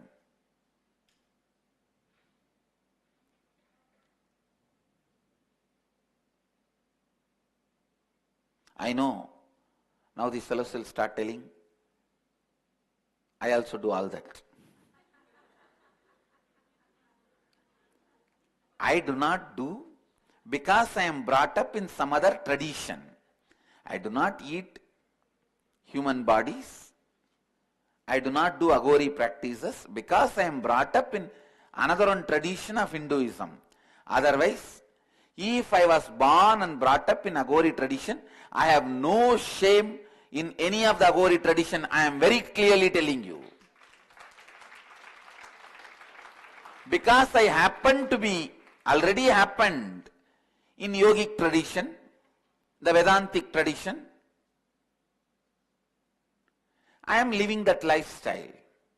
But if my guru happened to be Aghori, if I had the fortune of getting initiated in that tradition when I was seeking, when I was practicing, I have no shame. Be very clear. Because the tradition is not teaching to harm anybody.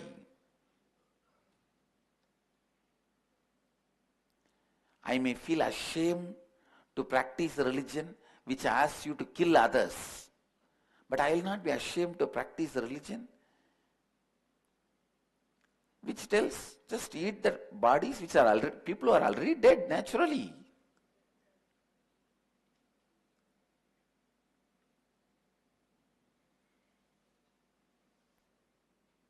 I know I have taken the subject today little further, but whatever statement I wanted to make, I wanted it to be on my public record, that I wanted my people, my Sangha to know that this is my stand on Aghoris. This is my stand on every tradition.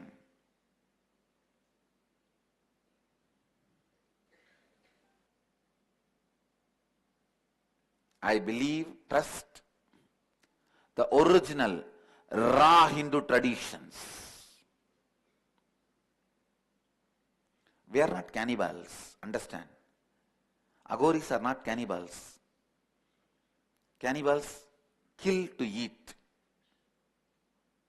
Aghoris eat what is dead. There's a big difference. If I had the fortune of meeting a Mahatma, the great incarnation like Kinaram Baba, I would not have bothered to get initiated in Aghori tradition. There was a great sadhu, Kinaram Baba, in Kashi, who was Aghori, who will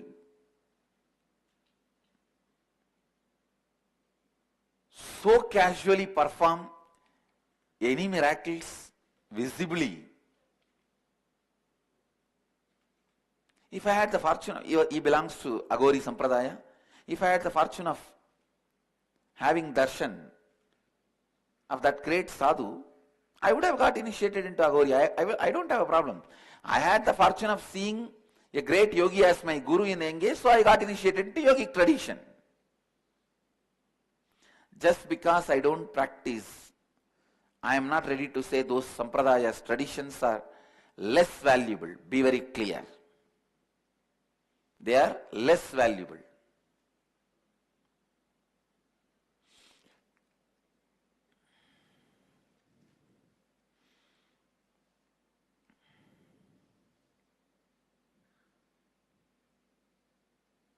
Aghoris are direct sons of Kalbhairava.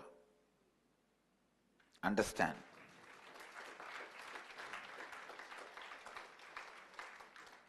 Other sampradayas all may be adopted sons of Kalbhairava. Aghoris are biological sons of Kalbhairava. You need to know one important fact. Aghoris are vegetarians. Aghoris are vegetarians. Please understand, flesh, they don't kill any animal for food. They are the most non-violent people. Whatever is available, rejected by society, they consume that and live. They don't even go for begging because they may be load on the society.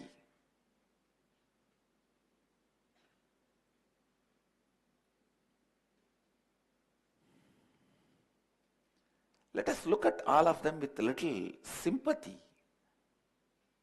I am not even asking you guys to look at them with respect, with a little sympathy, which is no way harming the society or harming any person. The books which teach us killing others should be banned.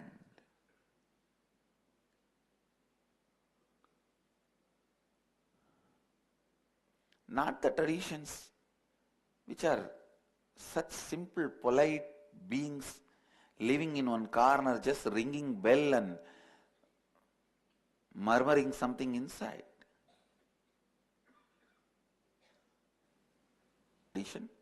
I myself would have said, if I am dead, Kinaram Baba, you should eat my body. If I am dead, Kinaram Baba, you should eat my body.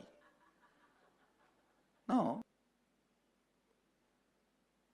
Sacred sentiments. So we should measure only what is the impact of that. Then who are we to ban it or question it? Human beings. Dharma stands on non-violence.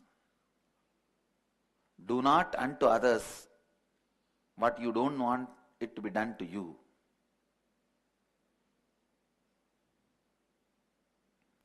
Natat parasya samdatyat pratikulam yatatmanaha esha samkshepato dharmaha kamat anya pravartate. You pain if done to you.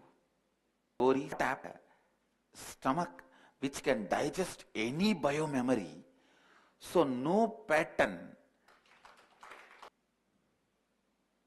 consumption of any flesh. So I or try to ban some other sampradayas.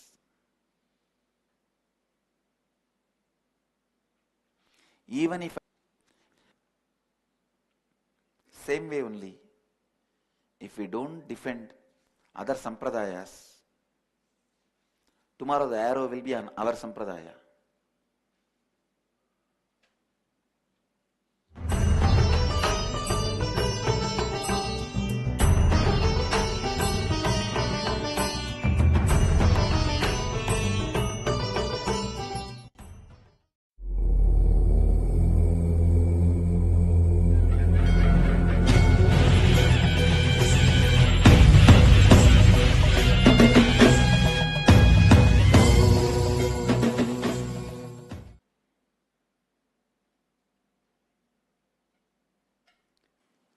Each religion's beliefs are there, which makes life hell for themselves and others. Those beliefs are all not questioned. We poor Hindus, at the most, we sit with ourselves and ring the bell.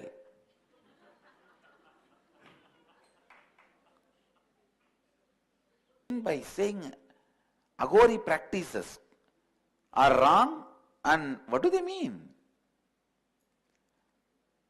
Understand, none. They may be eating the dead bodies. Why they? I am saying we. I defend Aghoris. Are we killing anybody?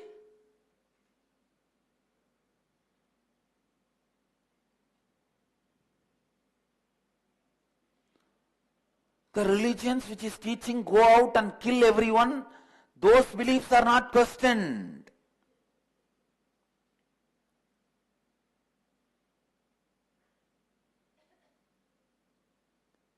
And the religions which are teaching kill just for the pleasure, those beliefs are not questioned. And these poor people who decide to eat the dead body for their own reasons, why are their beliefs questioned? Is there any record anywhere the Aghori scriptures teach you to kill people? No.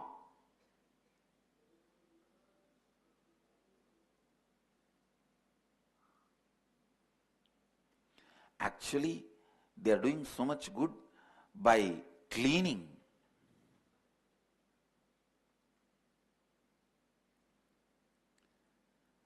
I will continue to defend every last traditional belief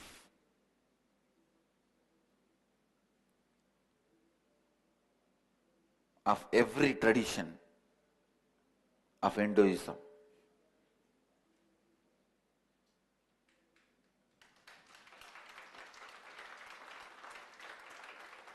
Aghoris belong to Sanatana Hindu Dharma. And I defend them. I will continue to defend them.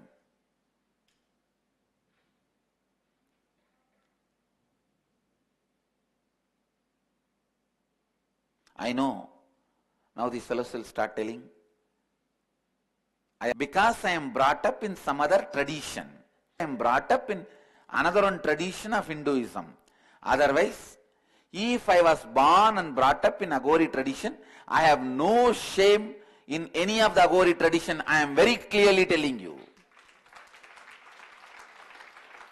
Because I happen to be, already happened, if my guru happened to be Aghori, if I had the fortune of getting initiated in that tradition when I was seeking, when I was practicing, I have no shame. Be very clear. Because the tradition is not teaching to harm anybody.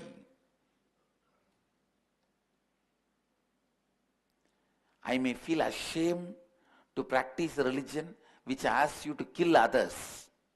But I will not be ashamed to practice a religion which tells just eat the bodies which are already, people who are already dead naturally.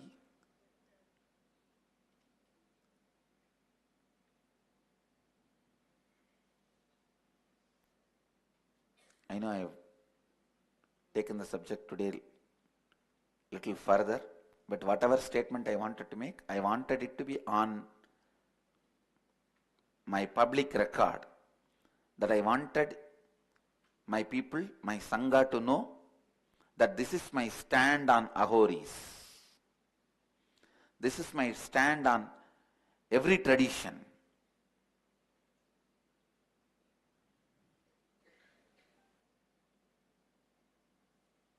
I believe, trust the original raw Hindu traditions. We are not cannibals, understand. Aghoris are not cannibals. Cannibals kill to eat. Aghoris eat what is dead. There's a big difference. If I had the fortune of meeting a Mahatma, the great incarnation like Kinaram Baba, I would not have bothered to get initiated into Aghori tradition. There was a great sadhu, Kinaram Baba, in Kashi, who was Aghori, who will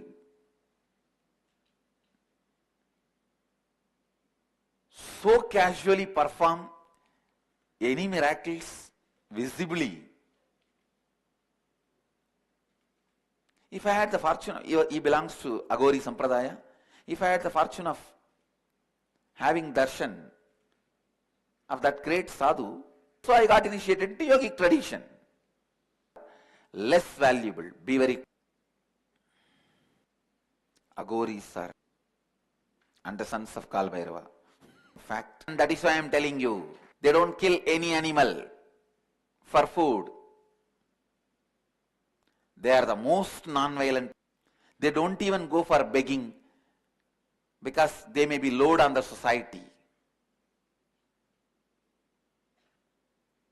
I am not even asking you guys to look at them with respect, with little sympathy. The books which teach us killing others,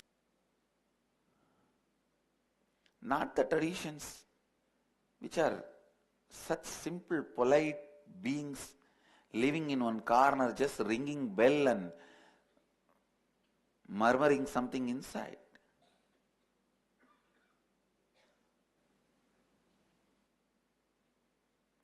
If a person like Kinaram Baba is available, I would not have had a second thought to have an initiation in Tagore tradition. I myself would have said, if I am dead, Kinaram Baba, you should eat my body. No.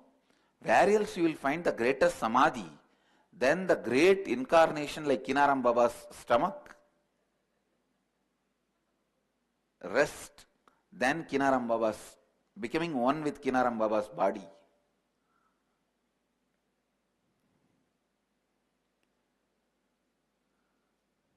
You see, no one can understand all these in the innermost sacred sentiments. So we should measure only what is the impact of that in the society.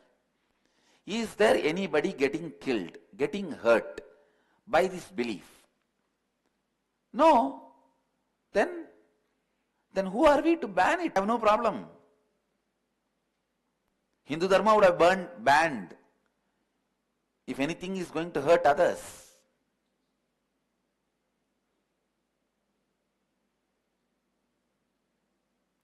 Because our whole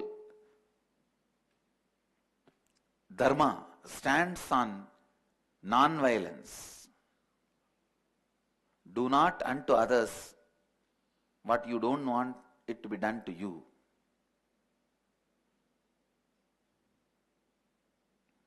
Natat parasya samdatyat pratikulam yatatmanaha esha samkshepato dharmaha kamat anya pravartate. The 8th verse, 113th chapter of Anushasana Parva of Mahabharata.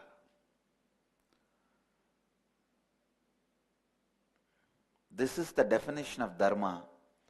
Do not do unto others that which would cause you pain if done to you.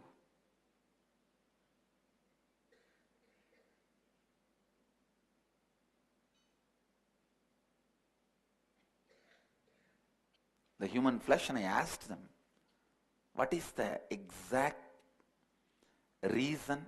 What happens before and after? They said, Swamiji, this practice develops the stomach which can digest any biomemory.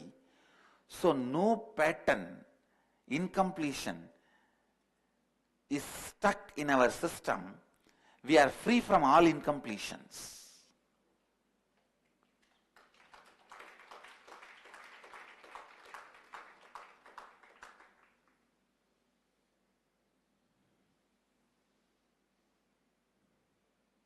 I did not eat. That does not mean I'll disrespect or try to ban some other sampradayas.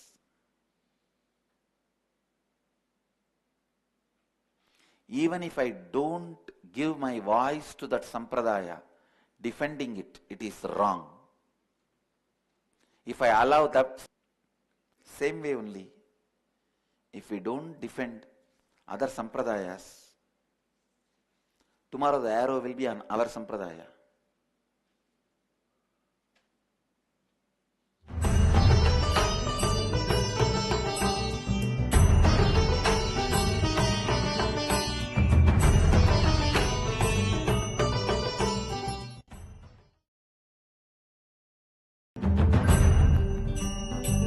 This Shivoham is specifically to heal The innate vengeance, please listen. There is something called innate vengeance, means the vengeance you feel because you feel divided from the oneness. When there is a gap due to some reason, you develop vengeance towards that gap. That only expresses as vengeance on every being who comes in contact with you. Understand? It is not that your father or your mother, your husband, your brother, your son, who is responsible for this incompletion, because the oneness, your original nature, is getting disturbed, is getting questioned, is getting touched. You feel agitated and violent towards everything. Everything. If you are left alone in the room, anybody goes inside will not come out. Understand?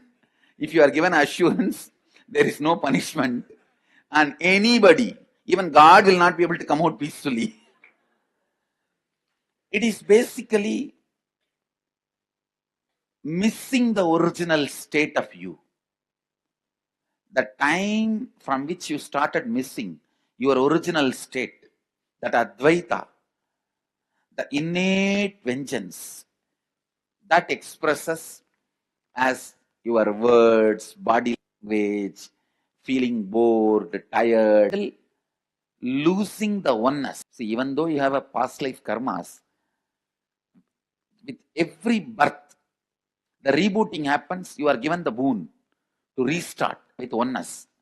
But again, because of the stupid past patterns, in 5-6 years, you break that oneness and start getting into violence, powerlessness, anger. So now, I'm going to work on that very innate violence and heal it. So automatically, even if you are angry, others won't be hurt. Understand? The others are hurt more by your context than your contact. Please understand? Sorry. More by your context than your conduct. It is not more of your conduct. It is more of your context, what you mean, what you are. That is why once they feel you are not a good person, even your smile, good word, everything, how it is read. So it is not just your conduct, it is your context. The context you hold for them and they hold for you.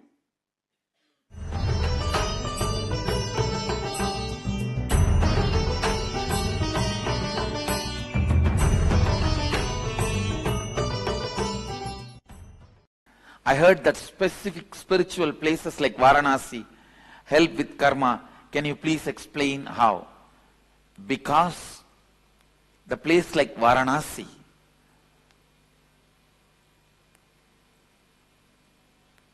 has its own energy centers, lifestyle, way of existing continuously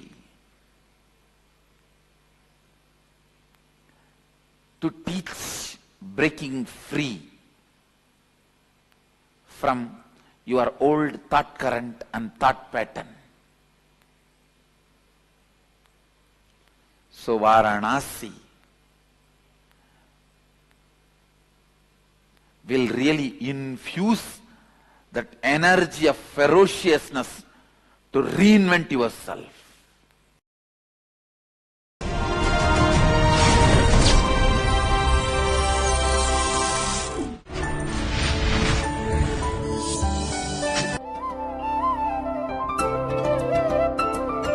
Nithyanandeshwara samarambam Nithyanandeshwari madhyamam Asmadacharya paryantam Vande Guru Paramparam.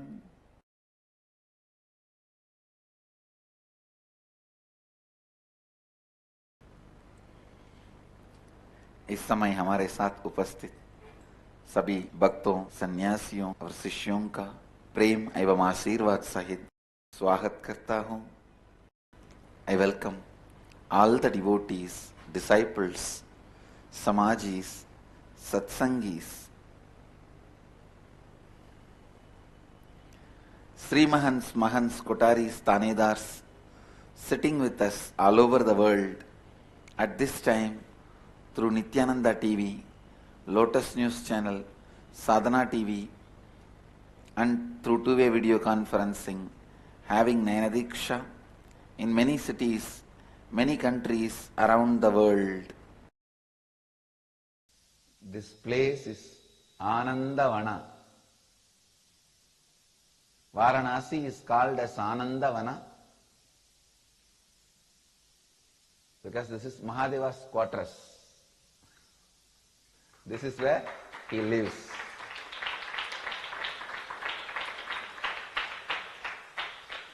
The first quarters he built for himself. The first city he developed for himself, Anandavana.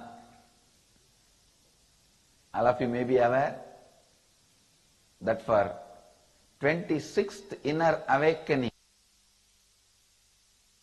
in Anandavana, Varanasi,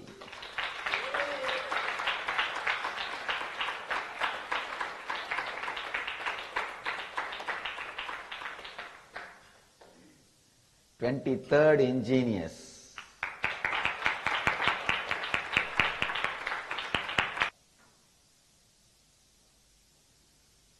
Let me be very honest.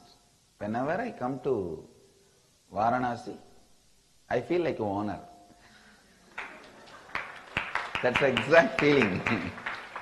Like a king, owner.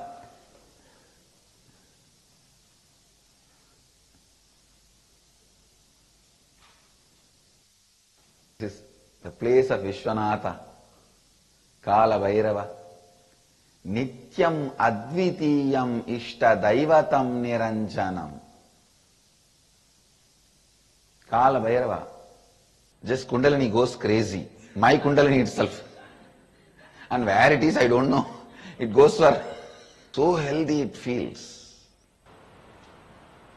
That is why this place, in a boat, Kashi Yatra, which you are supposed to do from Asi to Varuna, that is called Kashi Pradakshina, means going round. All the IA participants, don't worry, you will also be doing that in next few days. And we were doing Rudrabhishekam. After the Rudrabhishekam, I myself performed Rudrabhishekam for the Shivalinga which is supposed to go to Seattle. The deity I energized and did the Rudrabhishekam. After the Rudrabhishekam, I told our Swami to put that flowers and milk into Ganga. I saw the moment he poured that flowers and milk into Ganga, some 30-40 bhootas holding that, only very little fell on the Ganga. These fellows were holding and running, sprinkling here, there, that milk and that flowers. I was wondering what these fellows are doing. They are all Ganga cleaners. They were all the conscious cleaners of Ganga. They serve Mahadeva, means Kalbhairava. They serve Kalbhairava, helping Kalbhairava to keep Ganga spiritually clean. There are few places where some of the worst sinners have taken bath. These fellows are taking that milk and sprinkling in all those ghats, those areas. Only in Varanasi, the bhootas and pretas have a right to enter into an area. They enter my... So they are all like Ishwara Kotis. Kalbhairava allowed them to be in that. Bhootas and pretas means the people. And in Kashi, these fellows get a special opportunity to serve Mahadeva, serve Kalbhairava, for keeping the place clean like scavengers and kicking out the unwanted fellows out of Varanasi.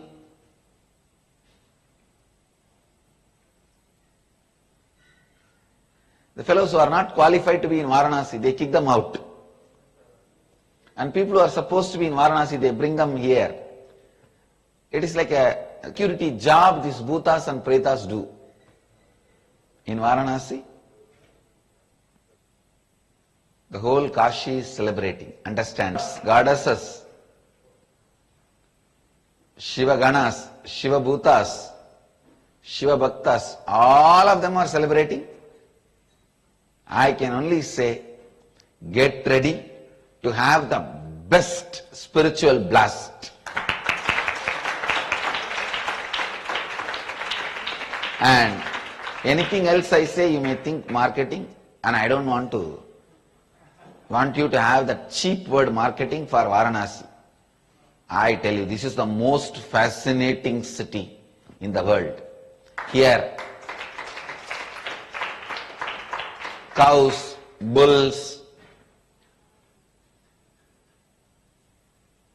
dogs, beggars, dead bodies, snakes, all of us have to literally scratch each other while we walk, and that is the way we can survive. That's the only way we can survive. You will see the dead body cloth will be touching your body while you are walking.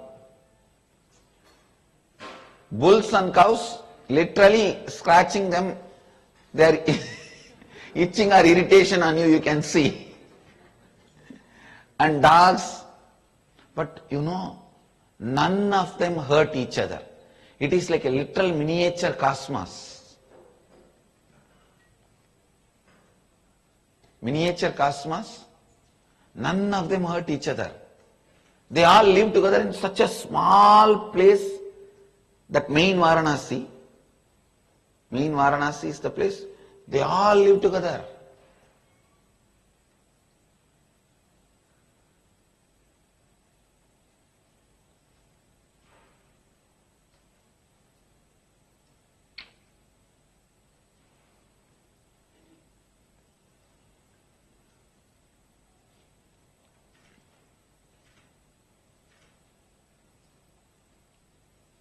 It's a tradition that bulls don't hurt here anybody. And the lizard will not make sound. The eagle will not fly on this Varanasi. And any flower you bring inside the Varanasi, it will not have smell. Any flower. Because all smell belongs to Kalbhairava. That's a tradition.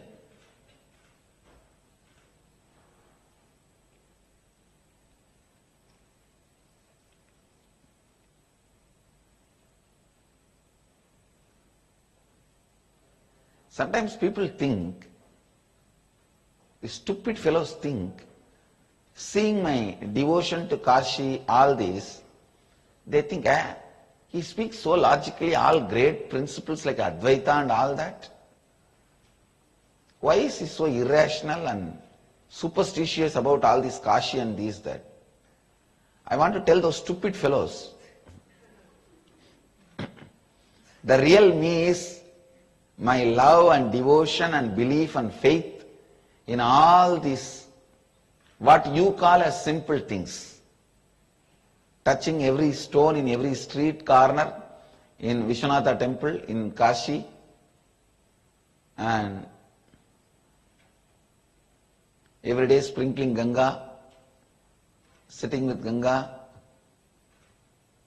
I'll be more happy to do all this than anything else. I tell you, this is real Nithyananda.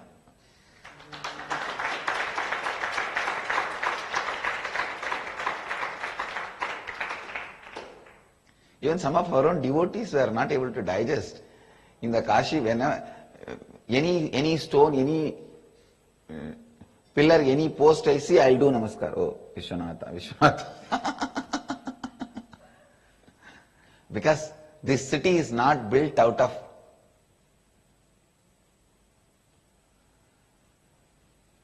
stone or pillar or pole or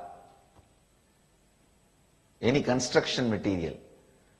This whole city is built out of all our intense, sincere, sacred sentiments. Intense, sincere, sacred sentiments. This whole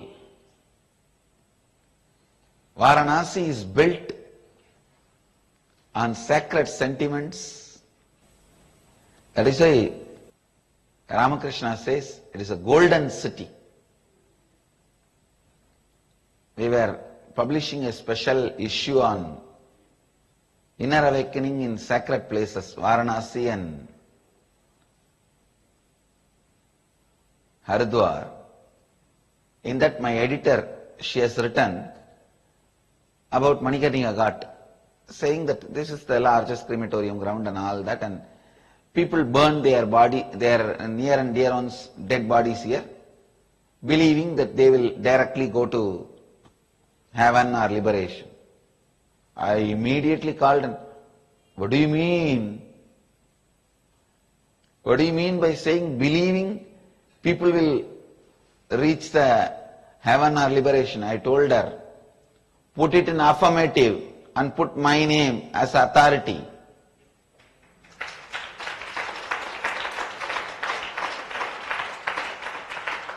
Anybody burnt here are liberated immediately. Mahadeva appears and initiates them, liberates them. This is avimukta kshetra, never forsaken, never given up. Avimukta kshetra. Varanasi is literally like a cosmos.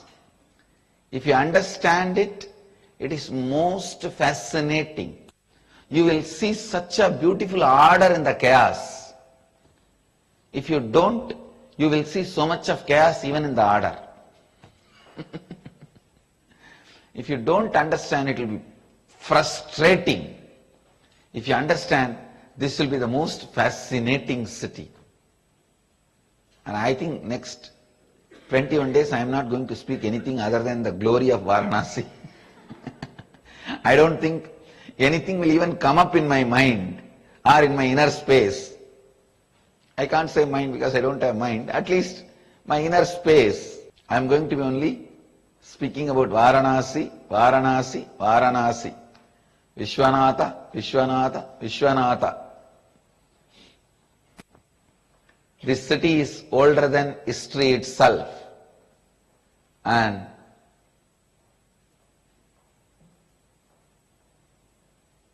far older than legends itself, and still most fascinating. If you are watching me, I tell you, just come. I know, even now, it is not too late. Get up and be here.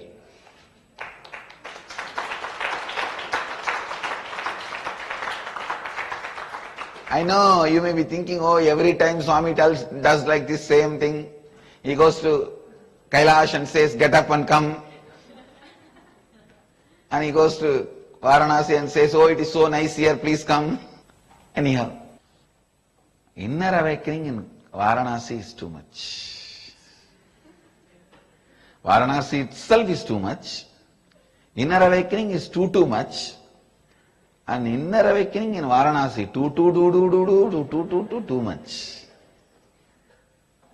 After the marriage with Parvati, Mahadeva wants to stay with all the ganas and Ganapati, Subramanya and everyone.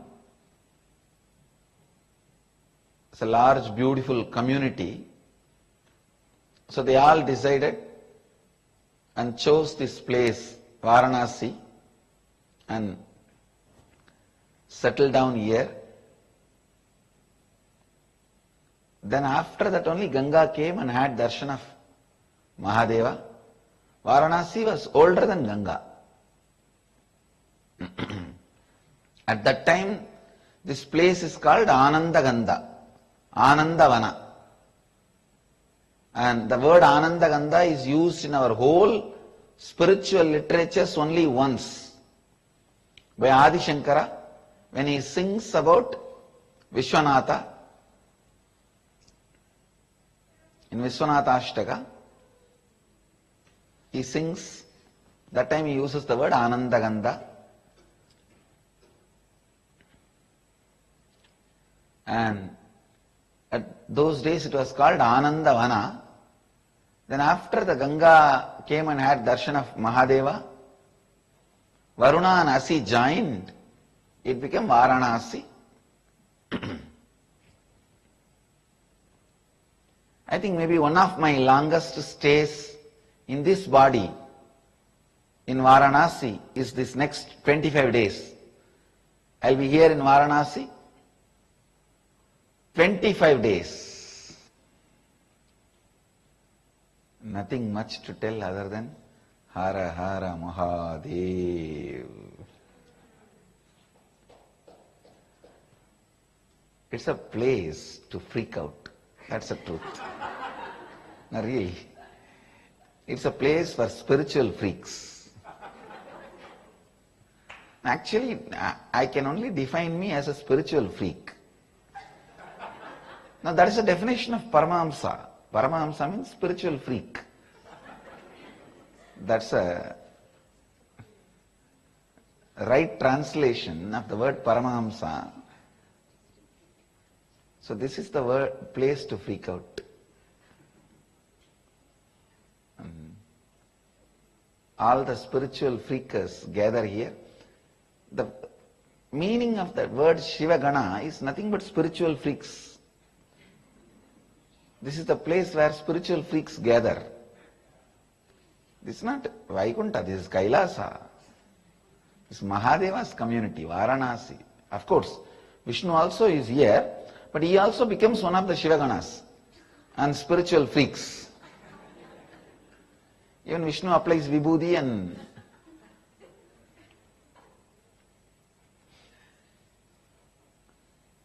becomes a spiritual freak here.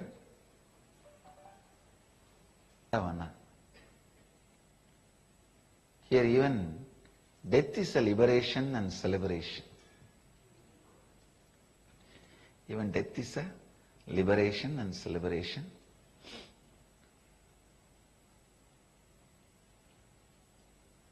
Among the 7 Jivan Mukti Kshetras, this is the foremost. Kashi is the foremost Jivan Mukta Kshetra. Anandavana, where even now Mahadeva relaxes and enjoys his own inner space and glory. Thus Ananda Dandava.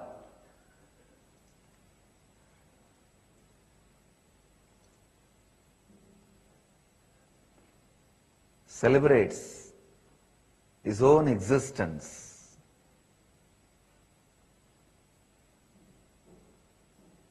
How, when you are in high mood, you take a selfie and put it in the Facebook. Same way, Vishwanatha is a selfie of Mahadeva. Vishwanatha and Kalabhairava is selfie of Mahadeva. Because he was such an ecstasy, he took a selfie and posted it to all of us. That is Vishwanatha and Kalabhairava. And for all the inner awakening participants who arrived here one day early, I have a special surprise for you guys. Today I am going to take you guys to Ganga.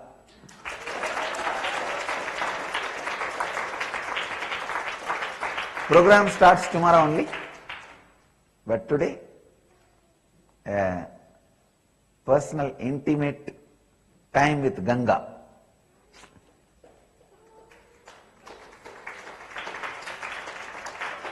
Be ready here in the same hall around, the hall will not be available, but outside around 4:30. The organizers will announce the time. Please all of you gather. We will have a beautiful time with Ganga and Ganga Aarti.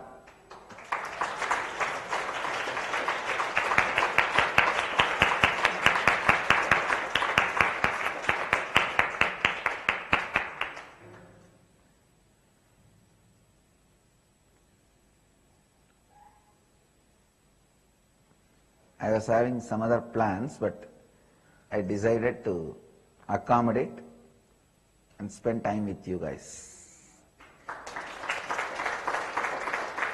This is a special gift from Ganga Ma to all of you for coming one day early.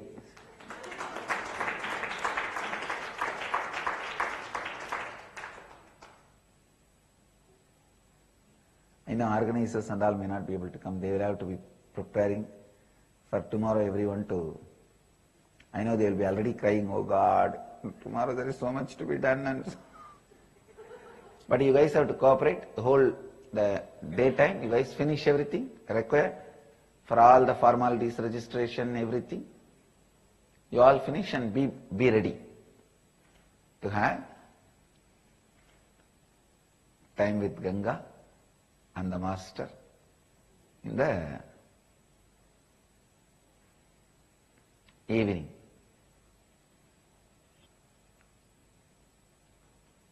First human being who started thinking is Kapila, and he lived in Varanasi.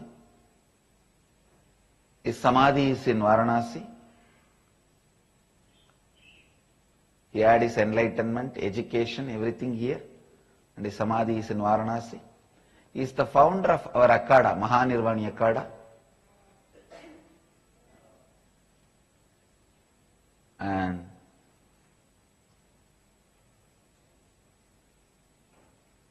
from Kapila, the unbroken thought current chain of eternal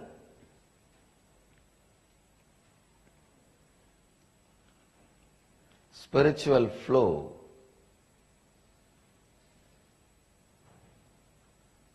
is available.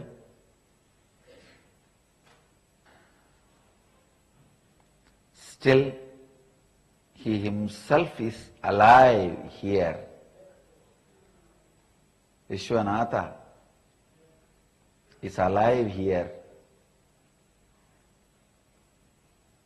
You will be surprised and shocked to know the devotion of Varanasi Vasis, Kashi Vasis towards Vishwanatha. See, it's like a local people will always take the deity and temple for granted. But only here you will see, you will be shocked, the devotion the Kashi Vasis, the localites carry, Kashiites carry for Vishwanatha. He is a lifeline for them. He is a lifeline for them. The essence of today's satsang is Varanasi.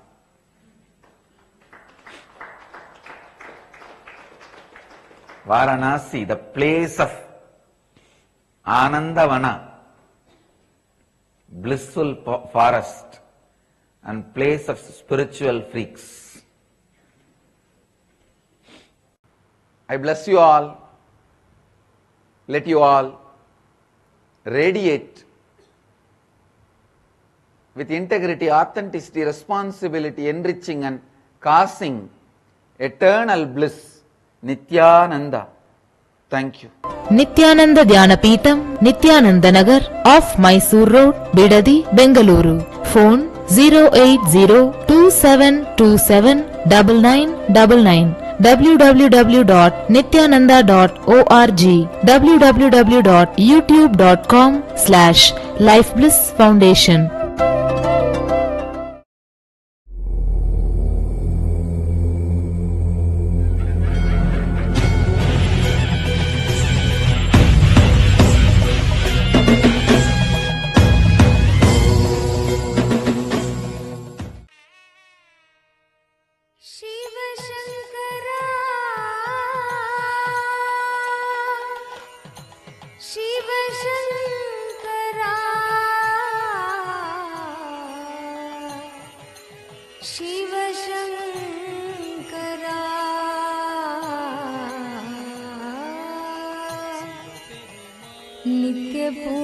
नित्यपुरीश्वरा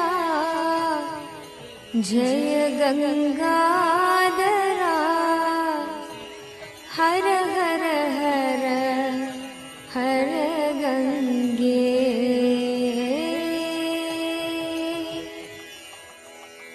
हर हर गंगे हर हर गंगे हर हर गंगे हर हर गंगे हर हर गंगे हर हर गंगे हर हर गंगे हे नटराजा हे नित्यानंदा हर हर हर हर गंगे हे नटराजा हे नित्यानंदा हर हर हर हर गंगे हे नटराजा हे नित्यानंदा हर हर हर हर गंगे हे नटराजा हे नित्यानंदा हर हर हर हर गंगे हर हर गंगे हर हर गंगे हर हर गंगे हर हर गंगे हर हर गंगे हर हर गंगे हर हर गंगे हर हर गंगे हे नटराजा हे नित्यानंदा हर हर हर हर गंगे हे नटराजा हे नित्यानंदा हर हर हर हर गंगे हे नटराजा हे नित्यानंदा हर हर हर हर गंगे हे नटराजा हे नित्यानंदा हर हर हर हर गंगे हर हर गंगे हर हर गंगे हर हर गंगे हर हर गंगे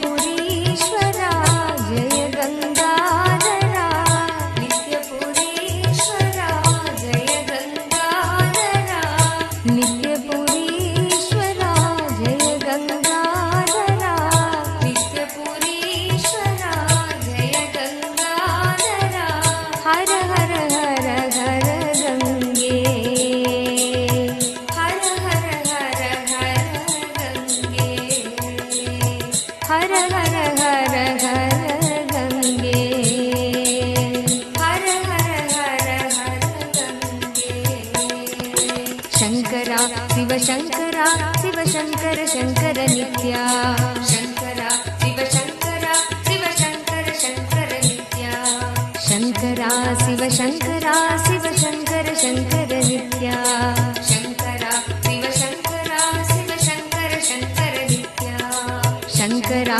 शिव शंकरा शिव शंकर शंकर नित्या शंकरा शिव शंकरा शिव शंकर शंकर नित्या शंकरा शिव शंकरा शिव शंकर शंकर नित्या शंकरा शिव शंकरा शिव शंकर शंकर नित्या हर हर गंगे हर हर गंगे हर हर गंगे हर हर गंगे हर हर गंगे हर हर गंगे हर हर गंगे हर हर गंगे हे नटराजा हे नित्यानंदा हर हर हर हर गंगे हे नटराजा हे नित्यानंदा हर हर हर हर गंगे हे नटराजा हे नित्यानंदा हर हर हर हर गंगे हे नटराजा हे नित्यानंदा हर हर हर हर गंगे हर हर गंगे हर हर गंगे हर हर गंगे हर हर गंगे नित्यपुरीश्वरा जय गंगाधरा नित्यपुरीश्वरा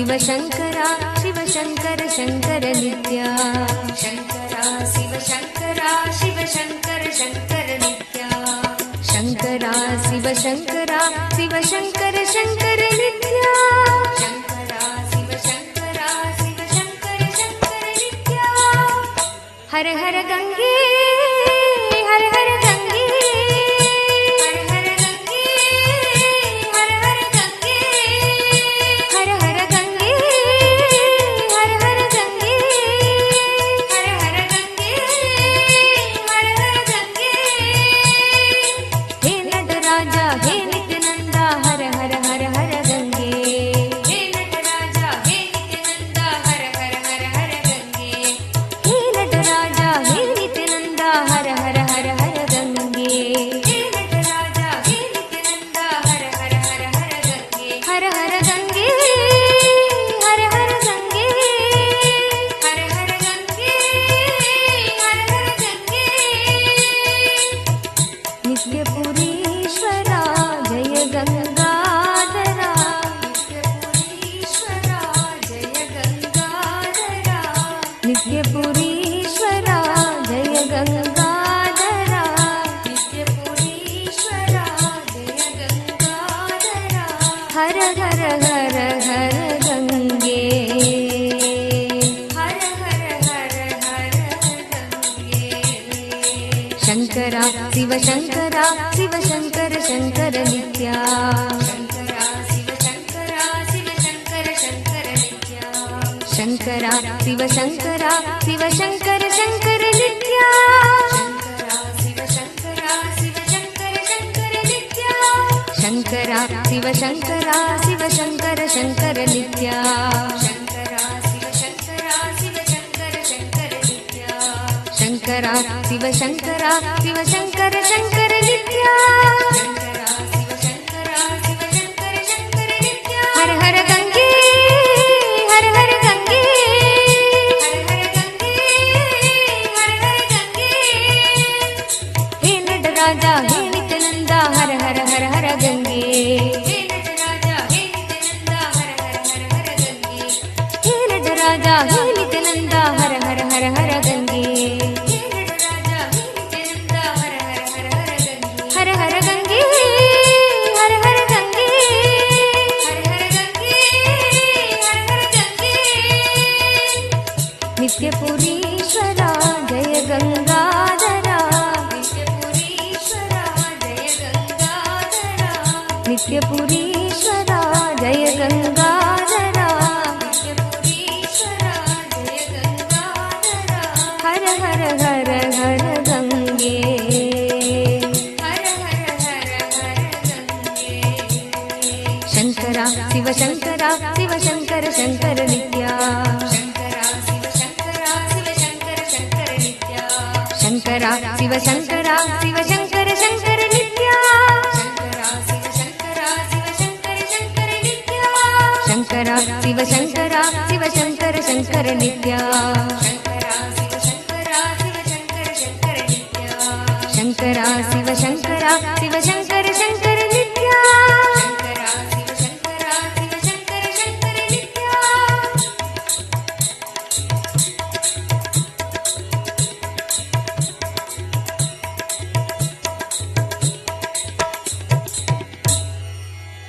ಹರ ಹರ ಗಂಗೆ ಹರ ಹರ ಗಂಗೆ ಹರ ಹರ ಗಂಗೆ ಹರ ಹರ ಗಂಗೆ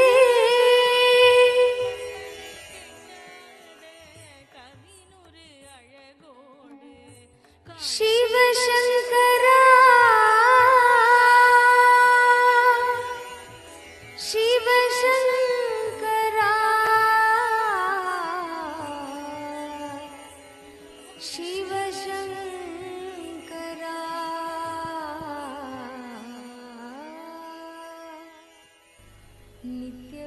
ನಿತ್ಯಪುರೀಶ್ವರ.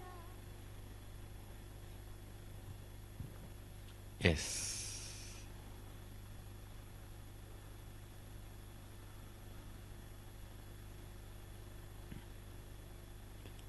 I'll first answer your questions. or listen to your experiences? How many of you are very confident that the science is working on you? Raise your hand.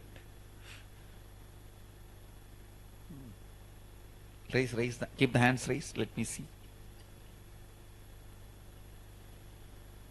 Okay. I'll make it work on remaining also. We have time, but it's good. Yes, you have any questions, doubts, clarification, happy sharing or sad questioning? I am available for everything.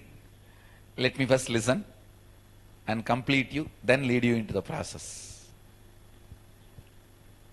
Get the mic and ask for my attention.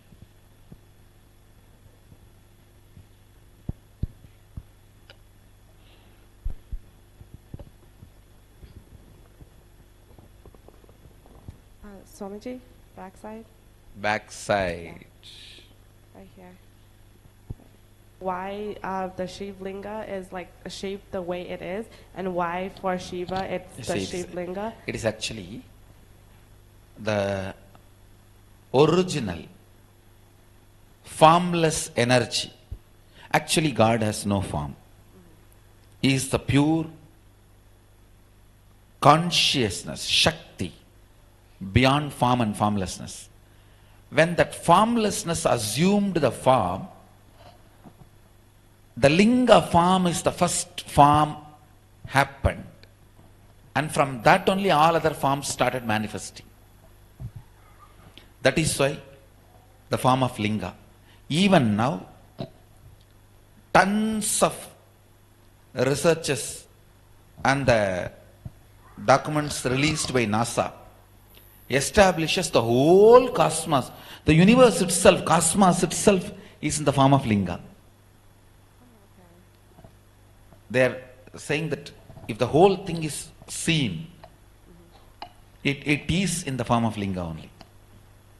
The whole cosmos, right? Whole cosmos. Okay, so I have two more questions. You are literally worshipping the whole cosmos when you worship that form. Go ahead. Okay, so and also in the Shiva Purana, Vyasa writes, even on the planet Earth, in the form of Shiva Linga only, Sadashiva sent the first DNA from which life started. When I read, I was wondering how, and it was, anyhow, Vyasa says it must be true, and I was wondering. 2 months before NASA released a research paper, they studied an area which they suspect some aliens have come and dropped something.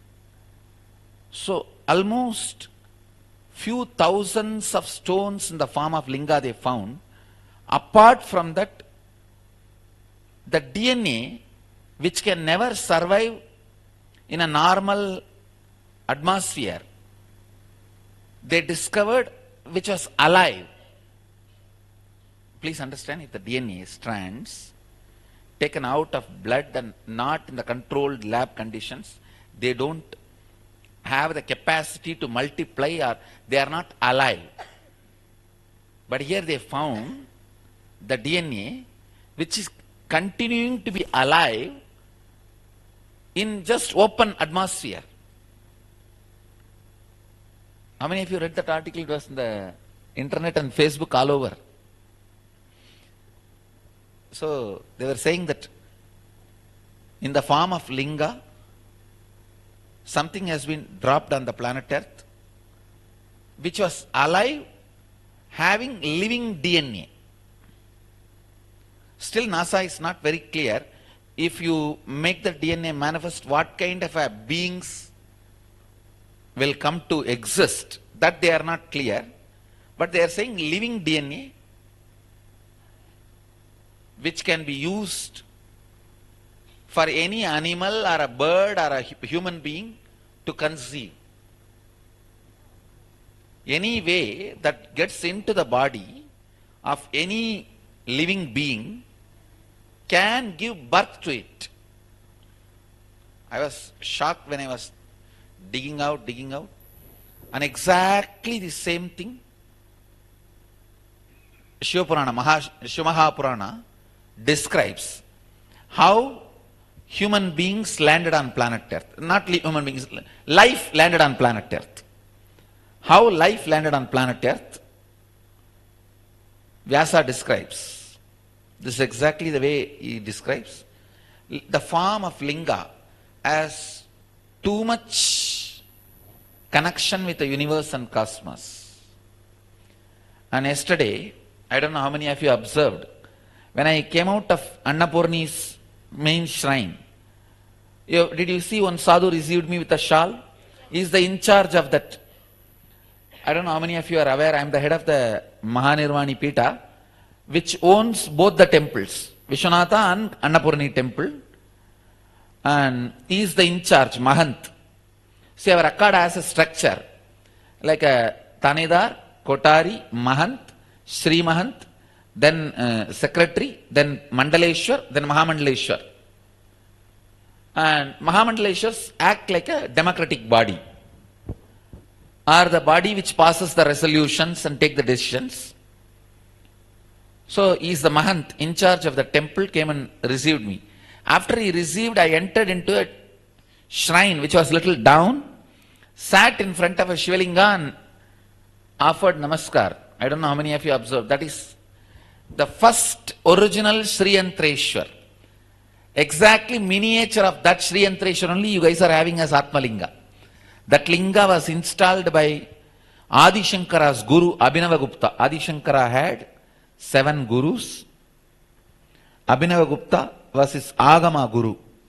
Abhinava Gupta initiated Adi Shankara into Agama. So Adi Shankara's Agama guru Abhinava Gupta installed that linga, Sri Yantreshwara. Miniature of that linga only is what you guys are having. Exact size, shape, miniature is this Sri Yantreshwara. The form, this form is the closest form to the formless universal energy. Go ahead. So my 2 other questions is, so the actually I have put a living DNA in this linga. All the lingas you guys are having as that living DNA. Maybe someday science will develop machineries to study and prove what I am saying. Let it be on record. Someday you guys we will come up with the research papers. Okay, so I was just wondering, living DNA of Sadashiva is put in all the Atmalingas you guys are having. And the Spatika is said to be holding a life for quite a long time. Actually, you see how this comes, the snow which does not melt for thousands of years gets mixed with carbon, accumulates the quality of the carbon, means stability of the carbon and coolness of the ice. That is Spatika.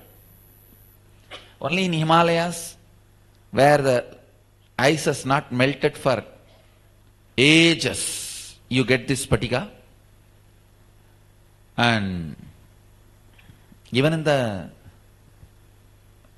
physical level, the bodies, animals get caught between the snow. They retain their,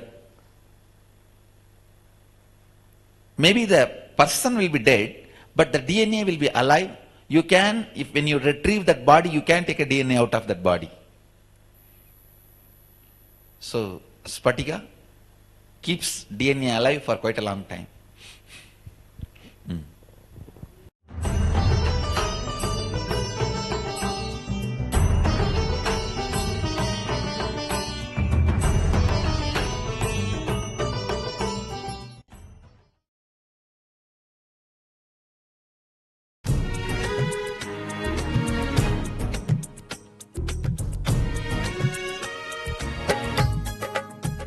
नित्यानन्देश्वर समारम्भाम् नित्यानन्देश्वरि मध्यमाम् अस्मदाचार्यपर्यन्ताम् वन्दे गुरुपरम्पराम्. I welcome you all with my love and respects.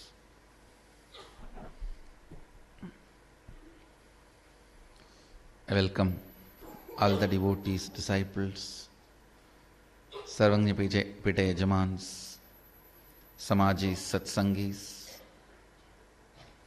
Shri Mahants, Tanedar Kotari, everyone sitting with us through Nithyananda TV and two-way video conferencing, having Nayana Diksha all over the world.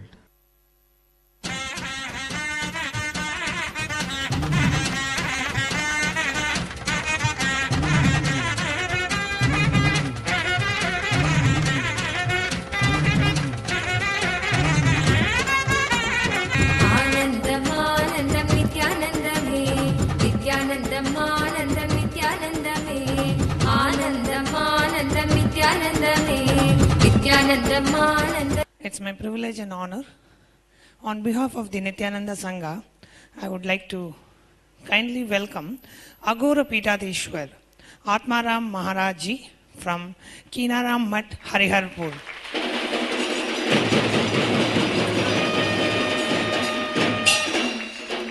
He is from the Aghora Sampradaya and he is in the lineage of the great Aghori Baba, Kinaram Maharaj Ji.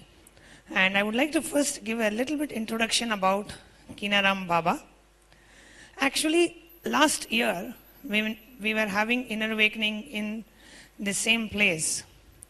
On the night of 1st July 2005, when Swamiji was resting in Samadhi, Swamiji suddenly heard a flight sound. Usually in Samadhi, Swamiji won't hear any sound or he won't see anything. But Swamiji was shocked. Then slowly, Swamiji started recognizing the external atmosphere. He thought, we are nowhere near an airport. And even if there is an airport, when I fall into Samadhi, I never hear any sound of flight moving and all that. How come? When Swamiji was wondering like this, he suddenly saw Kinaram Babaji was flying in his cot. Nityanandam, जब पिछली बार स्वामी जी का कार्यक्रम यहाँ चल रहा था, जब स्वामी जी यहाँ पे बनारस में थे, तो जब स्वामी जी समाधि अवस्था में रहे, उस समय में स्वामी जी को एक शब्द सुनाई दिया, जैसे फ्लाइट मतलब एयरबस का जो है साउंड सुनाई दिया. स्वामी जी ने कहा कि यहाँ पे कोई तो एयरपोर्ट तो है नहीं, तो ये साउंड आया कहाँ से? तो जब वो देखे खोल करके, तो किनारम बाबा जो है वो अपने जो कट है ना, चारपाई, उस पे बैठ करके उड़ रहे हैं. Kinaram Baba is a great Aghori who used to fly just by touching his cot. Wherever he wants to go, he will just touch that cot. He used to sit on a wooden cot, and that cot is still there in his ashram in Varanasi. He is not using his body anymore. His body is in Jiva Samadhi, but he doesn't need that body and all that. Like helicopter, that cot used to go along with him. When Swami, no, I came to give darshan. This time I will express through you.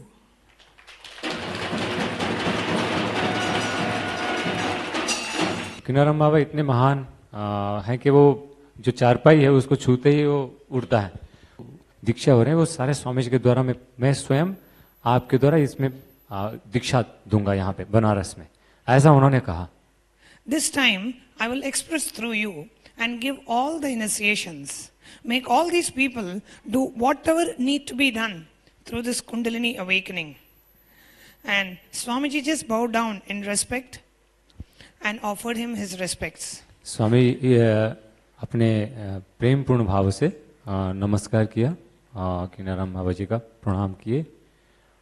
And by that time, in 2 to 3 seconds, In just 2 to 3 seconds, when Swamiji was offering his respects, the entire idea of respected, and the person respected, all that disappeared, and Swamiji fell into the space of Advaita. और उस समय में जब स्वामी जी उनको अपना सम्मान प्रदर्शन कर रहे थे, अपना प्रणाम कर रहे थे, उस समय में उस 2 सेकंड के किनाराम जी का चारपाई, उनका स्वरूप सब कुछ अदृश्य हो गया और स्वामी जी अद्वैत अनुभव Space of Shivoham. रस की पृष्ठभूमि पर Kinaram Baba is one of पुराना have a cot. Wherever he wants to go and give darshan to some devotees or wants to see someone, he will just tap the cot and it will fly. It will fly wherever he wants to go. He will go and he will bless the people and he will come back using his physical body. कहीं पे भी किनाराम बाबा अगर कहीं पे भी जाना चाहते थे, वो अपने वो चारपाई को स्पर्श करते थे और वो वहाँ उड़ करके पहुँच सकते थे. किसी भी भक्त को आशीर्वाद देना है तो वो वहाँ जा सकते थे और वापस आ सकते थे वो इस शरीर के माध्यम से, मतलब शरीर होते हुए वो कहीं पे भी उड़ सकते, पहुँच सकते थे और आ सकते थे और जा सकते थे उड़ करके. There is no physical, psychological, physiological rules for them. They just break everything. उनके लिए कोई मानसिक या कोई शारीरिक जैसे नियम है कि इंसान कैसे उड़ सकता है, इंसान कैसे स्पेस में ट्रैवल कर सकता है, वो कोई नियम उनके लिए लागू नहीं होता था. वो किधर भी जाना चाहते थे, कुछ भी करना चाहते थे, वो सब नियम के बाहर था. And Kinaram Baba's Samadhi, he has a Jiva Samadhi here through which he is still alive.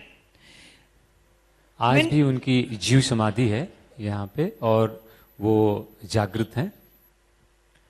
When he was alive, they built their tomb. He just sat and he told his devotees, disciples, to build a tomb, a Jiva Samadhi around him. उन्होंने अपनी जब वो आखिरी अवस्था में उन्होंने कहा कि वो जीव समाधि बैठे हुए समाधिस्थ होते हुए उन्होंने कहा था कि वो उनके ऊपर समाधि बनाने के लिए. He just told his disciples, cover the stone, enough. I'm going to be sitting here forever and blessing all of you. He just said like that, and that is called his Jiva Samadhi, which is still here in Varanasi. The tomb built where you are alive is called Jiva Samadhi. जहाँ जीव समाधि का मतलब है जहाँ कभी भी वो कभी भी शरीर त्यागे नहीं और कभी भी उनका जो है हमेशा उनका प्राण अभी भी मौजूद है और अनंत अनंत काल के लिए रहेगा. वह जहाँ पे अवेल उनका शरीर और उसके ऊपर समाधि बन करके अवेलेबल है, आज भी उस ऊर्जा वहाँ पे कायम है और वही जीव समाधि का स्थल आज भी किनाराम मठ में आपको दिखने को मिलेगा. In the same sampradaya, the disciple of Kinaram Babaji, Aghora Pitadeshwar Atmaram Maharaji is here with us today, sharing the stage with Swamiji, and it's a great privilege and a blessing for all of us that Maharaji has come today to grace all of us.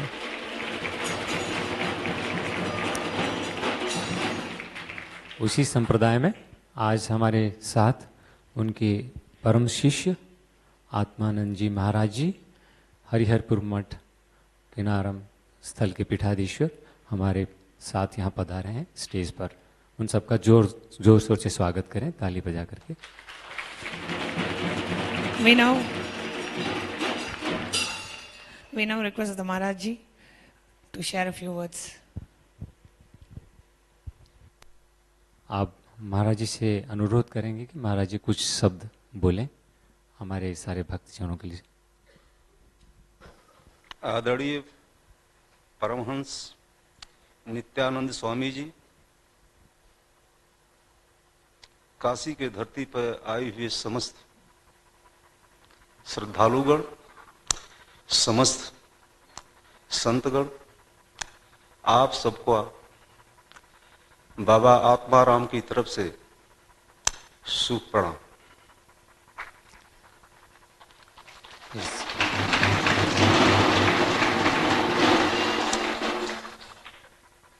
Kashi की धरती, बाबा विश्वनाथ की धरती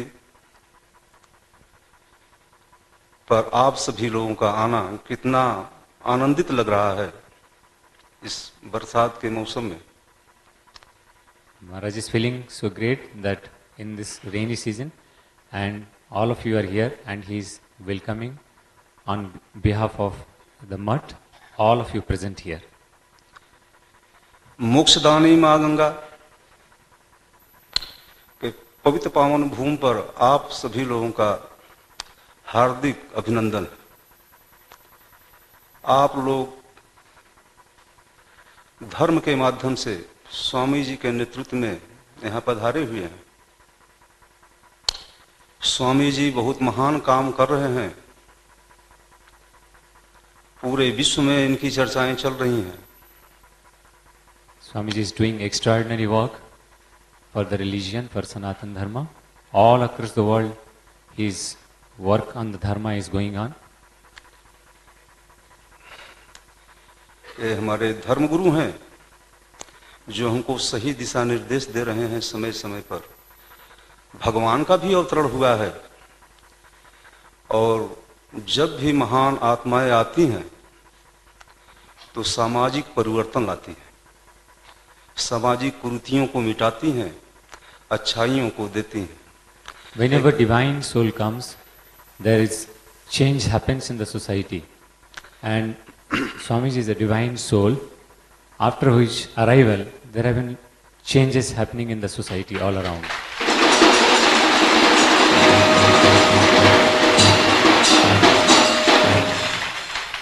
इस काशी की पवित्र पावन भूमि पर, ये शिव जी की नगरी है, शिव जी की सबसे प्यारी नगरी, बाबा भोलेनाथ की अवघड़दानी की नगरी है काशी की भूमि। हमारे बाबा कीनाराम जी इस धरती के महान संत हुए जिन्होंने की प्रकृति की व्यवस्था को भी तार तार कर दिया। उन्होंने मुर्दे से जिंदा किया। जो रामजियावा राम जी उनके शिष्य हुआ करते थे। एक मुर्दा बहते हुए जा रहा था, गुरुजी खोपड़ियों को चना खिला रहे थे। दत्त गुरु जो है कालू राम के रूप में गिरनार से यहाँ आए थे। माता रानी हिंगलाज पाकिस्तान से चलकर आई, क्रीमकुंड पर स्थापित हुई। बाबा कीनाराम जी उस समय में हमारा देश मुगलों के साम्राज्य में शिकंजे में कसता जा रहा था। साधु संतों से पकड़ करके जेल में चक्कियां चलवाया जा रहा था। बाबा कीनाराम जी 12 वर्ष की अघोर साधना गिरनार की पर्वत पर दत्त गुरु के आदेशानुसार उन्होंने किया। उस समय इनके परम शिष्य हुआ करते थे बीजाराम जी, इन्होंने भिक्षाटन के लिए भेजा। उस समय जूनागढ़ जिले का राजा अनिश था जो साधु संतों को पकड़कर जेलों में डाल देता था, उनसे जेलों की चक्कियां चलवाता था, तमाम यातनाएं देता था।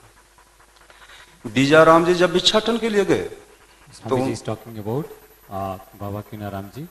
He said this is the place of Lord Shiva, and Kinaram ji is a great saint who has come here, and Kinaram ji had done a great tapasya of Aghora tapasya for 12 years, and he was telling about during the tenure of Kinaram Baba, there used to be a king.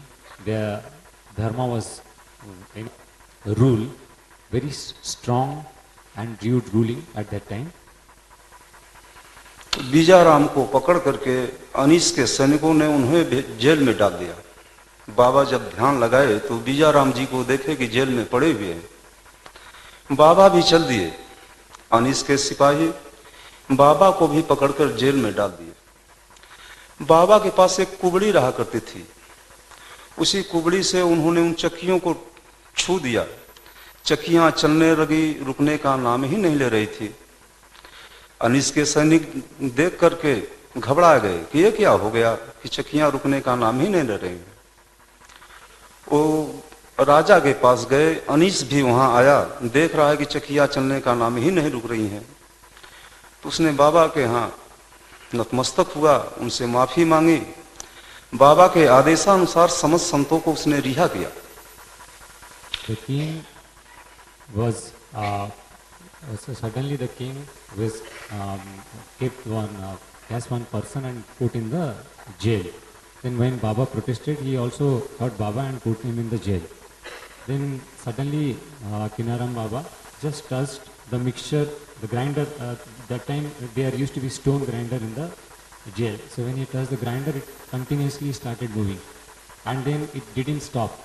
even everybody got stunned how it is moving on its own. Then the information went to the king. The king came to saw, and then he saw that the Baba's power is so much that anything he wants he can do. So he surrendered to Babaji, and then Babaji came out. देखिए, समय समय पर महान आत्माएं जब भी आई तो एक संदेश जनता को दिए। महात्मा बुद्ध जी भी इसी काशी के पवित्र पावन भूमि पर आकर के उनको शांति मिली। उनको ज्ञान तो जो है बोध गया में ही मिल गया था, लेकिन शांति जो है काशी की धरती पे ही मिली। मनुष्य जीवन में सबसे बड़ी शांति है। शांति मन से मिलती है, शांति विचार और भाव से मिलती है। आज हमारे बीच में स्वामी जी को देखकर मुझे बहुत प्रसन्नता हो रही है कि आप धर्म के लिए इतने लड़ रहे हैं।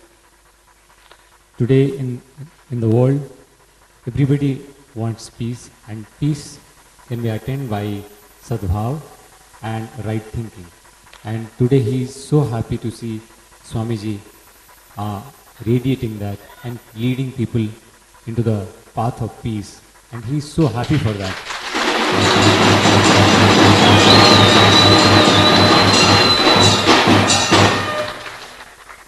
कुछ लोग आलोचना भी कर रहे थे स्वामी जी का। मैं उन लोगों से कहना चाहता हूं कि धर्म की आलोचना नहीं होनी चाहिए, संत की आलोचना नहीं होनी चाहिए। विवेक भगवान का है। अगर आप किसी संत की आलोचना कर रहे हैं तो स्वयं आप अपनी आलोचना कर रहे हैं, भगवान की आलोचना कर रहे हैं। He wants to tell to the people, some people who just criticized Swamiji, that when you are criticizing a master, you are criticizing God himself. And he is telling you can never criticize God, you can never criticize a saint, you can never criticize dharma. धर्म हमारा यही सिखाता है कि आपस में प्रेम होना चाहिए। आलोचनाएं होनी चाहिए, लेकिन उसका एक सिस्टम होना चाहिए।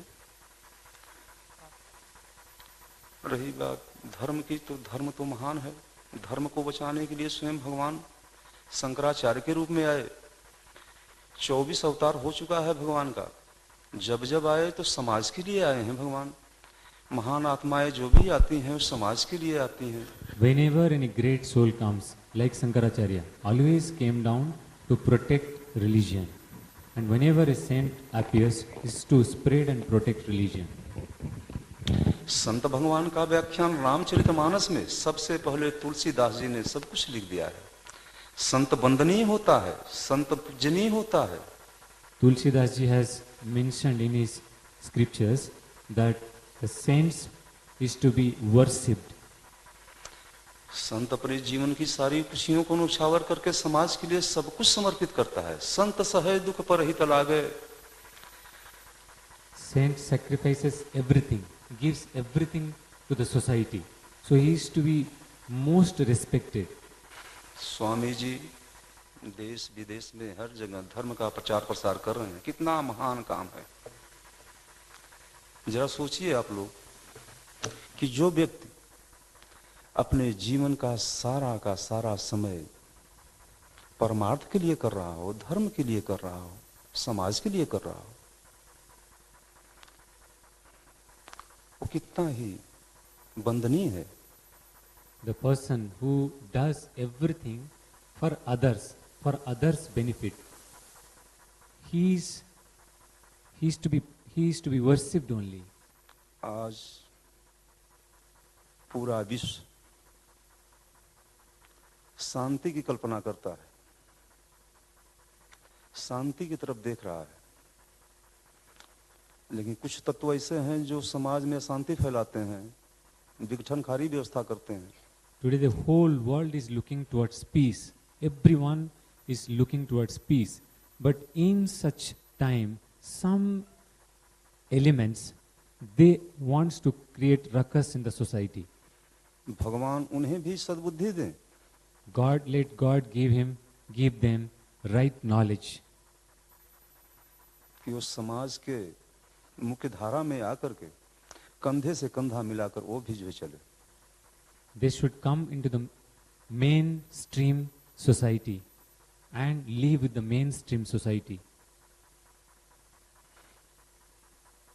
सच कहूं तो आप लोगों को देखकर इतनी खुशी हो रही है. आप लोग तमाम देशों से आए हुए हैं.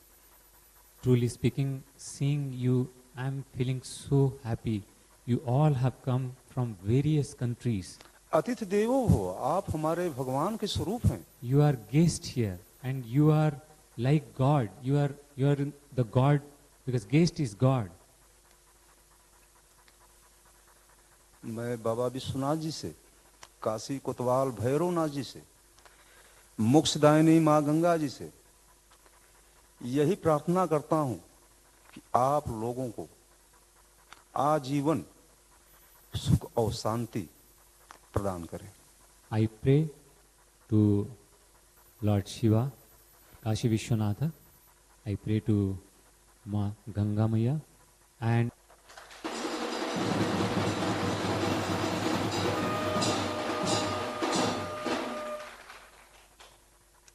तो स्वामी जी को प्रणाम.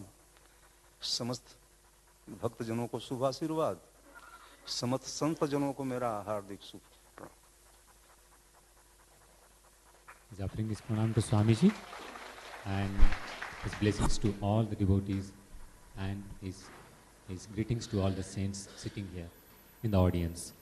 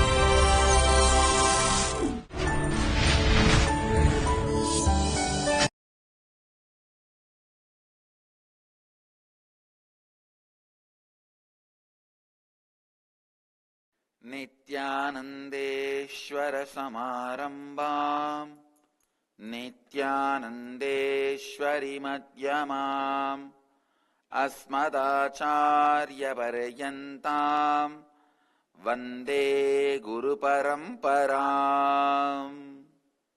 I welcome all the devotees, disciples, Samajis, Satsangis,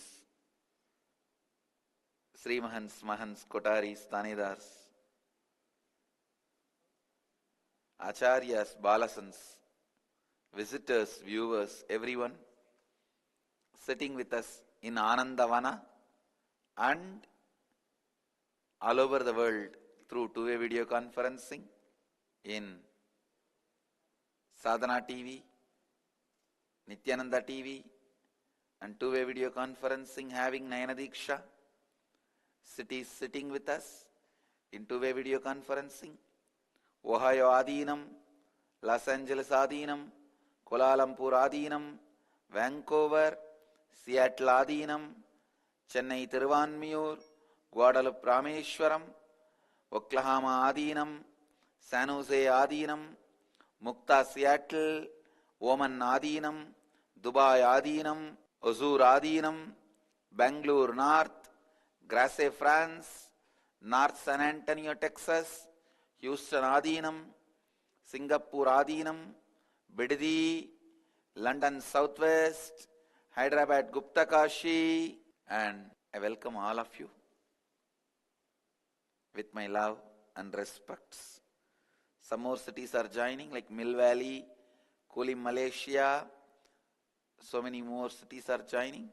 I welcome all of you with my love and respects. And I am telling you really, literally this place is love current of Mahadeva. It is literally love current of Mahadeva.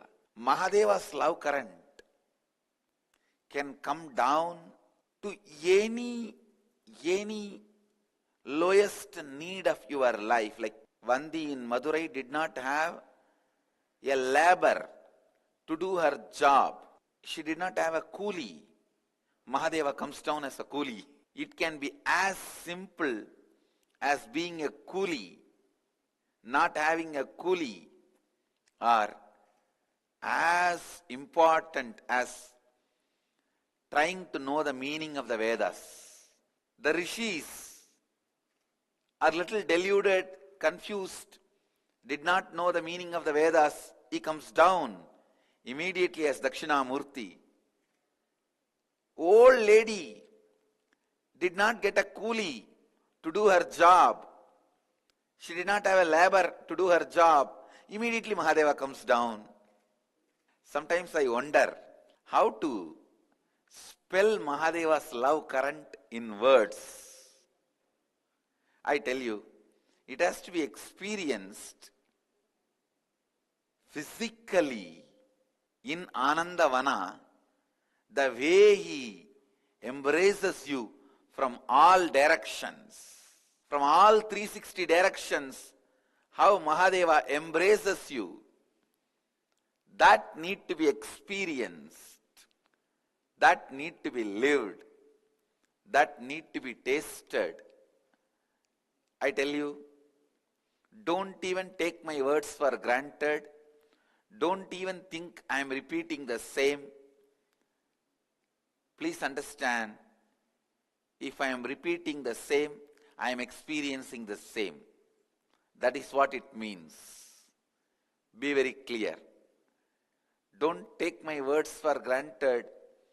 Don't think, oh, this is the way. No. Every time the possibility is available. Especially if you have not tasted Anandavana last time, don't even think of missing it. If you have tasted, I don't need to invite you. Varanasi is powerful enough. Kashi Devi is powerful enough to invite you. She is powerful enough to bring you back. If you have not tasted, don't even think of missing it. Even my body feels so well. Understand?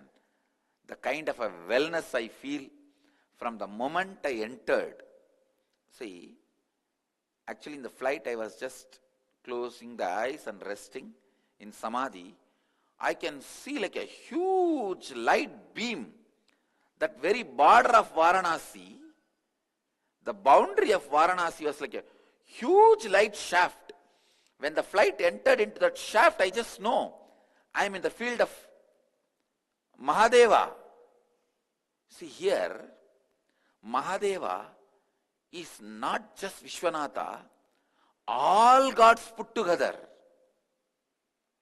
As I said, there is only one God is stupidity. That idea, there is only one God, is stupidity. It is stupid theory. It is just autocratic, terroristic, radical mind's invention. That there is only one God. There is only God is the enlightened mind's invention. Not only invention, the reality. Understand? Here, anywhere you see, there is only God. One side you will see so much of orthodoxy and cleanliness. The other side you will see so much of dirt and dead bodies being burnt left and right. But I don't see any conflict between these two in this city. There is no conflict at all. Both coexist so beautifully, so nicely. City of Vishwanatha. Understand?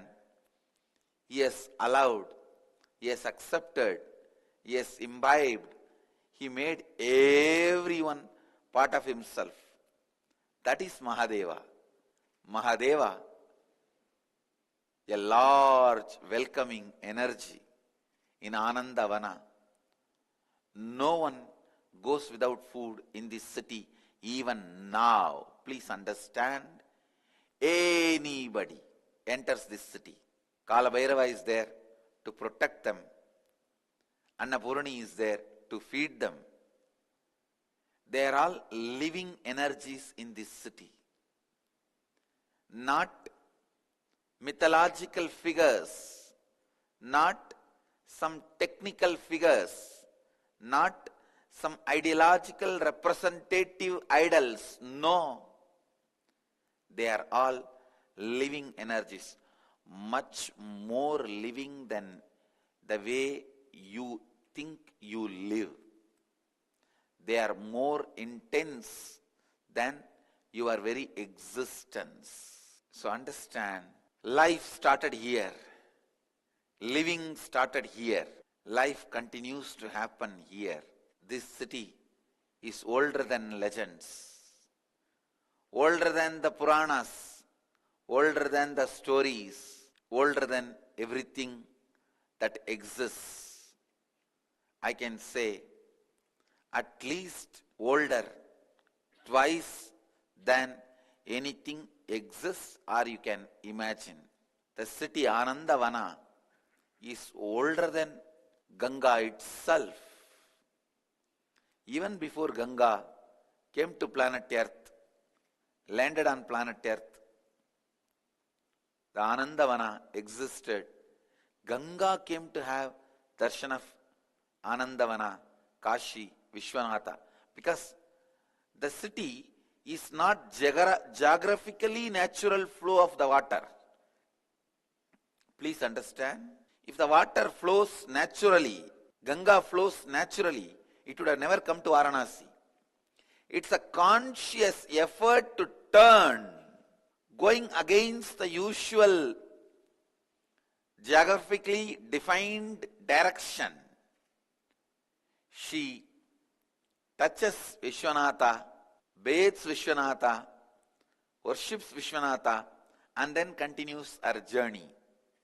So understand, Ganga's journey is so beautiful. Coming from the head of the Bhagavan, Mahadeva, going and washing the feet of the devotee of Mahadeva, Kapil Maharshi. Actually, Ganga comes down to Kapil Maharshi's ashram to wash the ashes of Bhagirath's ancestors and liberate them. So Kapil Maharshi she goes and washes the feet of Kapil Maharshi, ultimately in the end in Ganga Sagar. That was the Kapil Maharshi's ashram. So understand, from the head of Mahadeva she comes down to wash the feet of a devotee. So the devotion of devotees is so powerful and so important. Sometimes it is revered, worshipped much more than God Himself in Vedic tradition. Anyhow, this city which celebrates Ganga, Vishwanatha, Annapurani, Kalabhairava, Dundi Ganesha, Kartikeya, and what not. Almost all the gods. This is city of gods. City of gods. And I can say every pore is pouring bliss out. It is so much inside. It is pouring the bliss out. And especially this time, Mahadeva city and Shivoham process. I don't know what is going to happen. What is going to happen to this city and to all of you? I am really wondering. Because first time I am holding Shivoham process in Shiva's place. See, I went and did Shivoham process in Varanasi for 1 day. Sorry, Pondicherry 1 day. 8 earlier installed the Garbhas awakened. See, there was a temple in Pondicherry thousands of years before where our ashram is at present. The energizing Garbha, which is usually installed under the deity, it just got awakened, 8 of them. And here I don't know how many Garbhas are installed all around. At least I can comfortably say 200 in Varanasi. All this will be awakened. Shiva and his bhootas, ganas. God, I don't know what is going to happen. But I know for sure one thing, only good will happen. Mahadeva's energy is auspicious, most auspicious, causeless auspiciousness. Shiva is just He, that's all. Is just He. And so all I can say is, it is going to be at least, the Shivoham process in Varanasi is going to be at least 200 times more intense and more powerful, because when Pondicherry Garbha got awakened, the Shivoham process was at least 8 times more powerful, because the 8 Garbhas were awakened. Here, at least 200 Garbhas are going to be awakened with the Shivoham process, and this process will be at least 200 times more powerful. Understand, not 200%, 200 times more powerful. So literally each one of you are going to become Shiva Gana. Shiva Ganas radiating the Shiva Bodha, the joy of Shiva. I can go on and on and on. But the essence of what I am trying to say, pack your bags as early as possible. Just come and be here and enjoy the Shivoham. That's all it means. That's all it means. Enjoy the love current of Mahadeva. Enjoy the Shivoham process. Enjoy the Shivoham experience. And my blessings, let you all radiate with integrity, authenticity, responsibility, enriching, causing, living Advaita, the Nithyananda.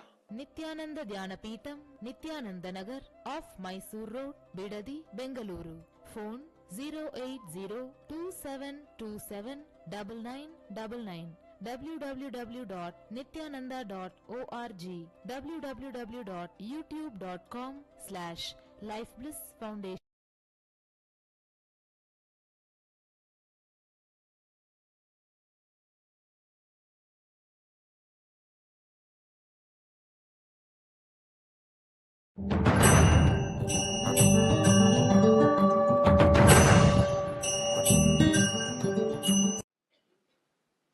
Yes, I'll answer your questions now. Swamiji, food side.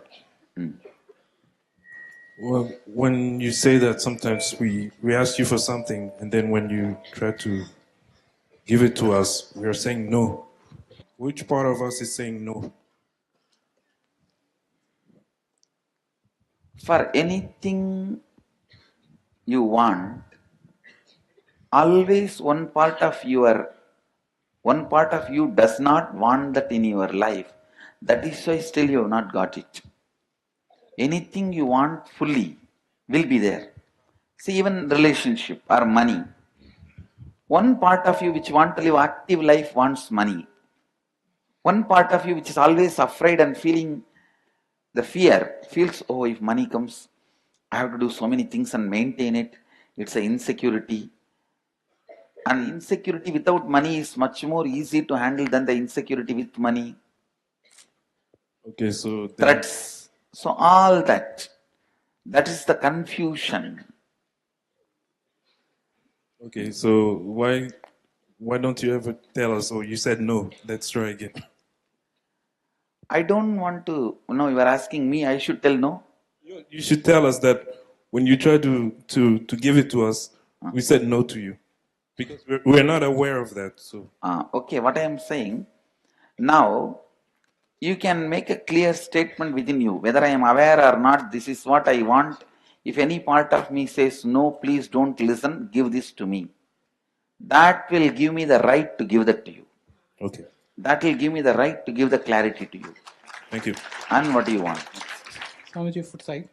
Swamiji, mind, biomemory, which is having much power to put us in depression or low mood. Mind itself can put you in depression because you are not that powerful than mind, but biomemory can overpower mind. It is the part of biomemory which expresses as mind in you. So the purification of biomemory will make sure mind cannot play game with you. Swamiji, when Kalabhairava landed, I couldn't see anything, but I could literally feel his presence. Every pore, like literally every hair stood up. But the fact that I don't see visions, does it mean that the third eye is not awakened to see the vision, or is it that I experience it differently? No, actually, capacity to see visions are not awakened is true, but that is not always required to become enlightened. Thank you, Swamiji. To reach the ultimate. Thank you, but capacity to see visions will make the journey very juicy and joyful. That's all. Thank you, Swamiji. Swamiji, how does the biomemory influence the muscle memory?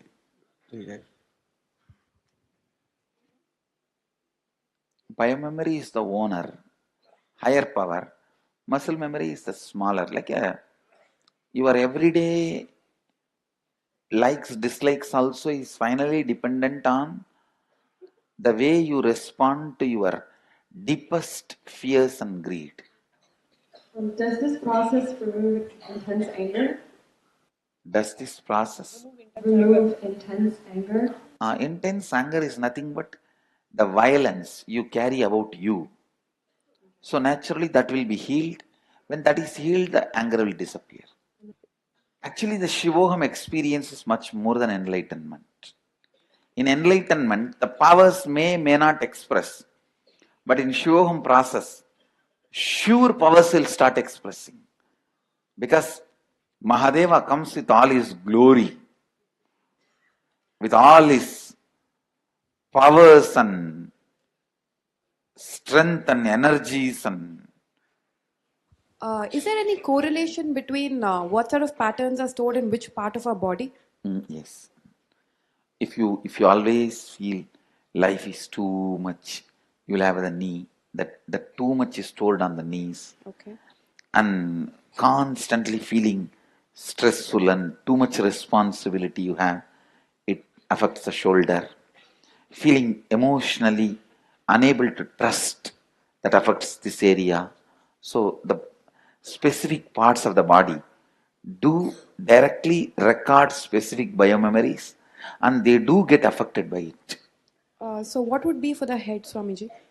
Now head is like a, if you constantly have a headache, it holds everything. okay. So the decision making is in the head only.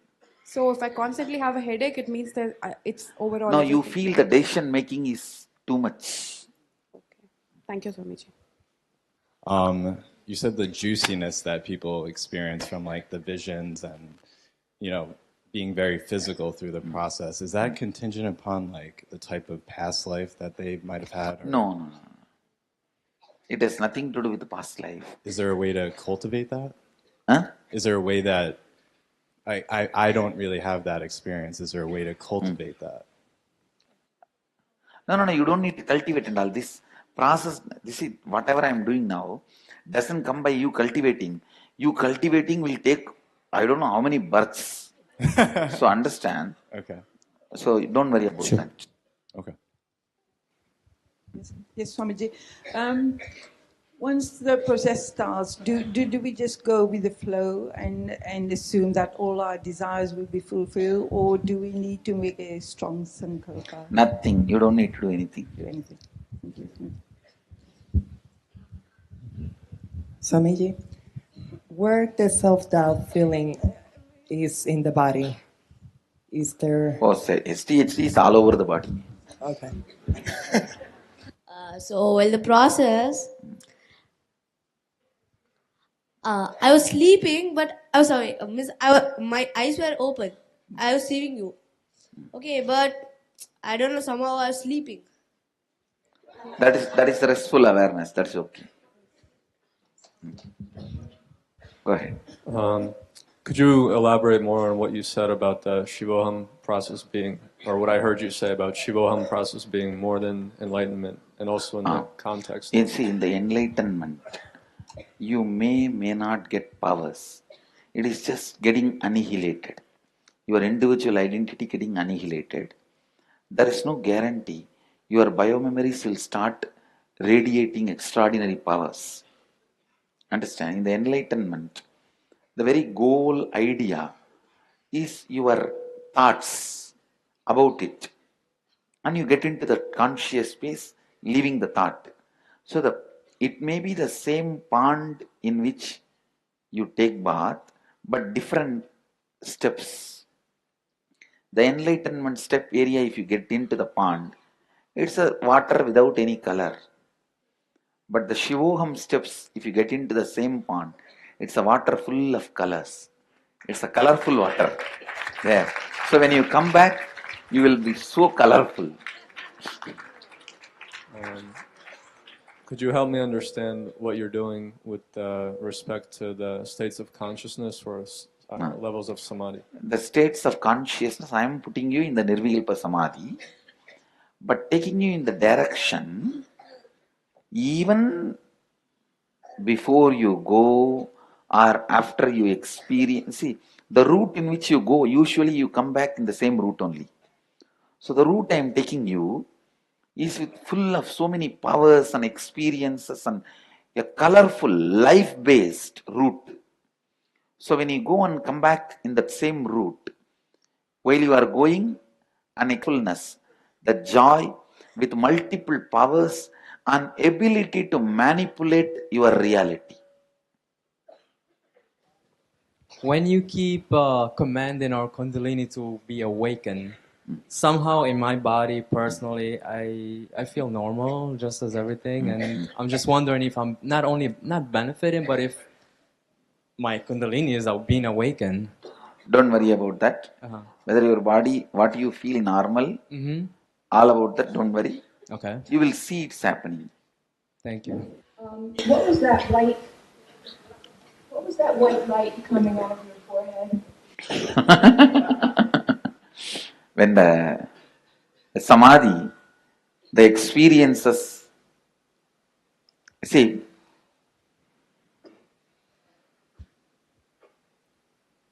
when I radiate that higher consciousness,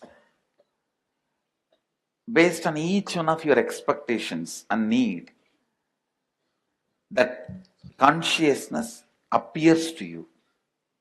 So the white light you saw in the forehead, in that area, you can call that as a third eye. Swamiji, so whatever I perceive seems to be influenced by the identity that I'm holding.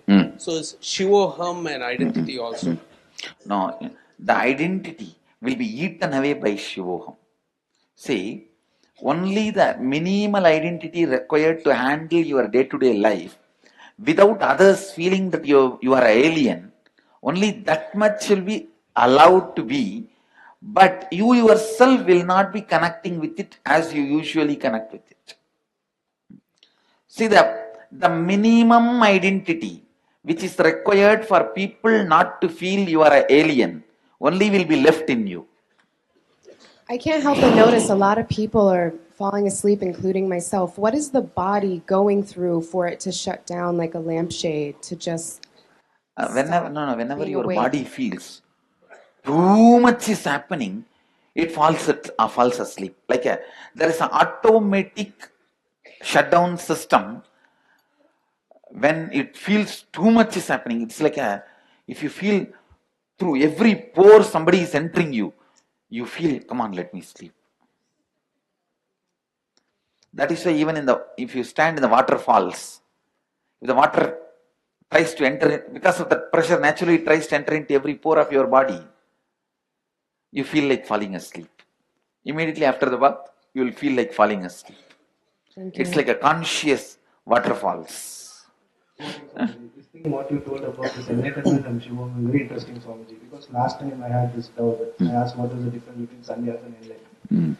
You said enlightenment means putting the, separating the consciousness via memory vis-a-vis the mind and the physical body. So now it's a little confusing for me. Like Shiva means it's only the part with the consciousness and via memory. That's it. No. Same enlightenment.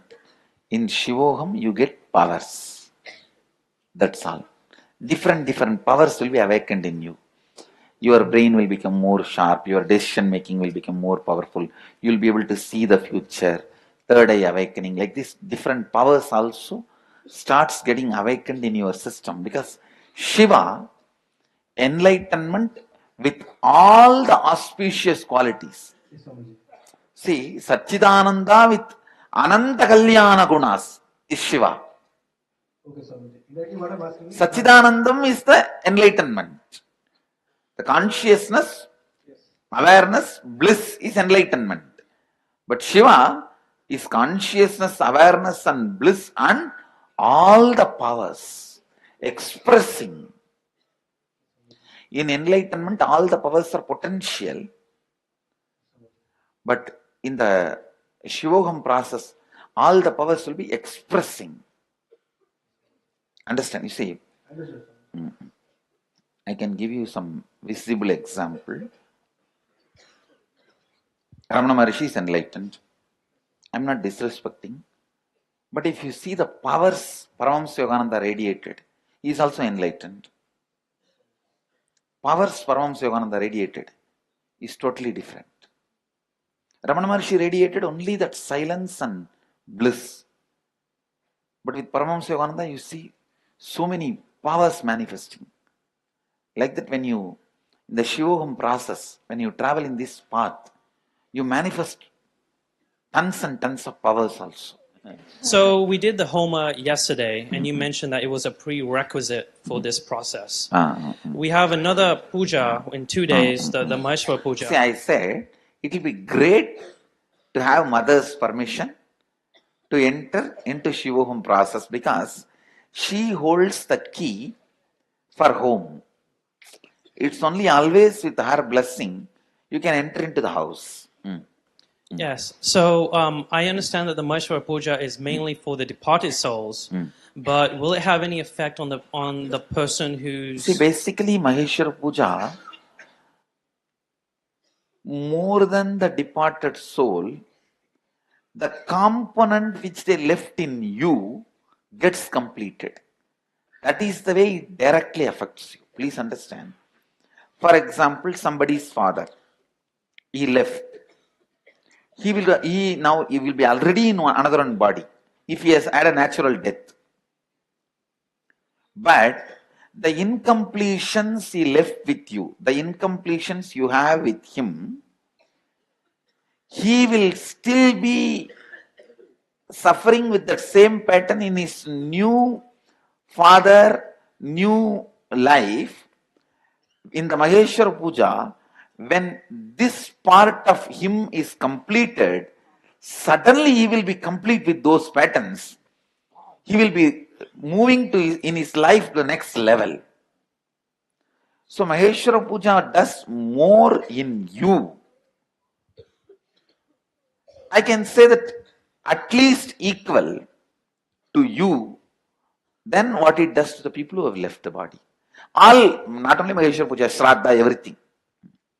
Actually, when Kalbhairava lands, he just shakes and wakes up everyone through Anandagandha only. He holds all of you through Anandagandha and just wakes you up. So we won't He's run a away? raw guy. He is not at all sophisticated. Too raw, but delivers. Definitely. Swamiji. See, Kalabhairava is not sophisticated like how you carry the concept of God. It should be, oh my son, come on, how are you? What do you want? Nothing. He will not even ask you what do you want. He will just look and say, He will see what you want and deliver it. He's too raw. And the same way, he will exactly put the finger on where it pains and exactly pull that tumor out.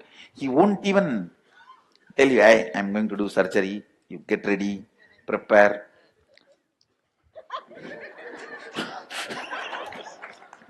That's all. The best dimension of Mahadeva is Kalabhairava, I tell you. The best dimension of Mahadeva is Kalabhairava. And nothing like him, either in giving or giving love or healing or giving spiritual experiences or enlightenment, he is just uncomparable.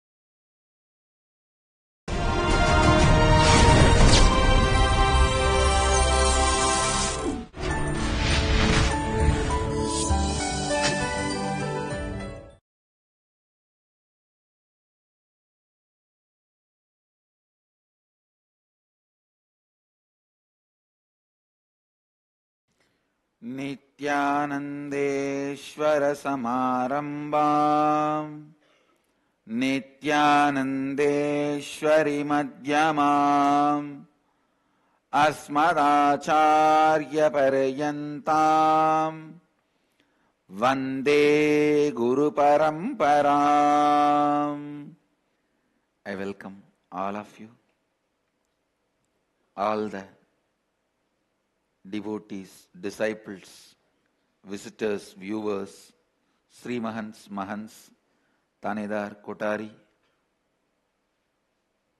everyone sitting with us through Nithyananda TV, Sadhana TV, two-way video conferencing, having Nayana Diksha, and in Anandavana, Varanasi, cities sitting with us in two-way video conferencing, having Nayana Diksha, Singapore Adinam, Bidadi Nithyananda Nagaram, Manhattan, New York, Houston Adinam, Netherlands, Charlotte Adinam, Maurice Plains, New York, Varanasi, Hyderabad, Gupta Kashi, Hyderabad, Adinam, Ponca City, Oklahoma, London, Southwest, Dubai, Adinam, Temple City, California, San Jose, Adinam, Selang, Malaysia, Ohio, Adinam, Los Angeles, Adinam, Johns Creek, Georgia, New York, Adinam,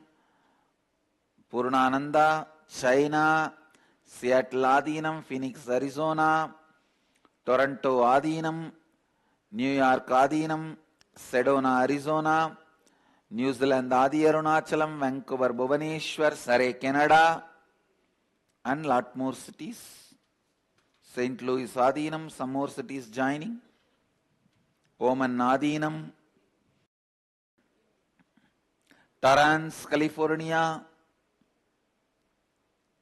I welcome all of you with my love and respects. I'll continue to expand on the Shanti Mantra of Kathopanishad. Please recite along with me. Om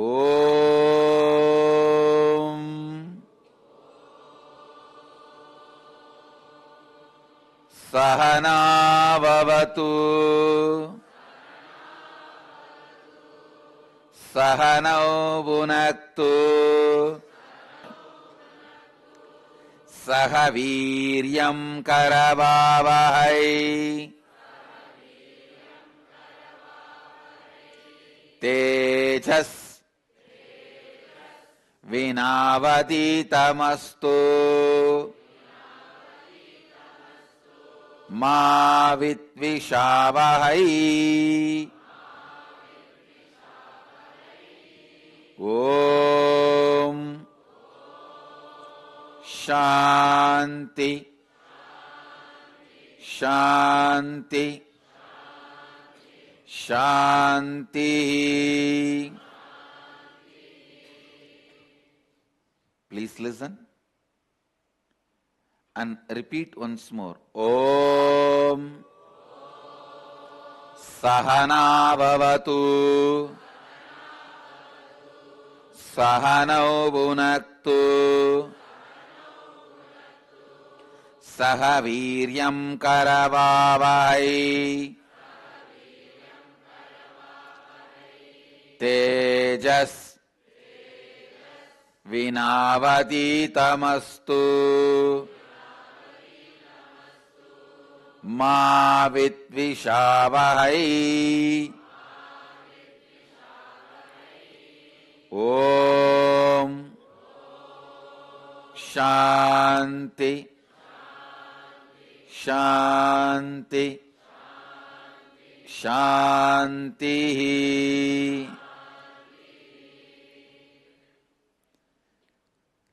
The Shanti Mantra introduces the context of Vedic education system. Education is nothing but awakening your possibility into reality. Please listen. Making your possibility into reality is education. I am defining education. Awakening your possibility into reality. Making your possibility into reality is education. All education should be making your possibility into reality. Should be making your possibility into reality. The Indian way of education is not non-involvement narrative style, where the student and teacher don't get involved more than the few hours of narration, where teacher narrates 2 plus 2 is 4. You have to live boldly and courageously. After 4:30 school is over, this fellow will be shivering for a rat. So students don't get to see the example of teachers. I tell you, the most hypocritical, superficial education system is what we are having now, where there is no involvement between the student and the teacher. No. Most of the time, students just can see through the ignorance of the teacher. Some student asked me, and I did not have the answer for this question. He said, if same teacher cannot teach all the subject, how do you expect the same students should study all the subject? If same teacher cannot teach all the subject, how do you expect the same student to study all the subject? It's true. The mathematics teacher will be stupid in his personal bank accounts. The engineering, electronics engineering professor will not be even able to screw a bulb. Cannot build even a one hut. No, people see through. People see, students see through the ignorance of the teachers. I tell you, the most superficial education method is what we are practicing in the modern day, non-involving narrative method, where teacher comes and narrates some stupid theories which he has not digested or applied, limited to only some things of outer world, and leaves the students, they stay separately. I tell you, this non-involvement narrative method is responsible for students developing so many phobias, psychological disorders, problems, and a deep insecurity about life. I am telling you. Because teachers also did not have the maturity to be with the students 24 hours to demonstrate what they are teaching. They will not be able to be hero 24 hours in front of the students because they don't have that kind of a stamina and energy, intelligence. This non-involvement narrative method was invented. The original Indian education system was living under the same roof. Living under the same roof. Vasishta cannot take morning 6 to evening 4 class about the archery. When the elephant or a demon attacks his hermit, he can go and hide himself in a hut. No. In the midnight, if a demon and all the other students studying under him, understand? That is why whenever a student teacher live together, the knowledge taught, the education happens, becomes life science. It becomes life science because when they stay together, they know the practical problems of life, and the teacher will be given a pressure to find solution for practical problems of life. Teacher cannot say, I don't know about this in front of students. That is why in Indian education system, a Gurukul was providing almost everything needed for life. The basic Ayurveda knowledge, basic archery to protect yourself, a basic business to run the business or administer, a basic critical thinking and decision making and basic truths required about enlightenment and life. So everything, the basic level is provided in the Gurukul. If somebody wants to master, specialize some subject, they can do it. I am very serious. I wanted to revive the Indian education system, the Vedic education system. I'll be able to do. Non-involving narrative style is stupidity.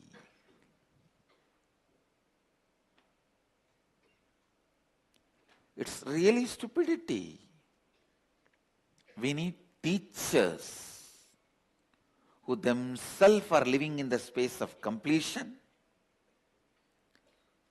and 24 hours kids should see them living in the space of completion. Please understand, we need teachers. That's what actually I am doing now. I am on the job of producing more and more parent teachers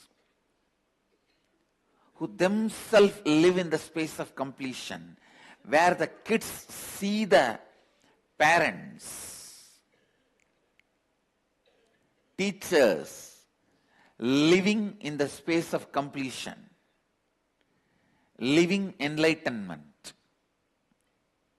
So the kids are constantly supported, encouraged, made to experientially open up their possibilities. Understand? Just last year I declared in our Gurukul, all the kids age of 10 will start writing 10th examination. Now I am seeing more than 40% kids are doing. It is just 1 year effort. 1 year effort. And many kids have joined the Gurukul very late. I have developed now new vision for the Gurukul, where the parents themselves will be teachers, participating in the Gurukul activity, living in the Gurukul, where they will be encouraged to experience the science of completion and real education. Listen to this commandment. Uneducated are those who are educated only in schools.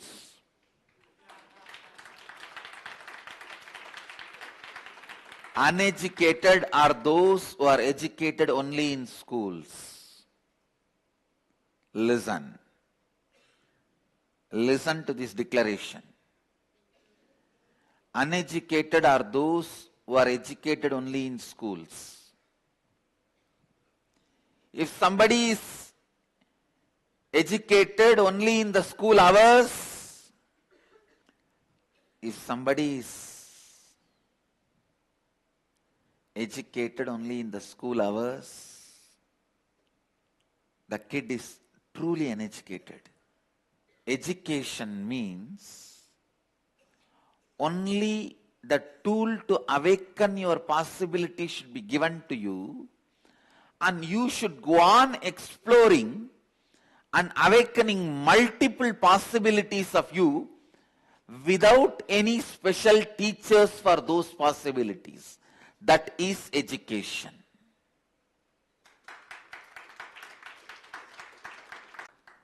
I teach my Gurukul kids any one instrument properly, either Tirukkailaya Vadyam or something. Then once the tool as Hanuman, in Indian tradition, we teach only the Mallakamba Yoga. From that they pick up the science of manipulating, using their body in multiple ways. Tool, when it is given. Same way, I only taught the science of completion. They started playing with it and taking it to the next level. There was a mango tree outside our Gurukul. I heard too many kids were jumping and fighting for that mango. When I was walking there, they told me, I said, hey, you guys are not beggars. You are kings. Just tell the tree to get more mangoes, and whoever wants, go and eat. And please understand, I really want to tell you, I did not tell the tree. If I tell, it's my power. No. I just told the kids, you guys go and talk to the tree. Now I'm really telling you, the tree is giving at least 4 times more mangoes. 4 times more mangoes. And when they want to climb the tree, they go and stand there and talk to the red ants. See, we want to have mango, please you move out. And they move out. They give way. And these kids climb and enjoy the mangoes. It is just one tool completion I gave them. They are using it as simple as need of a mango to as difficult as need of enlightenment. Whether it is mango or enlightenment mango. I tell you, still I have not revived completely the Indian education system. I really wanted to provide a laboratory where the kids will take out the science of flying machines and assemble, create the miniatures and demonstrate few thousands of years before we had flying machines.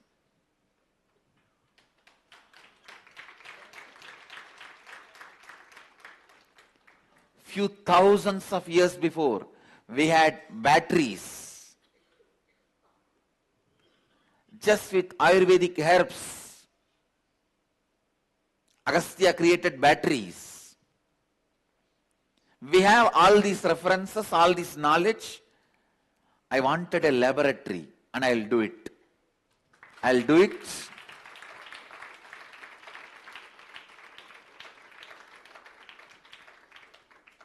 Where all this knowledge and tools required for the research and development to play with, all this will be provided. Kids can playfully do research on all this, assemble and demonstrate it to the world. Only when I have done this, I'll feel I have revived Vedic tradition. I wanted a large laboratory where all this knowledge is available by one touch to all the kids, and all this technical assistance is provided for them to explore, think, analyze, assemble, demonstrate. All these should become research projects for my Gurukul kids.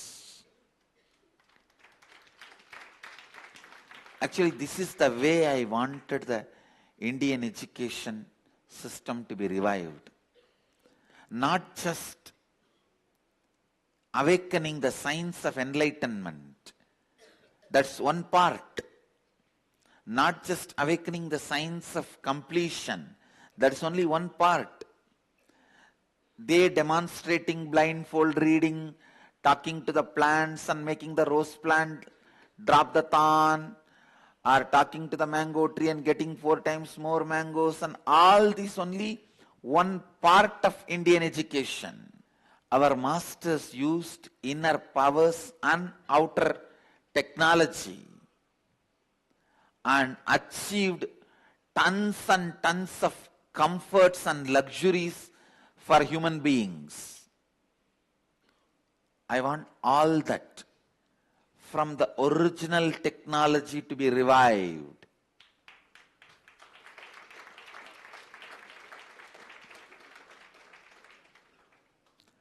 I want our kids to learn how to use the sound to send the astra, arrows. like Nagastra, Agniastra, Varunastra. When I say I want, I mean I'll do it.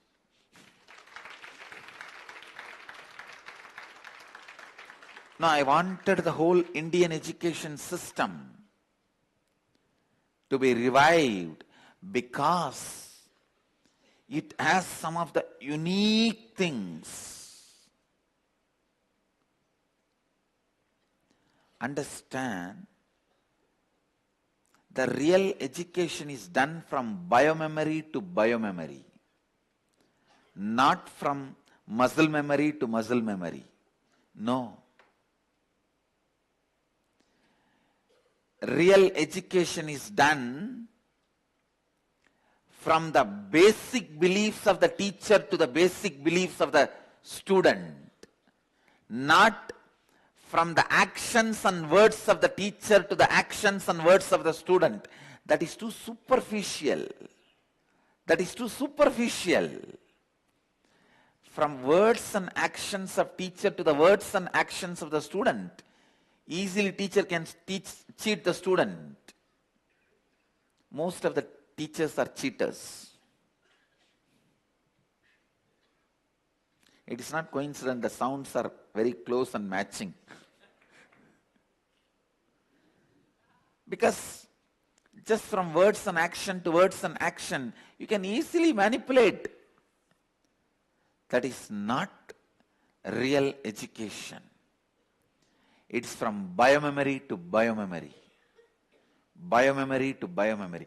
See, actually, only this understanding solves our thousands of questions. How did Arjuna stayed with Drona not more than 10 years, could catch everything Drona gathered, spending his whole life? Understand? By 18, the Rama's coronation was organized. Only by 7, he was sent to Gurukul. So between 7 to 18, 11 years. How did Rama master everything Vasishtha had? Arjuna. Even Arjuna was not in Gurukul more than 10 years. How did Arjuna master everything Drona had? It was not just word action to word action. No. The education level itself was totally different. Totally different. That can be revived only with the way of teachers and students staying together. And teachers themselves are living what they are teaching. In the modern day, it is not coincident that teacher and cheater are anagrams. Exactly the same letters. Now it is time we create a Gurukul, we create a space where, like Sarvajnapeetha, Sharadapeta, Nalanda, Dakshashila, Naimisharanya, where students and teachers live together. Students and teachers live together. And the knowledge is transferred not just from word and acts of a teacher to words and acts of a student. It should be transferred from biomemory of a teacher to biomemory of the student. In our Sarvajnapeetha, I'll demonstrate all this. Reviving Indian education system. I'm not interested in marketing and commercializing it. I'm interested in reviving it. Let any big school chains take this knowledge and market it or commercialize it. but I am going to revive it and demonstrate it.